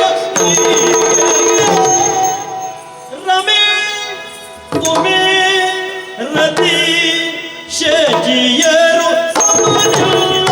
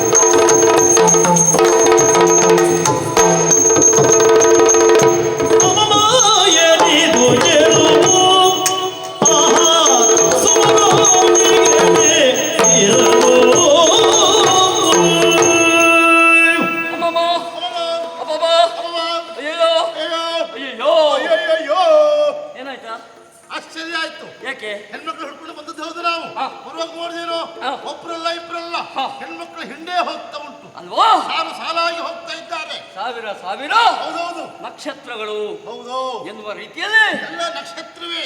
ಆದ್ರೆ ಒಂದು ಮಾತ್ರ ಬೆಳ್ಳಿ ನಕ್ಷತ್ರ. ಯಾಕ ಅಷ್ಟು ಚಂದ ಇದ್ರು, ಅಷ್ಟು ಬೇಳು ಅಲ್ವಾ? ಏನಾಯ್ತು ಆ ನಕ್ಷತ್ರಗಳ ಮಧ್ಯದಲ್ಲಿ ರಾರಾಜಿಸುವಂತ ಚಂದ್ರಮ ಅಂತ ನಾವು ಹೇಳ್ತೀವಿ. ಉಡುಪತಿ ಉಡುಪತಿ ಅಲ್ವಾ? ಅಂತಹ ಉಡುಪತಿಯೇ ಧರೆಗಿಳಿದು ಬಂದಿದ್ದಾನು ಹೌದು ಎನ್ನುವ ರೀತಿಯಲ್ಲಿ ವಾಸವಾಗ್ತಾ ಉಂಟು. ಹಾಗಾದ್ರೆ ಆ ಕಡೆ ಈ ಕಡೆ ಓಡಾಡ್ತಿರುವ ಚಂದವನ್ನ ಇನ್ನೊಮ್ಮೆ ನೋಡ್ಬೇಕು, ಮತ್ತೊಮ್ಮೆ ನೋಡ್ಬೇಕು. ಎಷ್ಟು ನೋಡಿದ್ರು ಕಡಿಮೆ ಅಲ್ವಾ? ಮತ್ತೆ ಮತ್ತೆ ನೋಡುವ ಅನಿಸ್ತಾ ಉಂಟು. ಹಾಗಿದ್ರೆ ಯಾರಿರ್ಬಹುದು? ಯಾರಿರ್ಬಹುದು? ನಿಜವಾಗಿ ಯೋಚನೆ ಮಾಡು. ದೇವೇಂದ್ರನ ಮಡದಿಯಾದಂತಹ ಸಚಿವೋ? ಅವಳು ಸಚಿಯೇ ಅಲ್ಲ, ಬರ್ಲಿಕ್ಕಿಲ್ಲ. ಯಾಕೆ? ದೇವೇಂದ್ರ ಇಲ್ಲಲ್ಲ ಒಟ್ಟಿಗೆ. ಮತ್ತೆ ಹೌದು. ಹಾಗಿದ್ರೆ ಮನುಮಂತನ ಸತಿಯಾದಂತಹ ರತಿಯೋ? ಆರತಿಯೇ ಅಲ್ವೇ? ಆರತಿಯೇ ದರ ಇಳಿದಂತೆ ನಾವು ಕೇಳಿದ್ದೇವೆ. ರತಿಯ ಮೇಳದೊಳಿಪ್ಪ ಕಾಮ ಅವರದ್ದೇ ಮೇಳ ಉಂಟು. ಅವ್ರು ಸಣ್ಣ ಮೇಳ ಉಂಟು, ಆ ಚಿಕ್ಕ ಮೇಳ ಬಿಟ್ಟು ಅವ್ರು ಬರುವುದಿಲ್ಲ. ಹಾಗಿರುವಾಗ ರತಿಯೂ ಅಲ್ಲ, ಶಚಿಯೂ ಅಲ್ಲ, ರಮೆಯೋ ರಮೆಯೋ ಗಿರಿಜೆಯೋ ಉಮೆಯೋ ವಾಣಿಯೋ ವಾಣಿಯೋ ಎನ್ನುವ ಹಾಗೆ ವಾಣಿ ಇಲ್ಲ, ವೀಣಿಯೂ ಇಲ್ಲ, ಯಾವುದೂ ಇಲ್ಲ. ಇಲ್ಲ. ಹಾಗಿದ್ರು ಈ ಕಡೆ ಓಡಾಡ್ತಾ ಇದ್ದಾಳು. ಯಾರಿರ್ಬೋದು? ಯಾರು ಏನು ಎನ್ನುವ ಹಾಗೆ ಹಾ. ತಿಳಿದುಕೊಳ್ಳುವ ಕುತೂಹಲ. ಇಲ್ಲಿಯೇ ನಿಂತು ಯೋಚನೆ ಮಾಡುವುದಾ? ಹಾಗಂತ ಅವ್ರು ನಮ್ಮಲ್ಲಿ ಮಾತಾಡಬೇಕು ಸುಲಭ ಅಲ್ಲ. ಮತ್ತೆ ಹೆಣ್ಮಕ್ಳು ನಮ್ಮ ಹತ್ರ ಮಾತಾಡ್ಬೇಕಾ? ಹಾ. ನಾವು ಅವ್ರಿಗೆ ಉಪಕಾರ ಮಾಡಿರ್ಬೇಕು.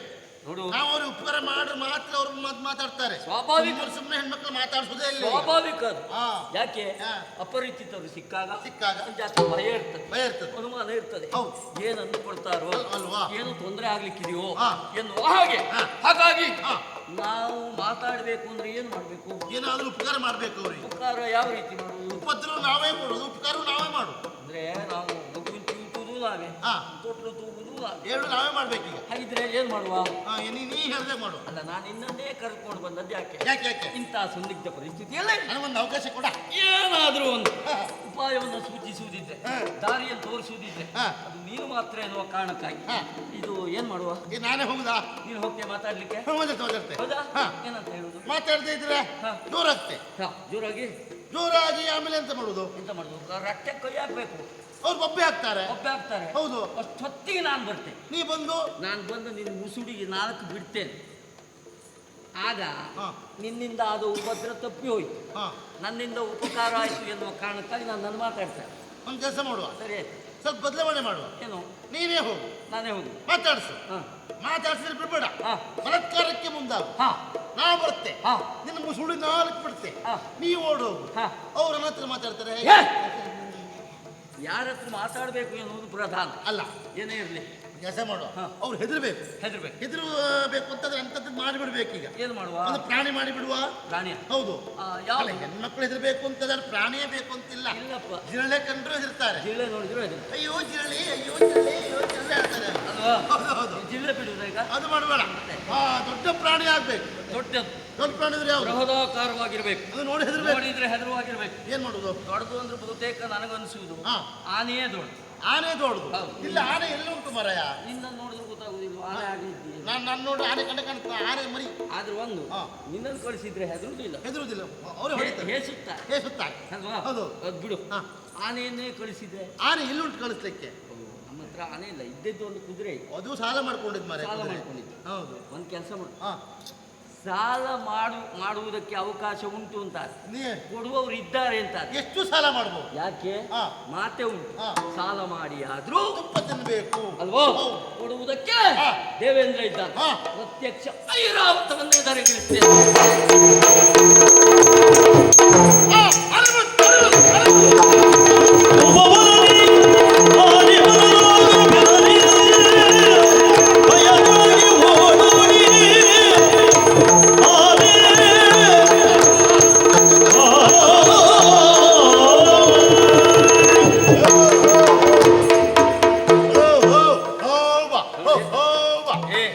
ಸಾಲ ಕೊಟ್ಟು ಪಡೆದುಕೊಂಡದ್ದಾದ್ರು ನಮ್ಮ ಮಾತನ್ನ ಎಷ್ಟು ಚೆನ್ನಾಗಿ ಕೇಳ್ತದೆ ನೋಡ. ನೋಡಿದ್ಯಾ? ಆನೆ ಬಂದದ್ದು ಹೌದು, ಹಾ. ಆ ಹೆಣ್ಮಕ್ಳು ಓಡಿದ್ದು ಹೌದು. ಹೌದು. ನೀ ಎದುರುಗಡೆ ಹೋದದ್ದೇ ಹೋದ್ದು. ಹಾ. ಆನೆ ಸೊಂಡಿದನ್ನು ಎತ್ತಿ ಹಾ. ನಿನಗೆ ನಮಸ್ಕಾರ ಮಾಡಿ ಹಾಗೆಯೇ ಹೊರಟೋಯ್ತು. ಅಲ್ವಾ?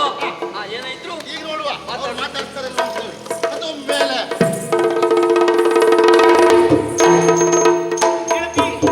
ನೋಡಿದ್ದೇನೆ, ಹೂವನ್ನರಿಸುತ್ತಾ ಸಾಗುತ್ತಿರುವಾಗ ಆನೆಯೊಂದು ಗೀಳಿಡುತ್ತಾ ನಮ್ಮ ನಟಿಸಿಕೊಂಡು ಬಂತು. ಬೊಬ್ಬೆ ಹಾಕಿದೆವು. ಈಗ ಆನೆಯನ್ನುಂಟು ಅಂತ ನೋಡಿದ್ರೆ ಆನೆ ಇಲ್ಲ. ಆನೆಯನ್ನು ಅಲ್ಲಿ ಯಾರೋ ಬಂಧಿಸಿದ್ದಾರೆ. ಸಖಿ, ಆನೆಯನ್ನು ಬಂಧಿಸುವ ಯೋಗ್ಯತೆ ಇಲ್ಲದಿದ್ರೆ ಯಾರಿಗೆ? ಇನ್ಯಾರಿಗೆ? ನೋಡುವುದಕ್ಕೆ ಇಬ್ರು ಬಂದು ಬಂಧಿಸಿದ್ದಾರೆ. ಹಾ. ಒಬ್ಬ ಎತ್ತರವಾಗಿದ್ದಾನೆ. ಬಹುಶಃ ಅವನನ್ನು ನೋಡಿದ್ರೆ ಆನೆ ಮಾವುತನ ಹಾಗೆ ಕಾಣ್ತಾನೆ. ಮತ್ತೊಬ್ಬ ಇದ್ದಾನಲ್ಲ, ಮತ್ತೊಬ್ಬ ಕುಳ್ಳ ಇದ್ದಾನೆ. ಅವನ್ ಬೇರೆ ಯಾರಲ್ಲ, ಆನೆ ಲದ್ದಿ ಎತ್ತುವವ. ಹಾ, ಸರಿ ಆಯ್ತಲ್ಲ ಈಗ. ನೀನ್ ಸರಿ ನೋಡು, ಎತ್ತರ ಇದ್ದವ ಆನೆ. ಸರಿ ನೋಡು, ಎತ್ತರ ಇದ್ದವನು ಕುಳ್ಳ. ಎತ್ತರ ಇದ್ದವನೇ ಆನೆ ಮಾವುತ. ಹೌದಾ? ಉಳ್ಳ ಇದ್ದವ ನಮಗ ಉಪಕಾರ ಆಯ್ತಲ್ಲ. ಅಷ್ಟು ಸಾಕು. ಏ ಹೌದೇನೋ? ಮಾತಾಡಿಸ್ತಾರೆ ಎನ್ನುವ ನಿರೀಕ್ಷೆಯಲ್ಲಿ ನಾವಿದ್ರೆ ಮಾತಾಡಿಸ್ಲಿಕ್ಕೆ ಬರುವುದಿಲ್ಲ. ಅಲ್ಲ ಅಲ್ಲ, ನಾವು ಅವರೇ ಮಾತಾಡಿಸ್ಬೇಕು. ಹಾ. ನಾವು ಉಪಕಾರ ಮಾಡಿದ್ದಲ್ವಾ, ಹೌದು. ಅವ್ರಿಗೆ ಆ ಭಾವನೆ ಇದ್ರೆ ಹಾ. ಮಾತಾಡಿಸ್ಬೇಕು. ಅವ್ರು ಮಾತಾಡಿಸ್ಲಿ ನೋಡುವ. ಸುಮ್ಮನಿರೋ. ಅಂತೂ ನಮಗ ಉಪಕಾರ ಆಯ್ತು. ಬಂದು ನಿಂತ ಸ್ಥಳ ಅವರು ನಮ್ಮದಲ್ಲವೇನೆ. ನಮ್ಮ ನಾಡಿಗೆ ಯಾರಾದ್ರೂ ಬಂದ್ರೆ ಯಾರು ಅಂತ ವಿಚಾರಿಸಬೇಕಾದ್ದು ನಮ್ಮ ಆದ್ಯ ಕರ್ತವ್ಯ. ರಾಜಕುಮಾರಿಯಾದಂತ ನಾನೇ ನೇರವಾಗಿ ಹೋಗುವುದಕ್ಕೆ ಸಾಧ್ಯವ ಹೇಳು? ಆಗುವುದಿಲ್ಲ. ಆಳಾದಂತ ನೀನಿದ್ದೀಯ, ನನ್ನ ಗೆಳತಿ. ಸರಿ. ನನ್ನ ಬಗ್ಗೆ ನೀನು ಹೋಗಿ ವಿಚಾರಿಸಿ. ನಿಮ್ಮ ಬಗ್ಗೆ ನೋಡಿದ್ಯಾ ಹೌದು ಮಾರಾಯ. ಅವಳ ಬಗ್ಗೆ ಅವಳ ಬಗ್ಗೆ ಬರ್ತಾ ಉಂಟು. ಬಗ್ಗೆ ಅಲ್ವಾ? ಬಗ್ಗೆ ಹಾ, ಒಂದು ಕೆಲಸ ಮಾಡು, ನನ್ನ ಬಗ್ಗೆ ನೀನು ಹೋಗು. ಅವಳ ಬಗ್ಗೆ ಅವಳು ಬರುವಾಗ ನಿನ್ನ ಬಗ್ಗ ನಾನು ಹೋಗ್ತೇನೆ. ಏನ್ ಬಗ್ಗುವ? ಅಲ್ಲ ಅದು ನನ್ನ ಪರವಾಗಿ ನನ್ನ ಬಗೆಗೆ ಹಾ ನಾ ಮಾತಾಡ್ಸ್ ಮಾತಾಡ್ಸು ಅಲ್ಲ ಹಾ. ನೋಡ ಬಿಡುವ. ಸರಿ ಮಾತಾಡ್ಸು. ಯಾರಿನಿರೆ ಬಾರಿಯಲ್ಲಿ ಯಾರು ಈಕೆ ಹೆಸರೇನು? ಇನ್ನಸ ತಗ್ಗುತ್ತಲಿಂದಲಿ ದೈತ್ತಲಿಂದಸ ತಗ್ಗುತ್ತಲಿಂದಲಿ.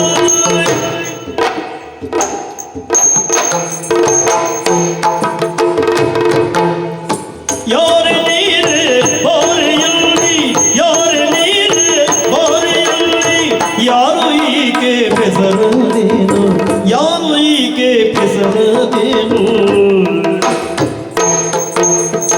ಯಾರ ಸುದ್ದಿಯು ಇಲ್ಲಿ ಬಂದ ಕಾರಣವೇನು? ಯಾರ ಸುದ್ದಿಯು ಇಲ್ಲಿ ಬಂದ ಕಾರಣ ಏನು?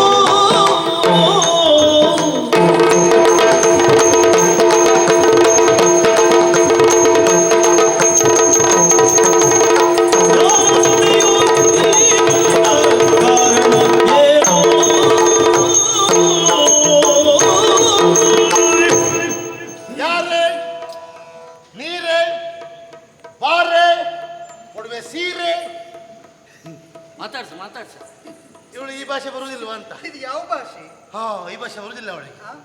ಬೇರೆ ಭಾಷೆ ಮಾತಾಡುವ. നിങ്ങൾ നാട് എവിടെ? നാടത്തിൽ വീട് എവിടെ? വീടത്തിൽ കാട് എവിടെ?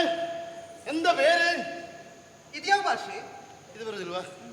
എനിക്ക് പുതിരഞ്ചിന ഇല്ലാണ്ട് ഓര് അമ്മേര് ഉള്ളേര അപ്പേര് ഉള്ളേര ഇത് ബറുದಿಲ್ಲ. ಇದು ಬರುವುದಿಲ್ಲ ನನಗೆ.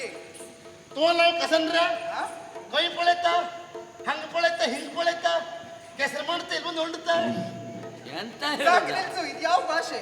ಹಂಗಿರ್ಕದು ಹಿಂಗಿರ್ಕದು ಹಂಗ ಪಾರು ಹಿಂಗ ಪಾರು ದೊಡ್ಡ ಹೊಂಡ ಕಂಡು ಹಾರು. ಏ ಇದು ಯಾವ್ದು ಬರುದು? ಎಂತ ಹೇಳುದ? ಬರುದಿಲ್ಲ. ಅವಳಿಗೆ ಅರ್ಥ ಆಗುವಾಗ ಏನಾದ್ರು ಹೇಳ. ಬೇಡ ಈಗ ಮಾತಾಡುವ. ಇನ್ನ ಊರು ಯಾವುದಂ ಹೆಸರು ಯಾವುದಂ? ಅಪ್ಪ ಇರ್ಪರಂ ಅಪ್ಪ ಇರ್ಪರಂ ಅಮ್ಮ ಇರ್ಪರಂ. ನೀ ಮದುವೆ ಆಗಿದೆಯಂ ಆಗಿಲ್ಲಂ ಹೇಳಂ. ಇದು ಯಾವ ಭಾಷೆ? ಪಳಗನ್ನಡಂ ಹಳೆಗನ್ನಡ ಬರುವುದಿಲ್ಲ. ಬರುದಿಲ್ಲ. ಬೇಡ ಬೇಡ. ನೀನು ಯಾರು? ನಿನ್ನ ಹೆಸರೇನು? ಊರು ಯಾವುದು? ಮದುವೆ ಆಗಲಿಲ್ಲ, ಅಪ್ಪ ಅಮ್ಮ ಇದ್ದಾರ? ಇದ್ರೆ ಯಾಕಿದ್ದಾರೆ? ಯಾಕಿದೆ? ಅದಲ್ಲ, ಗಟ್ಟಿ ಇದ್ದಾರ, ಆರೋಗ್ಯವಾಗಿದ್ದಾರ? ಅಣ್ಣ ತಮ್ಮ ಇದ್ದಾರ? ಇದ್ರೆ ಅಣ್ಣ ಜನ ಬಿಗುವ ಅಲ್ಲ ಲಘುವ? ಅಣ್ಣ ಮನೇಲಿರುವಂತ ಸಮಯ ಯಾವುದು? ಇಲ್ಲದಿರುವ ಸಮಯ ಯಾವುದು? ಕೆಲಸಕ್ಕೆ ಹೋಗುದು ಯಾವಾಗ? ಕೆಲಸಕ್ಕೆ ಹೋದ ಒಳ್ಳೆ ಇರ್ತಾ ಮರು ದಿವಸ ರಾತ್ರಿ ಮನೆ ಬರ್ತಾ ಎಲ್ಲವನ್ನು ಹೇಳ್ತೀಯ? ಮೊದಲು ನನ್ನ ಹೆಸರು ಹೇಳಿ. ನಿನ್ನ ಹೆಸರೇನು? ನನ್ನ ಹೆಸರು ಹಾ. ಜಲಜ. ಓ ಜಲಜಾಯಿ. ಜಲಜ. ಜಲಜಾಯಿ. ಹಾ. ಹಾ. ಮತ್ತೆ ಹಾ. ನನ್ನ ಮನೆಗೆ ಹೋಗುವ ದಾರಿ ಹತ್ತಿರವಾ? ಹಾ, ತುಂಬಾ ಹತ್ತಿರ. ಎಲ್ಲಿ? ಹೀಗೆ ಒಂದು ಮಾರ್ಗ ಕಾಣ್ತದೆ ಇಲ್ಲ? ಹೀಗೆ ಹೋದ್ರೆ ಕೈನೋ ಬರುವುದಿಲ್ವಾ? ಕೈ ಇಳಿಸಿ ಹೋಗ್ಬೇಕು. ಆ, ಹಾಗೆ ನೇರವಾಗಿ ಹೋಗ್ಬೇಕು. ಹೌದು. ಸ್ವಲ್ಪ ಮುಂದೆ ಹೋದ್ರೆ ಹೋದ್ರೆ? 4 ಮಾರ್ಗ ಸೇರುವ ಒಂದು ವೃತ್ತ. ಅಲ್ಲೇ ಹತ್ತಿರವೇ? ಅಲ್ಲಿ ಹತ್ತಿರ. ಹಾ, ಹಾ. ಹೋದ ಹಾಗೆ ಎಡಕ್ಕೂ ಹೋಗಬಾರ್ದು, ಮತ್ತೆ ಬಲಕ್ಕೂ ಹೋಗಬಾರ್ದು, ಮತ್ತೆ ನೇರವಾಗಿ ಹೋಗ್ಬೇಕು. ನೇರ ಹೋಗ್ಬೇಕು. ಅಲ್ಲಿ ಹತ್ರ. ಅಲ್ಲಿ ಹತ್ತಿರ. ಹಾಗೆ ಮುಂದೆ ಹೋದ್ರೆ ಮುಂದೆ ಹೋದ್ರೆ ಒಂದು ದೊಡ್ಡ ನದಿ. ನದಿ. ಅಲ್ಲಿ ಹತ್ರ. ಅಲ್ಲಿ ಹತ್ರ. ನದಿ ದಾಟಬೇಕು. ಆಮೇಲೆ ಮುಂದೆ ಹೋಗ್ಬೇಕು. ಆಮೇಲೆ ದೊಡ್ಡ ಗದ್ದೆ ಬಯಲು. ಗದ್ದೆ ಬಯಲು. ಅಲ್ಲಿ ಹತ್ರ. ಅಯ್ಯಪ್ಪ. ಮುಂದೆ ದಾಟಬೇಕು. ಅಲ್ಲೇ ದೊಡ್ಡ ಬೆಟ್ಟ. ಅಲ್ಲೇ ಹತ್ರ. ಅಲ್ಲಿ ಹತ್ರ. ಹಾ. ಬೆಟ್ಟ ದಾಟಿ ಮುಂದೆ ಹೋದ್ರೆ ಅಲ್ಲಿ ಹತ್ರ. ಮತ್ತೊಂದು ದೊಡ್ಡ ಬಯಲು. ಬಯಲಲ್ಲಿ ಹತ್ರ. ದೊಡ್ಡ ಮನೆ. ದೊಡ್ಡ ಮನೆ. ದೊಡ್ಡ ಮನೆ ದಾಟಿ ಮುಂದೆ ಹೋದ್ರೆ ಅಲ್ಲಿ ಹತ್ರ. ಸಣ್ಣ ಸಣ್ಣ ಕೇರಿ. ಕನ್ನ ಕೇರಿ. ಆ ಕೇರಿ ಒಳಗೆ ಒಂದು ದೊಡ್ಡ ಮನೆ. ಆ ಮನೆ. ಆ ಮನೆ ಹಾ. ನನ್ನದಲ್ಲ. ಐ. ಆ ಮನೆ ಪಕ್ಕದಲ್ಲಿ ಒಂದು ಸಣ್ಣ ಮನೆ ಉಂಟು. ಅಲ್ಲಿ ಹತ್ರ. ಅಲ್ಲಿ ಹತ್ರ ನನ್ನ ಮನೆ. ಅಲ್ಲೇ. ಅದೇ ನನ್ನ ಮನೆ. ಇಲ್ಲಿ ಹತ್ರ. ಇಲ್ಲಿ ಹತ್ರ. ಇಲ್ಲೇ ಹತ್ರ. ನಿಮ್ಮನೆಗೆ 3 ವರ್ಷಕ್ಕೊಮ್ಮೆ ಆದ್ರೂ ಹೋಗ್ಬಹುದಾ? ಯಾಕೆ? ನೀ ಹೇಳಿದ ದಾರಿ ಅಷ್ಟು ಹತ್ರ ಉಂಟು ಅಂತ ಹೇಳಿದ್ದಾನೆ. ನನಗೆ ಹತ್ರ ಆ ದಾರಿ. ಅಂತ ದಾರಿ ಏನೇ ಇರಲಿ, ನಿನ್ನ ಹೆಸರಾಯ್ತು. ಅಪ್ಪ ಅಮ್ಮ ಇದ್ದಾರಾ? ಅಮ್ಮ ಇಲ್ಲ. ಇಲ್ವಾ? ದೇವ್ರ ದೊಡ್ಡವ. ಅಮ್ಮ ಸ್ವರ್ಗಕ್ಕೆ ಹೋಗಿದ್ದಾರೆ. ಹೋಗ್ಲಿ ಬಿಡ. ಅಪ್ಪಯ್ಯ? ಅಪ್ಪ ಇದ್ದಾರೆ. ಹಾ. ಈಗ ವಯಸ್ಸಾಗಿದೆಯಲ್ಲ, ಏನ್ ಕೂಡುದಿಲ್ವಾ? ದೇವ್ರ ದೊಡ್ಡವ. ಕಣ್ಣು ಕಾಣುವುದಿಲ್ಲ, ಒಳ್ಳೇದಾಯ್ತು. ಕಿವಿ ಕೇಳುವುದಿಲ್ಲ. ದೇವ್ರ ದೊಡ್ಡವ, ಒಳ್ಳೇದಾಯ್ತು. ಆಮೇಲೆ ಅಣ್ಣ ತಮ್ಮಂದಿರು ತಮ್ಮ ಇಲ್ಲ. ಇಲ್ವಾ? ಅಣ್ಣ ದೇವ್ರ ದೊಡ್ಡವ. ಅಣ್ಣ ಇದ್ದಾನೆ. ಅಣ್ಣ ಅಣ್ಣ ಇದ್ನ? ಹೌದೌದು. ಅಣ್ಣ ಇದ್ದ ಜೀವದ ಸರಿ ಇದ್ನ? ನನ್ನಣ್ಣ ಜೀವದಲ್ಲಿ ಹಾ ಹೇಗಿದ್ದಾನೆ? ಹಾಗಿದ್ರೆ ಸಮಸ್ಯೆ ಇಲ್ಲ, ಹಾ. ಓಡಾಡ್ಲಿಕ್ಕೆ ಆಗುದಿಲ್ಲ ಅವ್ರು. ಓಡಾಡ್ಲಿಕ್ಕೆ ಆಗುದಿಲ್ಲ ಅಂತಲ್ಲ, ಹಾ. ಬಲಿಷ್ಠವಾಗಿದ್ದಾನೆ. ಬಲಿಷ್ಠವೇ? ಹಾ, ಹಾ. ಒಂದೇ ಕೈ ಸಾಕು. ಯಾವುದಕ್ಕೆ? ಒಂದೇ ಕೈಯಲ್ಲೇ ನಿನ್ನನ್ನು ಎತ್ತು ಬಿಸಾಡ್ತಾನೆ. ಬಲಿಷ್ಠ. ಒಂದು ಕೈಲಿ ಎತ್ತು ಬಿಸಾಡ್ತಾನ. ಅವ ಬಲಿಷ್ಠ ಇರಬಹುದು. ಮತ್ತೆ ಅವ ಕೆಲಸಕ್ಕೆ ಹೋಗುವ ಸಮಯ ಯಾವುದು? ಅಣ್ಣ ಈಗ ಸದ್ಯ ಕೆಲಸಕ್ಕೆ ಹೋಗುವುದಿಲ್ಲ. ಅಯ್ಯೋ, ಅವ ಮನೇಲಿ ಇರ್ತಾವ. ಮನೇಲಿ ಕೂಳಿಗೆ ದಂಡ ಅವ. ಯಾರು? ನಿಮ್ಮ ಅಣ್ಣ ಯಾಕೆ? ಮನೇಲಿ ಇರ್ತಾವ ಅಂತ ಕೇಳಿ. ಏನ್ ನೀನು ದುಡ್ಡು ಹಾಕುವುದು ನನ್ನ ಅಣ್ಣನಿಗೆ? ಬೇಡ ಬಿಡು. ಇದು ಮದುವೆ ಆಗೋ ಮನಸ್ಸುಂಟಾ ಹಾ? ಯಾರಿಗೆ? ನಿನಗೆ? ಮನೆಯವದ್ದಾಗ್ಲಿಲ್ಲ, ಆಗಬೇಕು. ಅಂದ್ರೆ, ಮದುವೆ ಒಂದಾಗಿದೆ ಮೊದಲ ಆಯ್ತಾ? ಹಾಗಲ್ಲ, ಮದುವೆ ಆಗ್ಬೇಕು ಅಂತ ಹೇಳಿ. ಹಾಗೆ ಹಾಗೆ. ಇದು ನಾ ಇಷ್ಟೆಲ್ಲ ಕೇಳಿದ್ನಲ್ಲ ಈಗ, ಸರಿ, ನಿನ್ನ ಸುದ್ದಿ ಅಲ್ಲ. ಅವ್ರು ಯಾರು ಅಂತ ಬೇಕಿತ್ತು ನನಗೆ. ನಾನು ಸುದ್ದಿ ಅಲ್ವಾ? ಅದು ಕೇಳಿದ್ದಾನು. ಅವ್ರು ಯಾರು, ಅವ್ರ ಮನೆಯಲ್ಲಿ ಹೆಸರೇನು? ಓಹೋ, ಹಾ ಅವ್ರ ಸುದ್ದಿ ತಮಗೆ ಹಾಕೋ ಬೇಕು. ಬೇಕು. ಹಾ. ಹಾಗಿದ್ರೆ ಅಲ್ಲಿದ್ದಾರಲ್ಲ, ಹೌದು. ಅವ್ರು ಯಾರು? ನಾನು ಕೇಳಿದ್ದ ಅವ್ರ ಸುದ್ದಿ. ನಾನು ಕೇಳಿದ ಅವ್ರ ಸುದ್ದಿ. ಇವ್ರ? ಹಾ, ಅವ್ರು ಯಾರು? ಅವ್ರು ಯಾರು? ಅವ್ರು ಯಾರು? ಅವ್ರು ಯಾರು? ಅವ್ರು ಯಾರೇ? ಅವ್ರು ಯಾರು? ಪಟಾಗಲಕಾಯಿ. ಅವ್ರು ಯಾರು ಗೊತ್ತಾ? ಹಾ, ಗೋಧಿ ಕುಂಬಳಕಾಯಿ. ಅಂತ ಹೇಳ್ಬೇಕಿತ್ತು ಅಂತ. ಕುಂಬಳಕಾಯಿ ಅಂತೆ. ಏ ಪಟಾಗಲಕಾಯಿ ಅವ ಏನೀಗ? ಅದೇನಾ ಕುಂಬಳಕಾಯಿ ಏನೀಗ? ಕೇಳಿದೇನಾ? ನಾ ಕೇಳ್ದೆ ಮಾರಾಯ. ಅವಳು ಗುಂಬಳಕಾಯಿ ಏನು? ಹೌದಾ? ಸಿಟ್ಟೆ ಬಂತು ನನಗೆ. ನೀನೆಂತ ಅಂದೆ? ನೀ ಯಾರು ಕೇಳಿದ? ಪಟಾಗಲಕಾಯಿ ಅಂದೆ. ಏ ಪಟಾಗ್ಲಿಕ್ಕಾಯನ ಮತ್ತೆ ಹೇಳಲಿಕ್ಕೆ ಆಗುದಿಲ್ಲ ಅವಳು ಯಾರು ಅಂತೇಳಿ. ಹಾಗಂತ ಕೆಲಸ ಮಾಡುವ. ಒಂದು ಕೆಲಸ ಮಾಡು, ಹಾ. ನಾವೇ ಕೇಳಿದ್ರೆ ನಾವು ಕೇಳಿದ್ಯಾ ನೀನು? ಅಯ್ಯೋ, ಹೋಗಿ ಕೇಳಿದೆ. ಉತ್ತರ ಸಿಕ್ಕಿತ್ತಾ? ಪರಿಚಯ ಹೇಳಲಿಲ್ಲ. ಪರಿಚಯ ಅವ್ರು ಹೇಳುದಲ್ಲ, ನೀನು ಕೇಳಿದ್ದು ಸರಿಯಾಗಿಲ್ಲ. ಕೇಳುವ ರೀತಿ ಹೇಗೆ ಗೊತ್ತಾ? ನಾನು ಕೇಳ್ತೇನೆ. ಯಾರು ನೀನು ವರಕೋಡಿಂದನೇ, ಯಾರು ನೀನು ವರಕೋಡಿಂದನೇ, ಈ ಒನಗೆ ಬಂದ ಕಾರಣಗಳೇನು ತೀರನೆ, ಈ ಒನಗೆ ಬಂದ ಕಾರಣಗಳೇನು ತೀರನೆ.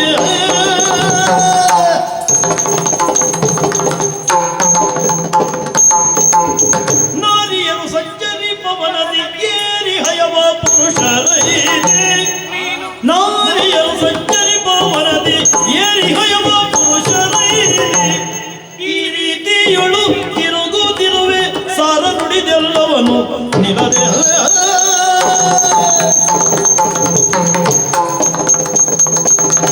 ಯಾರು ನೀನು ಹೊರಗೊಳಿಸನೆ, ಇವನಿಗೆ ಬಂದ ಕಾರಣಗಳೇನು ತೀರನೆ ಕುಳಿತನೆ. ಅವರಲ್ಲಿ ಮಾತನಾಡುವ ರೀತಿ ಹೇಗೆ ಗೊತ್ತಾ? ನಾನು ಹೇಳ್ತೇನೆ ನೋಡು, ಹಾಗೆ ಹೇಳಬೇಕು.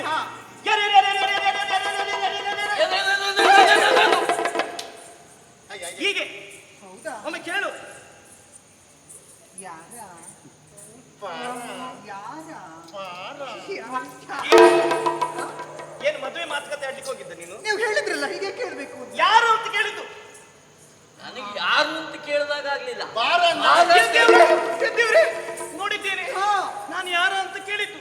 ಅದಕ್ಕೆ ಅವನನ್ನು ಹಿಡಿದು ಹೀಗೆ ತಳ್ಳಿದ್ದು. ಅಯ್ಯೋ, ಅಯ್ಯೋ, ಅಯ್ಯೋ, ಬೇಡ. ನೀವು ಹೇಗೆ ತಗೊಳ್ಳುವುದು ನನ್ನನ್ನು? ಹೆಣ್ಣು ಮಕ್ಕಳಲ್ಲಿ ಹೆಣ್ಣು ಮಕ್ಕಳಲ್ಲಿ ಮಾತನಾಡುವಾಗ 7 ಹೆಜ್ಜೆ ಅಂತರ ಇರ್ಬೇಕು. ಹೌದು. ಎಷ್ಟು? ಆಯ್ತಾ? 7 ಹೆಜ್ಜೆ ಅಂತರ. ಸರಿ ಲೆಕ್ಕ ಇಟ್ಕೋ. ನಾ ಲೆಕ್ಕ ಹಾಕ್ತೀನಿ, ಹೋಗು. ಮಾತಾಡ್ಲಿಕ್ಕೆ 1 2 3 4 ಸರಿ ಉಂಟು ಲೆಕ್ಕ. 7 ಹೆಜ್ಜೆ ಹಿಂದೆ ಅಲ್ಲ, 7 ಹೆಜ್ಜೆ ಮುಂದೆ. ಓ ಮುಂದೆ ಮುಂದೆ ಆ ಲೆಕ್ಕ ಹಾಕು. 1 2 3 5 6 ಸರಿ ಉಂಟು ಅಂತರ. ಬೇಡ, ಒಂದು ಅಂಗೈಯಗಲದ ಗಾತ್ರ ಇದ್ರೆ ಸಾಕು. ಅಷ್ಟು ಸಾಕು.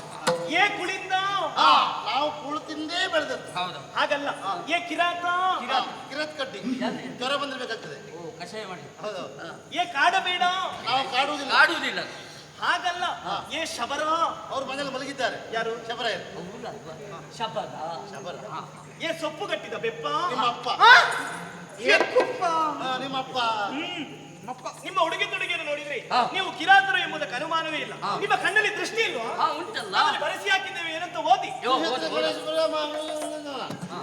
ಯಾವುದು? ಏ, ಎಂತ ಓದುದು? ಏನಿರ್ತದೆ? ಪುರುಷನಿಗೆ ಪ್ರವೇಶವಿಲ್ಲ. ಅದು ಯಾರಿಗೂ ಇಲ್ಲ. ಯಾವುದು? ಪುರುಷರಿಗೆ ಪ್ರಸವವಿಲ್ಲ. ಹಾಗಲ್ಲ, ಪುರುಷರು ಇಲ್ಲಿಗೆ ಪ್ರವೇಶಿಸಕೂಡದು. ಇದು ಹೆಣ್ಣು ಮಕ್ಕಳಿರುವಂತಹ ಸ್ಥಳ, ಉಪವನ, ಪ್ರಮದಾವನ. ಇಲ್ಲಿಗೆ ನೀವು ಹಯವನ್ನೇರಿ ಬರ್ತೀರಿ ಅಂತಾದ್ರೆ ನೀವ್ಯಾರು, ನಿಮ್ಮ ಹೆಸರೇನು, ನಿಮ್ಮ ಅಪ್ಪ ಯಾರು, ಇಲ್ಲಿಗೆ ಯಾಕೆ ಬಂದದ್ದು ಹೇಳು. ನಾಡೆ ಪರಿಚಯವಾ? ಚಂದ್ರಕುಲ ವಿಖ್ಯಾತನಾದ ತಂದೆಯು ವಸುದೇವ. ಚಂದ್ರಕುಲ ವಿಖ್ಯಾತನಾದ ತಂದೆಯು ವಸುದೇವ. ತಾಯಿ ಚಂದಿರಾಸ್ಯ ದೇವಕಿಯು ಶ್ರೀನಿವಾಸನು.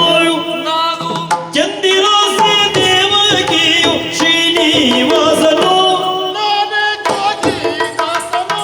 ನಾನೇ ಶ್ರೀನಿವಾಸನು.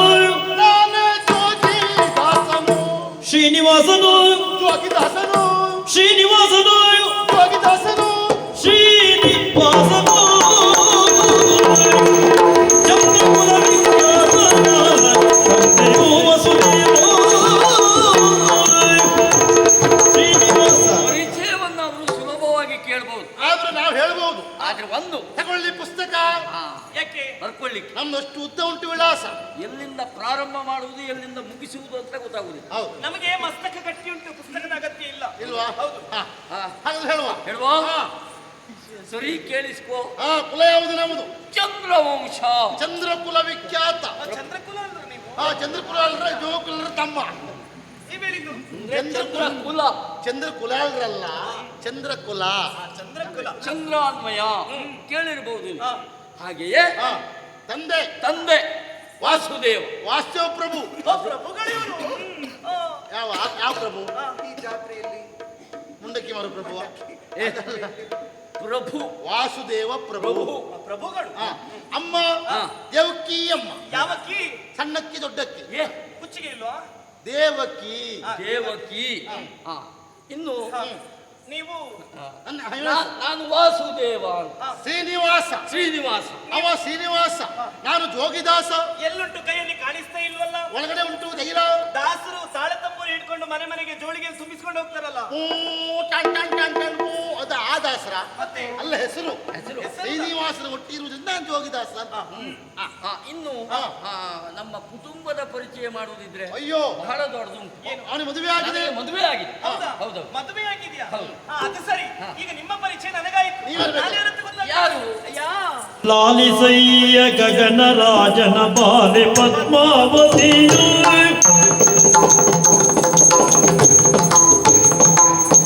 ಲಾಲಿಸಯ್ಯ ಗಗನರಾಜನ ಬಾಲೆ ಪದ್ಮಾವತಿಯು. ಸುಗುಣಶೀಲೆಯರನ್ನು ಕೂಡಿ ವಾರಿ ಕೇಳಿಗೈದೆನು. ಸುಗುಣಶೀಲೆಯರನ್ನು ಕೂಡಿ ವಾರಿ ಕೇಳಿ ಐದೆವೋ.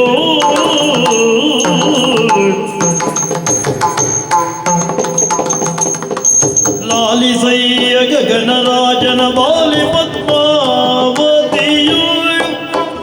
ಸುಗುಣಿ ಶೀಲೆಯರನ್ನು ಕೂಡಿ ವಾರಿ ಕೇಳಿಗೈದೆನು.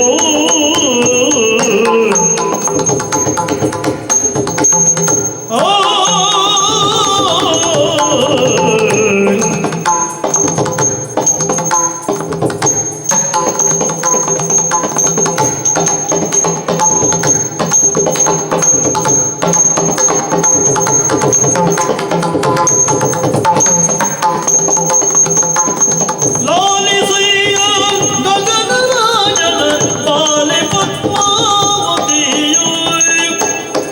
ಸುಗುಣಿ ಶೀಲೆಯರನ್ನು ಕೂಡಿ ವಾರಿ ಕೇಳಿ ಐದೆನು.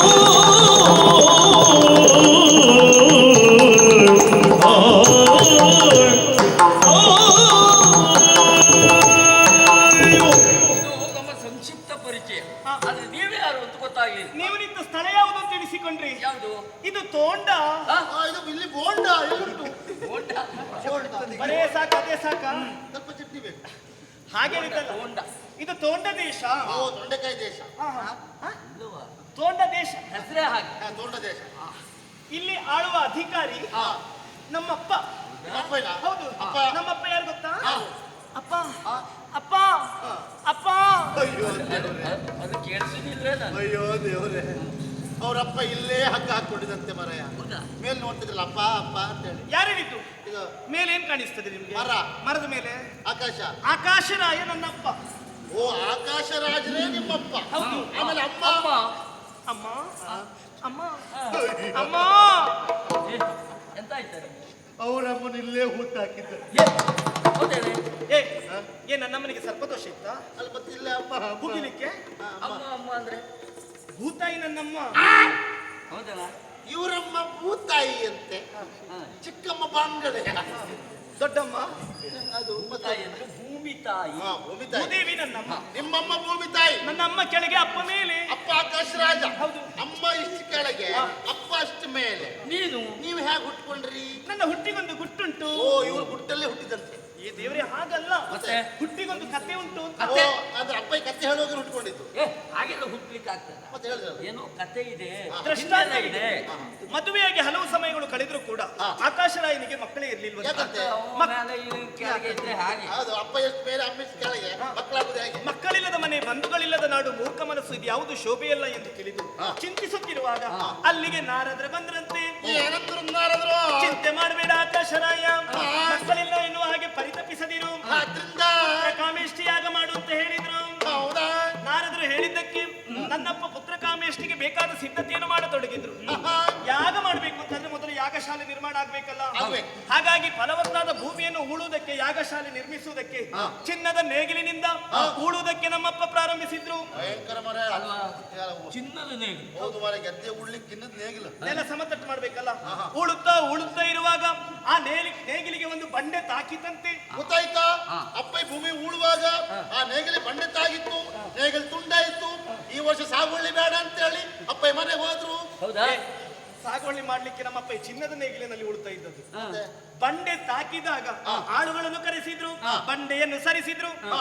ನೋಡ್ತಾರೆ ಕೊಳ, ಕೊಳುವ ಬಂಡೆ ಬಂಡೆ ಸರಿಸಿದ. ಕೆಳಗೆ ಕೊಳ ಅದರಲ್ಲಿ ಜಲಜ. ಅವ್ರು ಬಟ್ಟೆ ತೊಳೆದು ಬಂದಿರಲ್ಲ, ಕೊಳದಲ್ಲ? ತೊಳೆದ ಬಟ್ಟೆ ಜಲಜ. ಸರೋಜ. ಅವಳು ಇದ್ಲಾ? ಅಯ್ಯೋ ದೇವರೇ, ಕಮಲ. ಅವಳು ಇದ್ಲಾ? ಯಾರು ಹೇಳಿದ್ದು? ಆ ಕೊಳದಲ್ಲಿ ಪದ್ಮ. ಪದ್ಮ. ಹೌದು, ಅಂದ್ರೆ ಹೂವು. ಸೂರ್ಯ ರಶ್ಮಿಗಳು ಸೋಕದ ಕಾರಣ ಆ ಕಮಲ ಎನ್ನುವಂಥದ್ದು ಮುದುಡಿತ್ತು. ಬಂಡೆ ಸರಿಸಿದ್ರ ಸೂರ್ಯನ ಕಿರಣ ಎನ್ನುವಂಥದ್ದು ಕಮಲಕ್ಕೆ ಬಿತ್ತ, ಇಬ್ಬನಿ ಕರಗಿತು, ಮುದುಡಿದ ತಾವರೆ ಅರಳಿತು. ಅರಳಿತು ಅರಳಿತು, ಮುದುಡಿದ ತಾವರೆ ಅರಳಿತು. ಎಂತ ಮಾಡಿದ? ಅಲ್ಲ, ಅರಳಿತು ಅಂದ್ರೆ ಸೂರ್ಯನ ರಶ್ಮಿ ತಾಗಿದಾಗ ಹೂವು ಅರಳಿತು. ಅರಳಿತು. ಅರಳಿದಾಗ ಹೂವಿನ ಒಳಗೆ ಶಿಶು. ಹೂವಿನ ಒಳಗೆ ಅಪ್ಪಯ್ಯ ಯಾರಿಗೂ ಗೊತ್ತಾಗಬಾರ್ದು ಅಂತ ಹೂವಿನೊಳಗೆ ಸೀಸೆ ಇಟ್ಟೋಗಿದ್ರು. ಸೀಸ ಅಲ್ಲ. ಯಾರು ಹೇಳಿದ್ದು? ಸೀಸ ಅಲ್ಲ, ಶಿಶು. ಶಿಶುವ ಮಗು. ನೋಡ್ತಾರೆ, ಹೆಣ್ಣು ಮಗು. ಮಕ್ಕಳಿಲ್ಲದೆ ಚಿಂತಿಸುತ್ತಿರುವಂತ ಅಪ್ಪ ಮಗುವನ್ನು ತಂದ್ರು, ಮನೆಯಲ್ಲಿ ಸಾಕಿದ್ರು, ಸಕಲ ವಿದ್ಯೆಯನ್ನು ಕೊಡಿಸಿದ್ರು. ಮಗುವನ್ನು ತರುವಾಗ ಮಗು ಇಷ್ಟು ಚಿಕ್ಕದಿತ್ತು. ಒಂದು ಮಗುವಲ್ಲವೇ? ಬೆಳೆದು ಬೆಳೆದು ಬೆಳೆದು ಬೆಳೆದು ಬೆಳೆದು ಬೆಳೆದು ಬೆಳೆದು ಬೆಳೆದು ಇಷ್ಟು ಎತ್ತರ ಆಯ್ತು. ಆಗ್ಲಿ.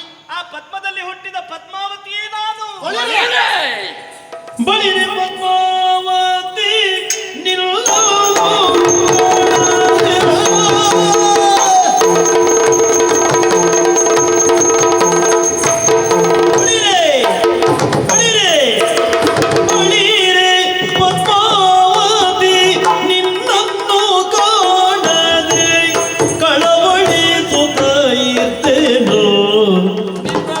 ನಿನ್ನ ಕಾಣದೆ ಕಳವಳಿಸುತ್ತ ಇದ್ದೆನು.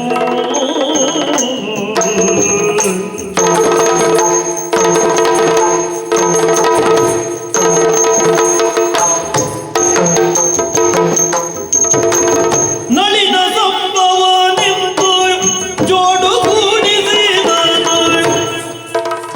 ನಳಿನ ಸಂಭವ ನಿಂತು ಜೋಡುಗೂಡಿಸಿದ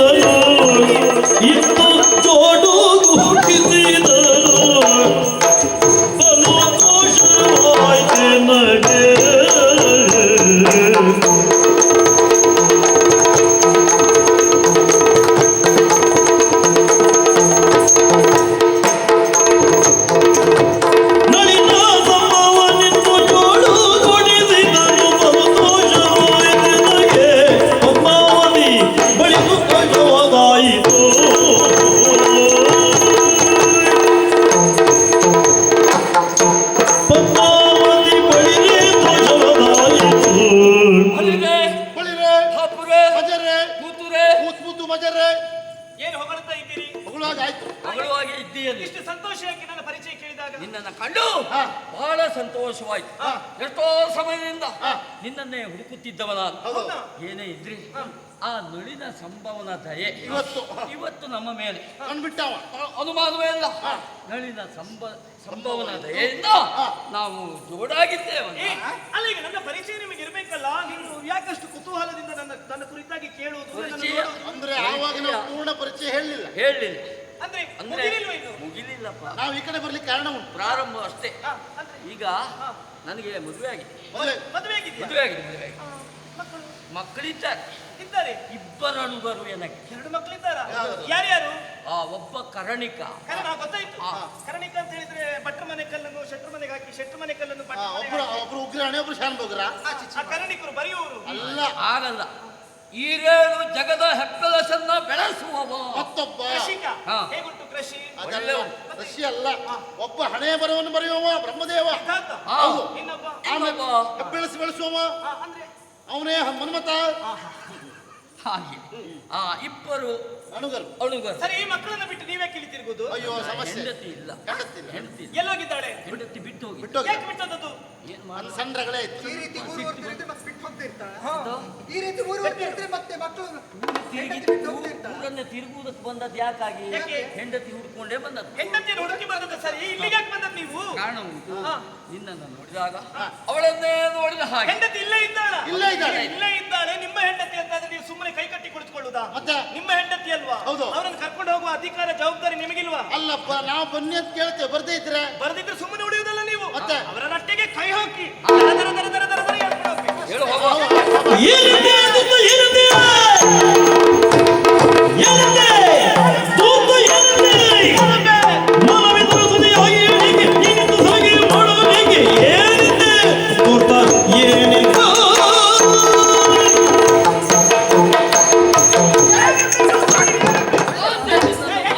ಕೈ ಬಿಟ್ಬೇಡ.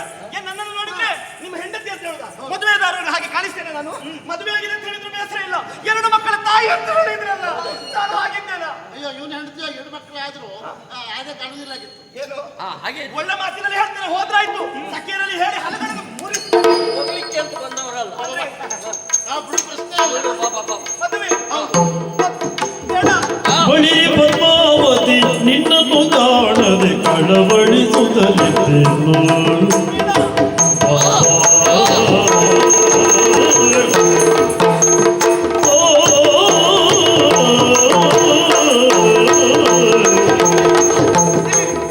ನಮ್ಗೆ ನಿಮ್ಮ ಮೇಲೆ ಮನಸ್ಸಿತ್ತು. ಹೌದಾ? ನಾವು ನಾಟಕ ಆಡಿದ್ದು.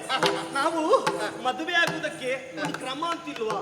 ಹಾಗೆಲ್ಲ ಮದುವೆ ಆಗ್ಲಿಕ್ಕಿಲ್ಲ. ಮತ್ತೆ? ಮದುವೆ ಆಗ್ಬೇಕಾದ್ರೆ ಹಾರ ಬದಲಾಯಿಸಿಕೊಳ್ಬೇಕಲ್ಲ. ಹೌದೌದು. ಇಲ್ಲಿ ಬನ್ನಿ. ನಿಮ್ಗೆ ನಾನು ಹಾರ ಹಾಕ್ಬೇಕು ಅಂತಂದ್ರೆ ನೀವು ಕಣ್ಣು ಮುಚ್ಚಬೇಕು. ನಾವು ಹಾರ ತರ್ತೇವೆ, ಹಾಕ್ತೇವೆ. ಹೌದಾ? ಕಣ್ಣು ಮುಚ್ಚಿ, ಕಣ್ಣು ಮುಚ್ಚಿ, ಕಣ್ಣು ಮುಚ್ಚಿ, ಕಣ್ಣು ಮುಚ್ಚಿ, ಕಣ್ಣು ಮುಚ್ಚಿ, ಕಣ್ಣು ಮುಚ್ಚಿ. ಕಣ್ಣು ಮುಚ್ಚಿ ಹಾರ ತಂದೆವು, ಹಾರ ತಂದೆವು, ಹಾರ ತಂದೆ ಹೋಗ್ತೀರಾ?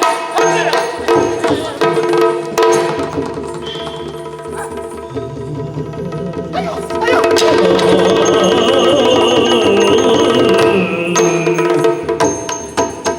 ನೋಡಿದ್ಯಾ ಜೋಗಿದಾಸ? ನಮ್ಮ ಗ್ರಹಚಾರ ಮಾರಾಯ. ಎಂತದ್ದು? ನೀ ತಲೆ ಮೇಲೆ ಕೈ ಇಟ್ಟದ್ದು ಹಾ, ಅವಳು ಹಾಗೆ ಸುಮ್ಮನಾಗಿ ಹಾಗೇ ಹೋದ್ಲು. ಹೌದು. ಏನೋ ನೆನಪಾಯ್ತು ಏನೋ ಅವಳಿಗೆ. ನಿನಗೂ ಆ ಹೊತ್ತ ಹಾಗೆ ಆಗಿತ್ತಲ್ವಾ? ಹೌದು. ಈ ನಾನು ನೋಡ ಇವಳು ನೆನಪಾಗು ಅಂತ ಇವಳು ತಲೆ ಮೇಲೆ ಕೈ ಇಟ್ಟೆ. ಅದಕ್ಕೆ ಎಂತದ್ದು ಆಗಿಲ್ಲ, ಹಾಗೆ ಓಡ್ತಾ ಉಂಟು ಮಾರಾಯ. ಅವಳಿಗೆ ಮರ್ತೇ ಹೋಗ್ಲಿ. ಹೌದು. ಏನೇ ಇದ್ರು ಹಾ. ಅವರು ಯಾರು ಎನ್ನುವಂತ ಸತ್ಯ ಅವರಿಗೆ ಅರಿವಾಗಿದೆ. ಹೌದು. ನಾವು ಯಾರು ಎನ್ನುವಂಥದ್ದನ್ನ ತೋರಿಸುವ ಸಮಯದಲ್ಲಿ ಅಲ್ಲಿಗೆ ಹೋಗುವ.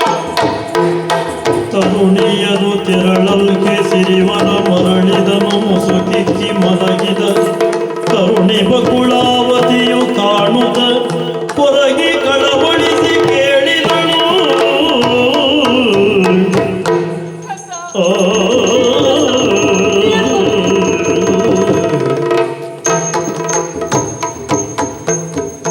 ಏನಾಯಿತೇಲೆ ಮುದ್ದು ಶ್ರೀನಿವಾಸನೇ ತಲೆಬೇನೆಯ ಅನಾರೋಗ್ಯವೇನು ಕಾಣೇನು ಜಲತಾಪ ಹೀನಭಾಗ್ಯಳು ಅಯ್ಯೋ ಏನೋ ಮುನಿದು ಬೇಡೋ ಮಗನೇ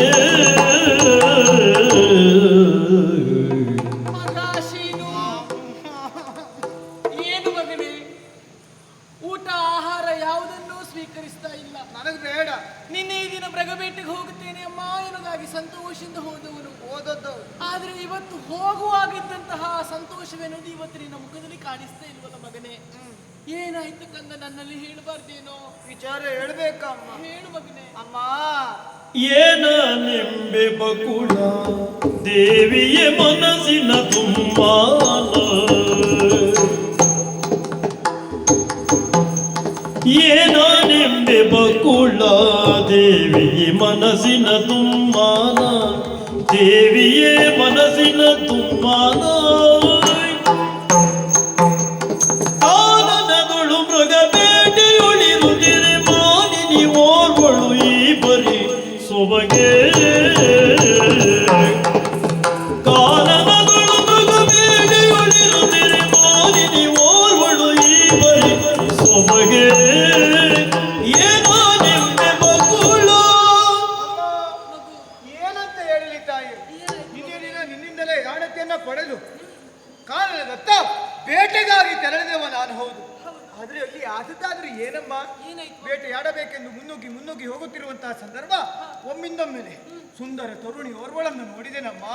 ಅಂತಹ ಸೌಂದರ್ಯವನ್ನು ಮೂರಿಳೆಯಲ್ಲಿಯೂ ನಾನು ನೋಡಿದವನಲ್ಲ. ಅವಳನ್ನು ನೋಡಿದಂತಹ ಮರುಗಳಿಗೆಯಲ್ಲಿ ನನ್ನನ್ನೇ ನಾನು ಮರೆತೆ. ಅಷ್ಟೇ ಅಲ್ಲಮ್ಮ, ನಿರ್ಧಾರ ಒಂದನ್ನು ಕೈಗೊಂಡವನು ನಾನಿದ್ದೇನೆ.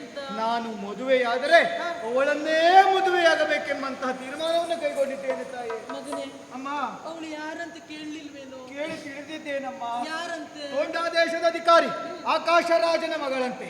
ಹೆಸರು ಪದ್ಮಾವತಿಯಂತೆ. ಅಮ್ಮ, ನಾ ಮದುವೆ ಆಗುವುದು ಅವಳನ್ನೇ. ಅದರ ಒಂದು ನಿಮ್ಮಿಂದ ಒಂದು ಸಹಾಯ ಆಗಬೇಕು ತಾಯೇ. ನಾನು? ಹೌದಮ್ಮ. ವಯೋವೃದ್ಧೆ, ನನ್ನಿಂದ ಏನಾಗುವುದಕ್ಕೆ ಸಾಧ್ಯ? ಪ್ರೀತಿಯ ಮಗನಿಗಾಗಿ ಒಂದು ಸಹಾಯವನ್ನು ಎಸಗಬೇಕಮ್ಮ. ಏನ್ ಮಾಡ್ಬೇಕು ಮಗನೇ? ತೋಂಡಾ ದೇಶದತ್ತ ತೆರಳಿ ಅಲ್ಲಿಯ ಮಹಾರಾಜನಲ್ಲಿ ಕನ್ಯಾಪೇಕ್ಷೆಯನ್ನ ನೀನಿರಿಸಬೇಕಮ್ಮ. ಇದು ನನ್ನ ಕೋರಿಕೆ ತಾಯೇ. ಮರುಗ ಬೇಡೇಲೆ ಗಂಧಧರಣಿ ಪಡೆಯಲಗ ವಿರಜಿ ಬೆನೆರಿ ನಂಬೋಯನ್ನ ತೆರಳು ವೇದರಣಿ ಮನರ ಮಾದಿಗೆ ನುಗ್ಗಲಿ ಹೊರಟಾಳು ಮಗುಳಿದ ಚವದಿ. ಒಂದು ಸಹಾಯ ಮಾಡಿಕೊಡ್ತೀರ? ಅವಳನ್ನು ಮದುವೆ ಆಗದಿದ್ರೆ ಅನ್ನಪಾನೀಯ ಯಾವುದನ್ನು ಸ್ವೀಕರಿಸುವುದಿಲ್ಲ ಅಂತ ಹೇಳ್ತಾ ಇದ್ದೀಯ. ಬಳಲಬೇಡ ಮಗನೇ, ನಿನಗಾಗಿ ನಾನು ಅಲ್ಲಿವರೆಗಾಗಿ ಹೋಗಿ ಮದುವೆ ಮಾತುಕತೆ ಮಾಡಿಕೊಂಡು ಬರ್ತೇನೆ. ಹೌದಮ್ಮ. ಊಟ ಮಾಡು. ನಿರೀಕ್ಷೆಯಲ್ಲಿ ನಾನಿರ್ತೇನೆ. ಪ್ರತಿ ಮುಗಿದ ಕುಳಿತರು ಪೀಠದಲ್ಲಿ ಬಕುಳಾದೇವಿ ಬರಲು. ಯಾರಮ್ಮ ನೀನು ಯಾರಮ್ಮ?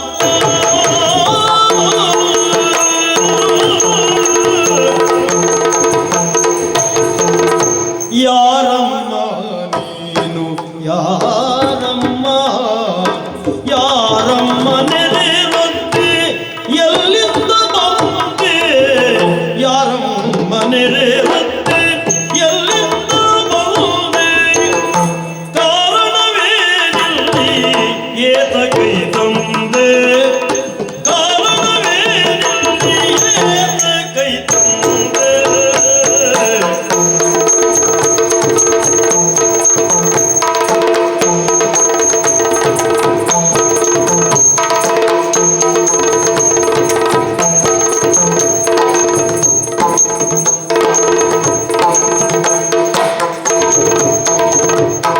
ಯಾರಮ್ಮ ನೆರೆವಂತೆ ಎಲ್ಲಿಂದ ಬಂದೆ? ಕಾರಣವೇನಿಲ್ಲಿ ಏತ ಕೈ ತಂದೆ? ಯಾರಮ್ಮ ಯಾರಮ್ಮ ನೀನು ಯಾರಮ್ಮ?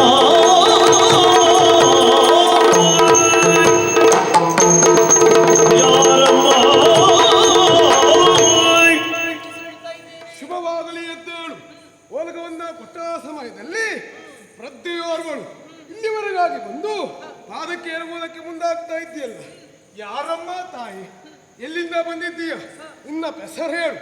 ಅಷ್ಟೇ ಅಲ್ಲ, ಬಂದ ಕಾರಣವನ್ನ ಅರ್ಹುತ್ತೀಯ ತಾಯಿ? ಮಹಾರಾಜರೇ, ಏನು?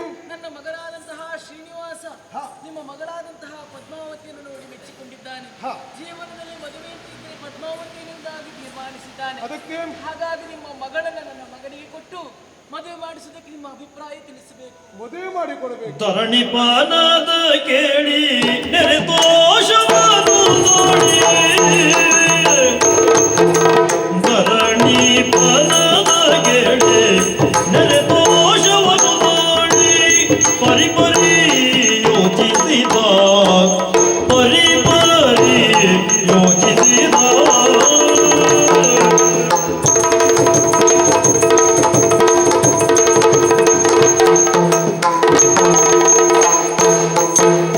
ಹರಿಯನ್ನ ಮಗಳಿಗೆ ವರನಾದ ಮೇಲೆ ಹರಿಯನ್ನ ಮಗಳಿಗೆ ವರನಾದ ಮೇಲೆ ಸರಿಯಾರು ಜಗದೀ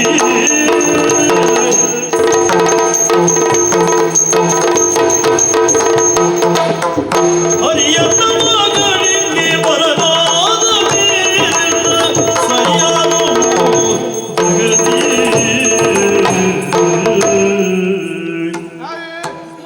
ಈ ರೀತಿಯಾಗಿ ನನ್ನಲ್ಲಿ ಕೇಳಿಕೊಳ್ತಾ ಇದ್ದೀಯಾ? ನನ್ನ ಮಗನಿಗೆ ನಿನ್ನ ಮಗಳನ್ನು ಕೊಟ್ಟು ಮದುವೆ ಮಾಡಬೇಕು ಎನ್ನುವುದಾಗಿ. ಅಮ್ಮ, ನನ್ನ ಮಗಳನ್ನ ಅಷ್ಟೇ ಅಲ್ಲ, ನನ್ನ ಮಗಳನ್ನ ಪ್ರೀತಿಯಿಂದ ಬೆಳೆಸಿದ ನಾನು. ನನ್ನ ಮಗಳ ಮದುವೆ ಹೀಗೇ ಆಗಬೇಕೆನ್ನುವಂತಹ ಯೋಚನೆ ನನ್ನದು. ಹೌದಮ್ಮ, ಇಲ್ಲಿ ಅರಸನಾಗಿ ಒಂದು ರಾಜಕುಮಾರಿಯನ್ನು ಯಾವ ರೀತಿಯಲ್ಲಿ ಮದುವೆ ಮಾಡಿಸಿಕೊಳ್ಳಬೇಕು ಅದೇ ರೀತಿಯಲ್ಲಿ ನಾನು ಯೋಚನೆ ಮಾಡಿದಮ್ಮ. ನನ್ನ ಮಗಳ ಮದುವೆ ಆಗಬೇಕು ಅಂತಾದ್ರೆ 16,000 ರಾಮ ಟಂಕಿ ಹೊನ್ನನ್ನು ನೀವು ಕೊಡಬೇಕು. ಅಷ್ಟು ಮಾತ್ರ ಅಲ್ಲ, ನನ್ನ ಮಗಳ ಮದುವೆಗೆ ಬ್ರಹ್ಮನ ಪೌರೋಹಿತ್ಯ ಎನ್ನುವುದು ಇರಬೇಕು. ಅಷ್ಟು ಮಾತ್ರ ಅಲ್ಲ, ಈಶನ ಯಜಮಾನಿಕೆ ಎನ್ನುವುದು ಇರಬೇಕಾಗ್ತದೆ. 33 ಕೋಟಿ ದೇವತೆಗಳು ದಿಬ್ಬಣಿಗರಾಗಿ ಬರಬೇಕು. ಇಷ್ಟು ಕಾರ್ಯವನ್ನು ಮಾಡಿಸಿದೀರಿ ಅಂತಾದ್ರೆ ನನ್ನ ಮಗಳನ್ನು ನಿನ್ನ ಮಗನಿಗೆ ಕೊಟ್ಟು ಮದುವೆ ಮಾಡಿಸ್ತೇನೆ. ಈ ವಿಚಾರವನ್ನ ಶ್ರೀನಿವಾಸನಿಗೆ ಅರುಹಿ ಆದಷ್ಟು ಬೇಗ ವರ್ತಮಾನವನ್ನು ನಿಮಗೆ ಬಿಟ್ಟು ಹಾಗೆಯೇ ಆಗಲಿ. ಮನದಿ ಬೇಸರದಿ ನಡೆದೊಂದು ಶ್ರೀನಿವಾಸನಿಗರುಗಿದಳು ಸಂಗತಿಯ ಮಗುಳಾದೇವಿ.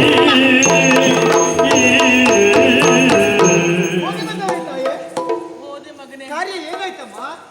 ನೀನು ಅವಳನ್ನು ಮರೆಯುವುದೇ ಒಳ್ಳೆಯದು. ಯಾಕಮ್ಮ ಈ ರೀತಿ ಆಗ್ತಾ ಇದ್ದೀರಾ? ಇದು ನಮ್ಮಿಂದ ಆಗುದಲ್ಲ ಮಗನೇ. ಯಾಕಮ್ಮ ಏನಾಯ್ತಮ್ಮ ಅಲ್ಲಿ? ಅವಳನ್ನು ನಿನಗೆ ಕೊಟ್ಟು ಮದುವೆ ಮಾಡಿಸಬೇಕು ಅಂತಾದ್ರೆ 16,000 ರಾಮಟಂಕಿ ಹೊನ್ನನ್ನ ಅವರಿಗೆ ವಧು ದಕ್ಷಿಣೆಯಾಗಿ ಕೊಡಬೇಕಂತೆ. ಆಮೇಲೆ ಈಶನ ಪುರೋಹಿತಿಗೆ ಆಗಬೇಕಂತೆ. ಆಮೇಲೆ 3 ಕೋಟಿ ದೇವತೆಗಳು ಇರಬೇಕಂತೆ. ಈಶ್ವರ ಮಹೇಶ್ವರನ ನೇತೃತ್ವದಲ್ಲಿ ಮದುವೆ ಅನ್ನೋದು ಆಗಬೇಕಂತೆ ಮಗನೇ. ಇದೆಲ್ಲ ನಮ್ಮಿಂದ ಆಗುತ್ತದ? ಇದಕ್ಕಾಗಿ ಚಿಂತೆ ಬರ್ತಾ ಇದ್ದೀರ ತಾಯಿ. ಅವ ಆಡಿದಂತಹ ನಿರ್ಬಂಧನೆಯಲ್ಲ ನಾನು ಈಡೇರಿಸಿಕೊಳ್ತೇನೆ. 16,000 ರಾಮಟಂಕೆ ವ್ಯವಸ್ಥೆ, ಆ ಕುಬೇರನಿಂದ ಸಾಲವನ್ನ ಪಡೆಯುತ್ತೇನೆ. ಬ್ರಹ್ಮನ ಪೌರೋಹಿತ್ಯ ಅಲ್ವೇ, ಈಶನ ಯಜಮಾನಿಕೆ ಅಲ್ವೇ, 3 ಕೋಟಿ ದೇವತೆಗಳು ದಿಬ್ಬಣಿಗರಾಗಿ ಬರಬೇಕಲ್ವೇ, ಎಲ್ಲ ವ್ಯವಸ್ಥೆಯನ್ನ ಮಾಡ್ತೇನೆ. ಇನ್ನೇಕೆ ವಿಳಂಬ, ನೇರವಾಗಿ ತೋಂಡ ದೇಶಕ್ಕೆ ಬಡವನೊಡಗೂಡಿ ನಡೆದವರು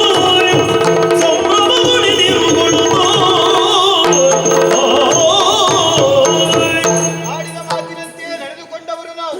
ನಿಮ್ಮ ನಿರ್ಬಂಧನೆ ಅನ್ನುವಂಥದ್ದು ಈಗ ಈಡೇರಲ್ಪಟ್ಟಿದೆ ತಾನೇ? ಹೌದು. ಹಾಗಿದ್ರೆ ಇನ್ನು ವಿಳಂಬ ಯಾಕೆ? ತಡ ಮಾಡುವುದಿಲ್ಲ, ಶುಭಸ್ಯ ಶೀಘ್ರ. ಹಾಗೆ ಆಗಲಿ. ಯಾರಲ್ಲಿ ಮಗಳನ್ನ ಕರೀತಾರೆ? ಮದುವೆ ಎನ್ನುವಂತಹ ಸಂಪ್ರದಾಯ ಆಗಬೇಕಲ್ವಾ? ತಡ ಮಾಡುವುದಕ್ಕೆ ಮಾಲೆಯನ್ನು ಬದಲಾವಣೆ ಮಾಡೋಣ. ಆಗಲಿ ಅಂತ ಆಡಿದ ಮಾತನ್ನು ಈಡೇರಿಸುವುದು.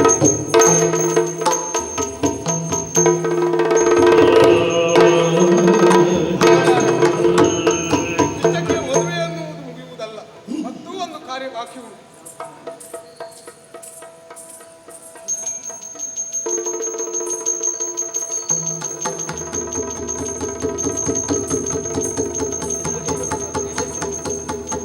ಅಯ್ಯ ಶ್ರೀನಿವಾಸ, ಈಗಾಗಲೇ ನನ್ನ ಮಗಳನ್ನು ನಿನ್ನ ಕೈ ಎತ್ತಿದ್ದವನಿದ್ದೇನೆ. ಅಷ್ಟು ಮಾತ್ರ ಅಲ್ಲ, ಬಳುವಳಿಯಾಗಿ ನಿನಗೇನಾದರೂ ಕೊಡಬೇಕೆನ್ನುವುದಾಗಿ ಯೋಚಿಸಿದಂತಹ ನಾನು 6 ಮೊಳ ಭಾರದ ಈ ಮುತ್ತಿನ ಕಿರೀಟವನ್ನ ನಿನಗೆ ತೊಡಿಸ್ತಾ ಇದ್ದೇನಂತೆ.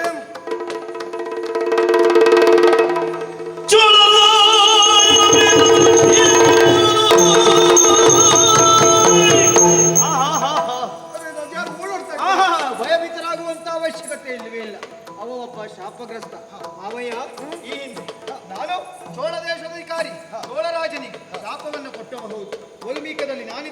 ಸಂದರ್ಭ ನನಗೆ ಆಯುಧದಿಂದ ಪ್ರಯೋಗಿಸಿದಾಗ ನನ್ನ ಹಣೆಯಿಂದ ನೆತ್ತರು ಅನ್ನುವಂಥದ್ದು ಸುರಿಯುವುದಕ್ಕೆ ಪ್ರಾರಂಭಿಸಿತು. ಕುಪಿತಗೊಂಡಂತಹ ನಾನು ಪೈಶಾಚಿಕ ಕೃತ್ಯವೆನಿಸಿದಂತಹ ಆತ ಇನ್ನು ಭೂಮಿಯಲ್ಲಿ ಪಿಶಾಚಿಯಾಗಿಯೇ ಸಂಚರಿಸಲಿ ಎಂಬುದಾಗಿ ಶಪಿಸಿದೆ. ಆಗ ದೀನನಾಗಿ ನನ್ನಲ್ಲಿಯೇ ಬೇಡಿಕೊಂಡವ ಆತ ಕುಸಿಶಾಪವನ್ನು ಬೇಡಿದ. ಆಗ ಅವನಿಗೆ ಆಡಿದಂತಹ ಮಾತು, ಮುಂದೊಂದು ಸಂದರ್ಭದಲ್ಲಿ ನನ್ನ ತಲೆಯ ಮೇಲೆ ಮುತ್ತಿನ ಕಿರೀಟ ಧಾರಣೆ 6 ಗಳಿಗೆ ಸಂದರ್ಭವನ್ನು ಬಿಟ್ಟ ಕಣ್ಣನ್ನು ಬಿಟ್ಟ ಹಾಗೆ ನೋಡಿದೆ ಅಂತಾದ್ರೆ ಆಗ ನಿನ್ನ ಶಾಪ ವಿಮೋಚನೆ ಆಗ್ತದೆ ಎಂಬುದಾಗಿ. ಈಗ ನೋಡು, ಆ ಕಡೆಯಲ್ಲಿ ಓಡ್ತಾ ಇದ್ದಾನೆ.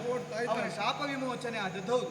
ಆದರೆ ಕೆಲವರಿಗೆ ಆಡಿದ ಮಾತನ್ನು ಈಡೇರಿಸಿಕೊಂಡಂತಹ ವಿಧಾನವನ್ನ ಹೇಳಲೇಬೇಕು. ಅದರಲ್ಲಿ ಪ್ರಮುಖವಾಗಿ ಅಮ್ಮ ಬಕುಳಾದೇವಿ ಈಗೋ ಮತ್ತೊಮ್ಮೆ ವಂದಿಸಿಕೊಳ್ತಾ ಇದ್ದೇನೆ. ಅಷ್ಟೇ ಅಲ್ಲ ತಾಯಿ, ಈ ಹಿಂದೆ ತ್ರೇತೆಯಲ್ಲಿ ನೀನು ರಾಮನಾಗಿದ್ದಾಗ ಹಸಿವು ತ್ರಷೆಯನ್ನು ನಿವಾರಣೆ ಮಾಡುವ ಕಾರಣಕ್ಕಾಗಿ ಶಬರಿಯಾಗಿ ಬಂದವಳು. ದ್ವಾಪರೆಯಲ್ಲಿ ಅಮ್ಮ ಯಶೋದೆಯಾಗಿ ನೀನಿದ್ದವಳು. ಈಗ ಈ ಕಲಿಯುಗದ ಪ್ರಾರಂಭದಲ್ಲಿ ನೀ ಬಕುಳಾದೇವಿ ನನ್ನನ್ನ ಸಂತೈಸಿದವಳು. ಅಮ್ಮ ಆಗ ನಿನಗೆ ಕೊಟ್ಟಂತಹ ಮಾತು, ದ್ವಾಪರ ಯುಗದಲ್ಲಿ ಇನ್ನೇನು ನನ್ನ ಅವಸಾನವಾಗಬೇಕೆಂಬಂತಹ ಸಂದರ್ಭ ನೀನೇ ಆಡಿದಂತಹ ಮಾತು, ಮಗನೇ 16,000 ಕಲ್ಯಾಣವನ್ನಾದವ ನೀನು, ಆದರೆ ಒಂದನ್ನೂ ನೋಡುವಂತಹ ಭಾಗ್ಯ ನನ್ನ ಪಾಲಿಗಿಲ್ವಲ್ಲ ಎಂದು. ಈಗ ಆಗ ನಿನಗೆ ಕೊಟ್ಟಂತಹ ಮಾತು, ಮುಂದೊಂದು ದಿನ ನಿನ್ನ ನೇತೃತ್ವದಲ್ಲಿಯೇ ನಾನು ಕಲ್ಯಾಣ ಮಾಡ್ತೇನೆ. ಈಗ ಆದದ್ದು ಅದೇ ಅಲ್ವೇ? ನಿನ್ನ ಮುಖೇನವಾಗಿಯೇ ನನ್ನ ಕಲ್ಯಾಣವನ್ನು ಅನ್ನುವಂಥದ್ದು ಆದದ್ದು ಹೌದು. ಅಮ್ಮ ಇಲ್ಲಿಗೆ ಮುಗಿಯುವುದಿಲ್ಲವಮ್ಮ. ಸದಾ ಕಾಲ ನಿನ್ನ ಕುರಿತಾಗಿ ಭೂಲೋಕದಲ್ಲಿ ಇರುವಂತಹ ಪ್ರತಿಯೊಬ್ಬರು ಅರಿಯಲೇಬೇಕು. ನಿನ್ನ ಹಿರಿಮೆ ಏನು ಅನ್ನುವಂಥದ್ದು ಜಗತ್ ಪ್ರಸಿದ್ಧವಾಗಲೇಬೇಕು. ಆ ಕಾರಣಕ್ಕಾಗಿ ಮುಂದೊಂದು ದಿನ ಪವಿತ್ರವಾಗಿರುವಂತಹ ಕ್ಷೇತ್ರದಲ್ಲಿ ನಾನೇ ಉರ್ಲಿಕ್ಕಿದ್ದವ. ಆ ಸಂದರ್ಭ ನೀನಲ್ಲಿರಬೇಕಮ್ಮ, ಬಕುಳ ವೃಕ್ಷವಾಗಿರಬೇಕು. ಹಾಗಿದ್ರೆ ಇನ್ನು ಮುಂದೆ ನಿನ್ನ ಸ್ಥಿತಿ ಅನ್ನುವಂಥದ್ದು ಎಂಥದ್ದು? ಮುಂದೇನು ಅಮ್ಮ? ಪವಿತ್ರವಾಗಿರುವಂತಹ ಬಕುಳ ಮಾಲಿಕೆಯಾಗಿ ನಿನ್ನನ್ನು ನಾನು ಧರಿಸ್ತೇನೆ. ಆ ಮಾಲಿಕೆಯ ಮಹತ್ವವೇ ಅಂಥದ್ದು. ಹೂವು ಸೂರ್ಯೋದಯದ ಸಂದರ್ಭದಲ್ಲಿ ಅರಳುತ್ತದೆ, ಸೂರ್ಯಾಸ್ತದ ಸಂದರ್ಭದಲ್ಲಿ ಮುದುಡಿ ಹೋಗ್ತದೆ. ಆಗ ಅದರ ಕಂಪು ಅನ್ನುವಂಥದ್ದು ಅದು ಕ್ಷೀಣಿಸ್ತಾ ಹೋಗ್ತದೆ. ಆದರೆ ಬಕುಳ ಮಾಲಿಕೆಯ ಮಹತ್ವ ಹಾಗಲ್ಲ. ಹೂವು ಮುದುಡೆದರು ಸಹಿತ ಅದರ ಗಂಧ ಅನ್ನುವಂಥದ್ದು ಪಸರಿಸುತ್ತಾ ದ್ವಿಗುಣವಾಗುತ್ತದೆ ತಾಯೇ. ಆ ಕಾರಣಕ್ಕಾಗಿ ವಿಶೇಷತೆಗಳುಳ್ಳಂತಹ ಬಕುಲ ಮಾಲಿಕೆಯನ್ನ ನಾಧರಿಸ್ತೇನೆ. ಅಮ್ಮ ಇಲ್ಲೇ ನಿಲ್ಲುವುದಲ್ಲ, ಬಾತಾಯೆ ಬಾತಾಯೆ ಬಾತಾಯೆ.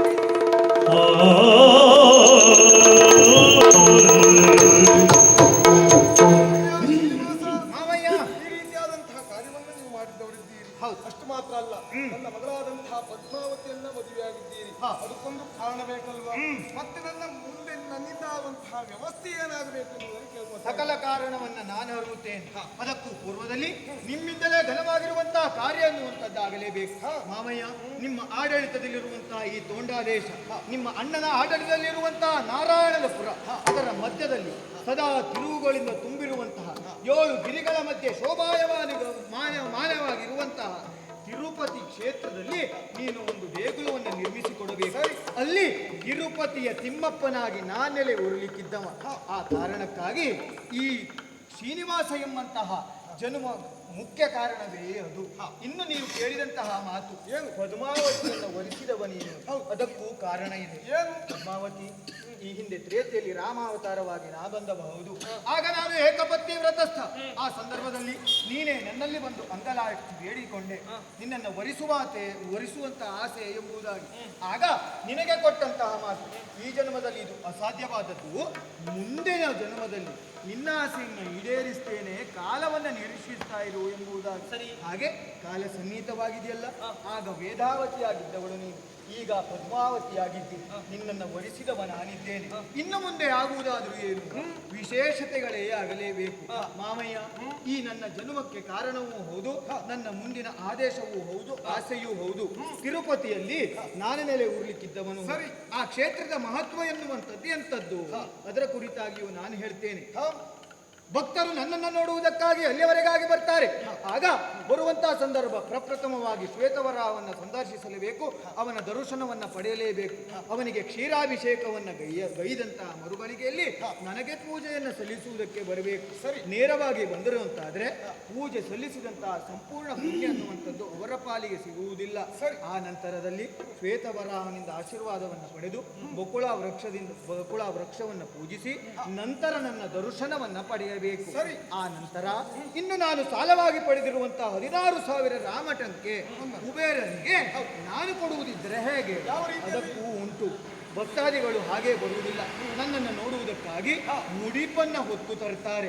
ಆ ಮುಡಿಪಿನ 6ರಲ್ಲಿ 1 ಅಂಶವನ್ನ ಸಮುದ್ರ ರಾಜನ ಮುಖೇನವಾಗಿ ಕುಬೇರನಿಗೆ ತಲುಪಿಸುವಂತಹ ವ್ಯವಸ್ಥೆಯನ್ನ ನಾನು ಮಾಡ್ತೇನೆ. ಶ್ರೀನಿವಾಸ, ಈಗ ಭಕ್ತಾದಿಗಳು ಮುಡಿಪನ್ನು ತರ್ತಾರೆ ಅಂತ ಆದ್ರೆ ಅದರ ಮೇಲೆ ಆಸೆ ಹೊತ್ತವರು ಅನೇಕರಿರ್ತಾರೆ.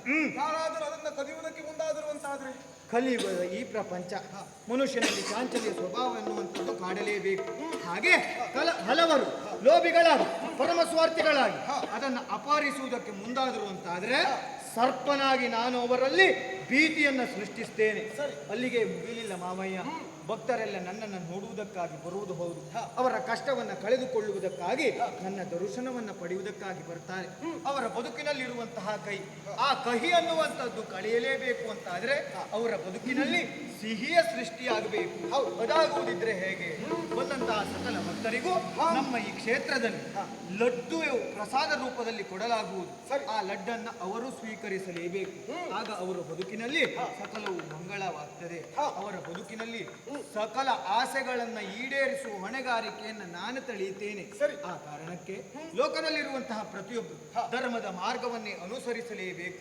ಸದಾ ಧರ್ಮದಿಂದ ನಡೆದರು ಅಂತಾದ್ರೆ ಈ ನನ್ನ ಈ ಅವತಾರಕ್ಕೆ ಅವರು ಕೊಡುವಂತಹ ಗೌರವ. ಶ್ರೀ ಎಂದರೆ ಲಕ್ಷ್ಮಿ. ಲಕ್ಷ್ಮಿಯನ್ನ ಜನರು ಮೋಹಿಸಬೇಕು. ಹೇಗೆ? ಧನದ ರೂಪದಲ್ಲಿ ಅಲ್ಲ, ಚಿನ್ನದ ರೂಪದಲ್ಲಿ ಅಲ್ಲ. ಯಾರಲ್ಲಿ ಹೃದಯ ಶ್ರೀಮಂತಿಕೆ ಇರ್ತದೋ ಅವರ ಮನುಷ್ಯ ಜನ್ಮ ಅನ್ನುವಂಥದ್ದು ಅದು ಸಾರ್ಥಕವಾಗಿಯೇ ಇರ್ತದೆ. ಆ ಕಾರಣಕ್ಕಾಗಿ ಲೋಕದಲ್ಲಿರುವಂತಹ ಪ್ರತಿಯೊಬ್ಬರಿಗೆ ಒಳಿತನ್ನ ನಾನು ಆಶಯಿಸ್ತಾ ಇದ್ದೇನೆ. ಅಷ್ಟೇ ಅಲ್ಲ, ಪ್ರಪಂಚದಲ್ಲಿರುವಂತಹ ಪ್ರತಿಯೊಬ್ಬರಿಗೂ ಮಂಗಳವಾಗಲೇಬೇಕು. ಲೋಕ ಸಮಸ್ತ ಸುಖಿನೋ ಭವಂತು. ಈ ಸಮಯದಲ್ಲಿ ಒಂದು ಮಂಗಳಾರತಿ ಆಗಬೇಕು. ಅರುಣಾದ್ರಿವಾಸನಿಗೆ ತಿರುಮಲೆಯೊಳ್ಳೆಲೆಸಿರುವ